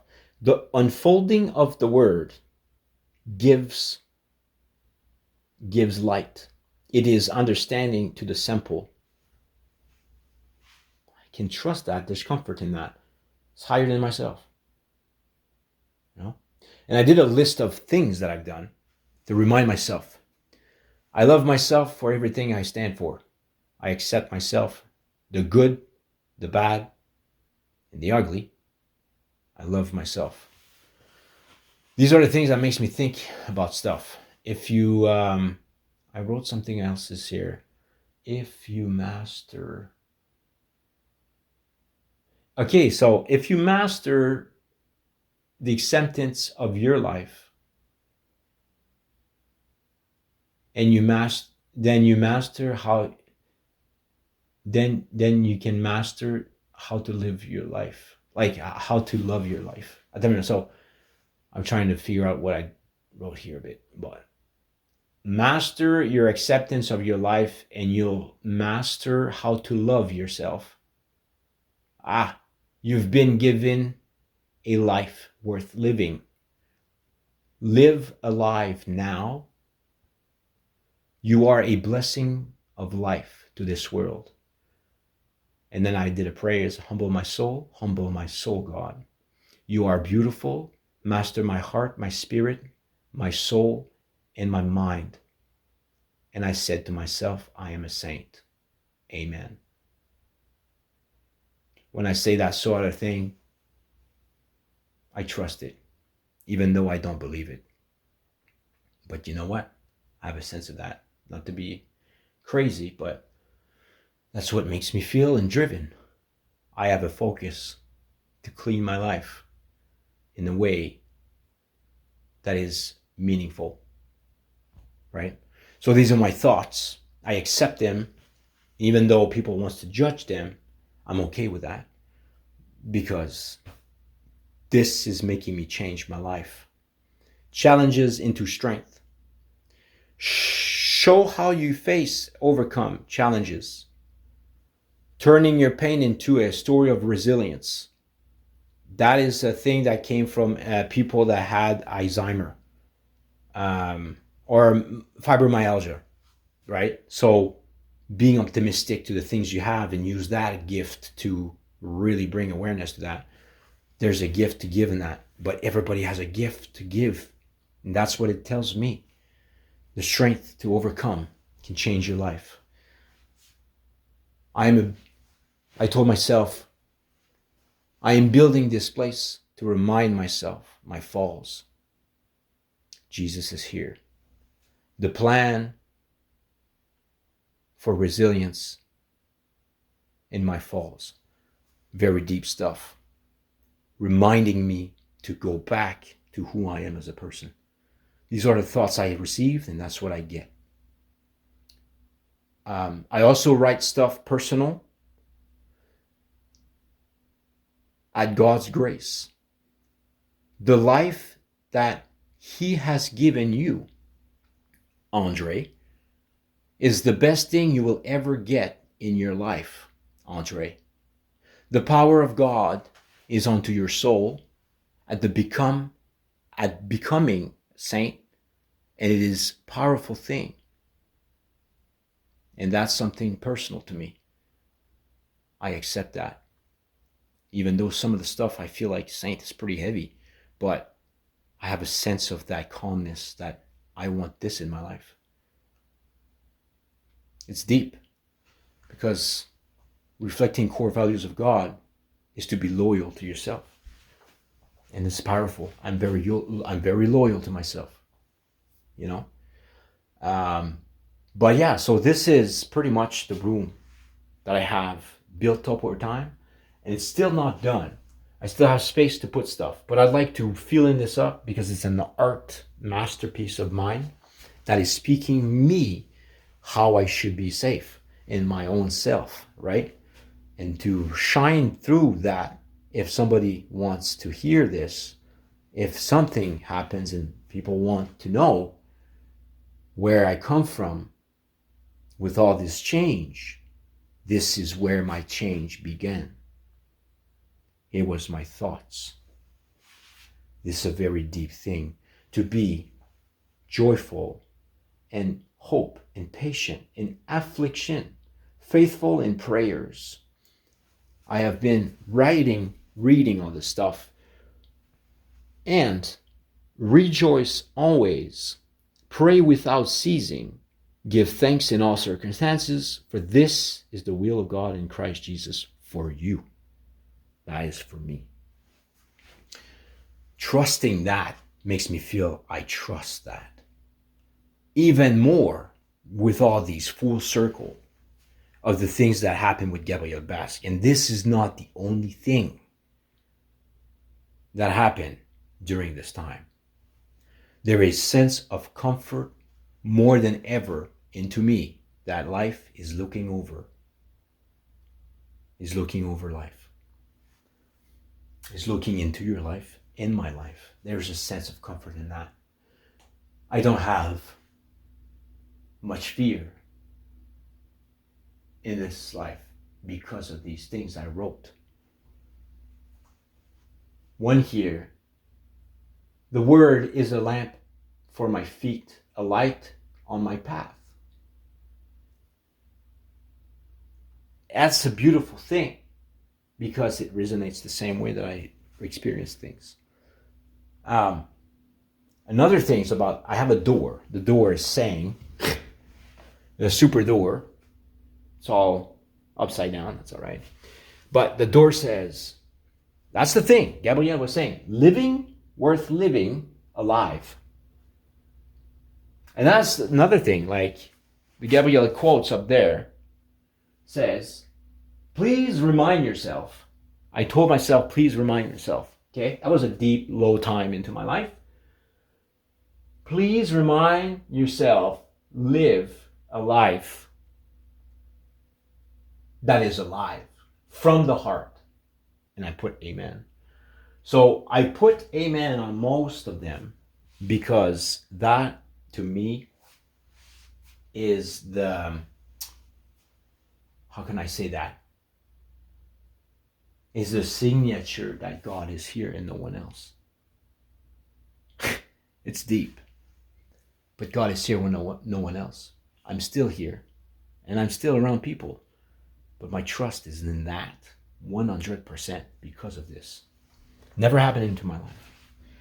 Now, my door says here, these are the thoughts I receive. I cannot deny the thoughts I receive, no matter what. Right? You will receive thoughts. You have no choice. I will receive thoughts. I have no choice. Some will be inspiring, and some will be very detrimental, very destructive. Those thoughts comes no matter what, because we drive our lives with emotions. And that's the human sense of things. Write it down. Know where they come from.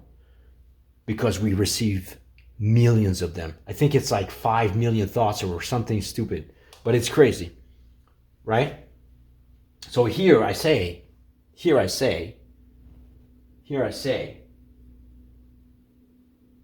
if, so the unknown changes lives, okay? The unknown changes life. We receive thoughts, we don't know what the heck is that. The unknown. So the unknown changes lives. I wrote this on January 4th, 3 a.m. If you knew what God can do, you will never worry ever again. And I put at worry no more. Because there is something looking over our lives, no matter what. I have so many proofs of that. But this is who I am. That's what I have safeness in. You know, this refuels me for my life.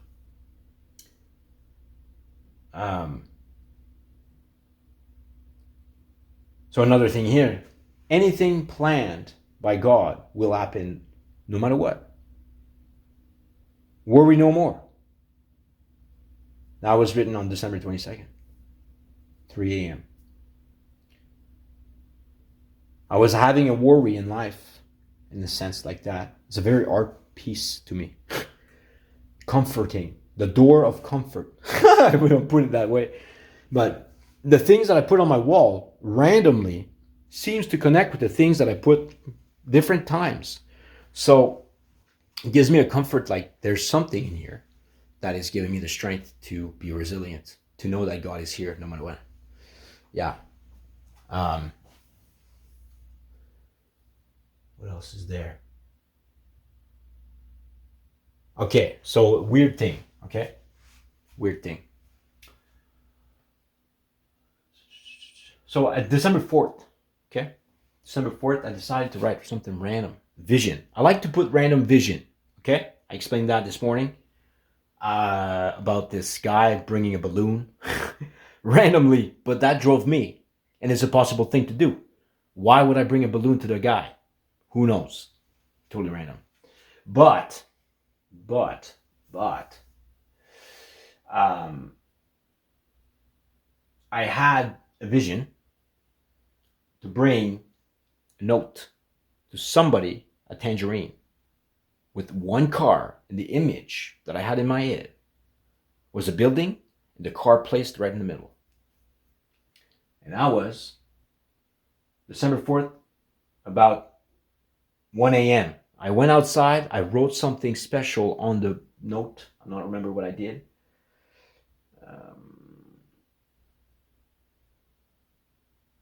I wrote something about an accident, not an accident, but I wrote about like, you are safe, you'll be okay. I brought that note thing to the tangerine, but my image that I had before I went there, I didn't know, but that car was placed exactly at the center of this massive building, just like that. If you can see, where is it? That was placed in the middle of this, exactly like I saw it. Now, to me, what does that mean? If I brought this thing to this person and it meant very important thing, I don't know.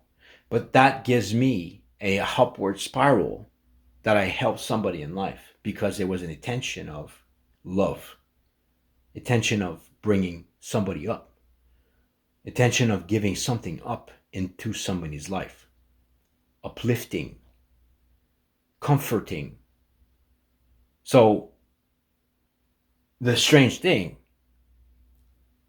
that's where I thought of Tina challenge, to write a random letter and give it to a random person. And the tension and energy that was put in that letter was positive, upward spiral. You can do little things that the spiral starts to give you an automatic thinking that you gave something special, meaningful, and positive. It's weird, man. But this is like a little jack brain to tell you to go back to a positive thinking. Giving something to somebody is a positive thing. Sharing a moment of gratefulness, of grace, forgiveness, giving comfort, making a difference to the person in this life will always be a something positive. The attention is very powerful because it can change your thoughts pattern. It's very strange, but I trust myself in that. Why did I think of this stuff? I'm very unique because nobody pulls this sort of thing from what I understand. And I do random things like this. It's not the only time, but every time I do stuff like the fro, I completely reverted my state of life in one day by trusting myself with the fro and go caricaturize myself, caricature people outside in Champlain Mall. And funny thing is, life allowed me to stand there and there was no guards. There was no people telling me, no, you can't do that. It was completely open. And the people that I met and the joy that I created, the sharing, my gift made me a better person. I am so grateful to witness that because that gratefulness will always stay with me no matter what. So any type of gift of somebody's life will always impact a person positively. The intention is the purpose. The purpose of doing the right thing for a good, how do I say that? Like I said, I always think about if I have 30 days to live, my mind goes to what is important. What is going to make me feel okay and proud of the things that I shared in this life. Because today is worth living because you are alive. My life is worth living because I am alive. And being alive changes lives. That's something very special.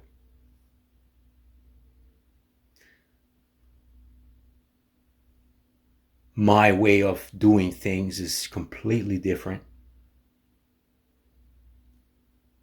But I am super grateful inside.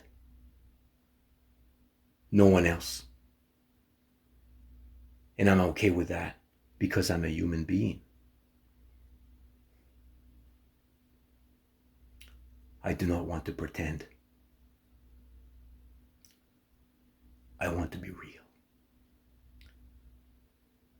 And that may impact somebody's life in a massive way.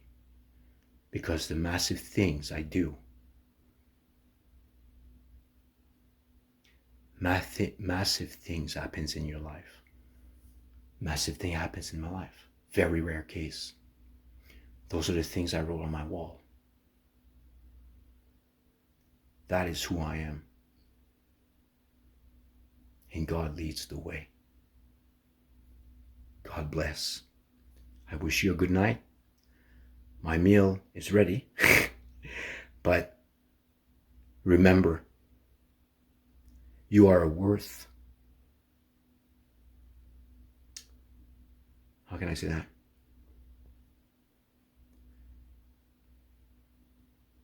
You are worth more than you think. I am worth more than I think because my mind told me I was not worth it. But God is here to tell you you are worth everything being alive. You can make a difference in somebody's life. And that's a powerful thing to think. So don't be afraid to become from the heart in your authentic self and reprogram your new self in a new dawn and express what is important with purpose. This will fulfill the things we have been having a hard time with. Being resilience. The resilient changes life, but it comes from the thought. Pray without ceasing and listen carefully. He's going to help you because he helped me also. I believe. I wish you a good night. And never forget.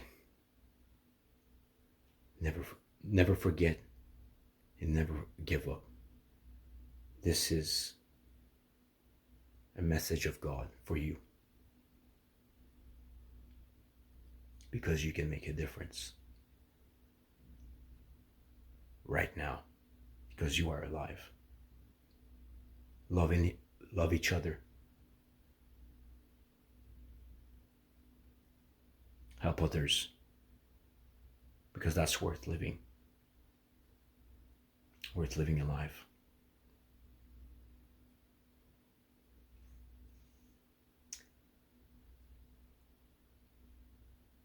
God bless. That's who I am, and God leads the way.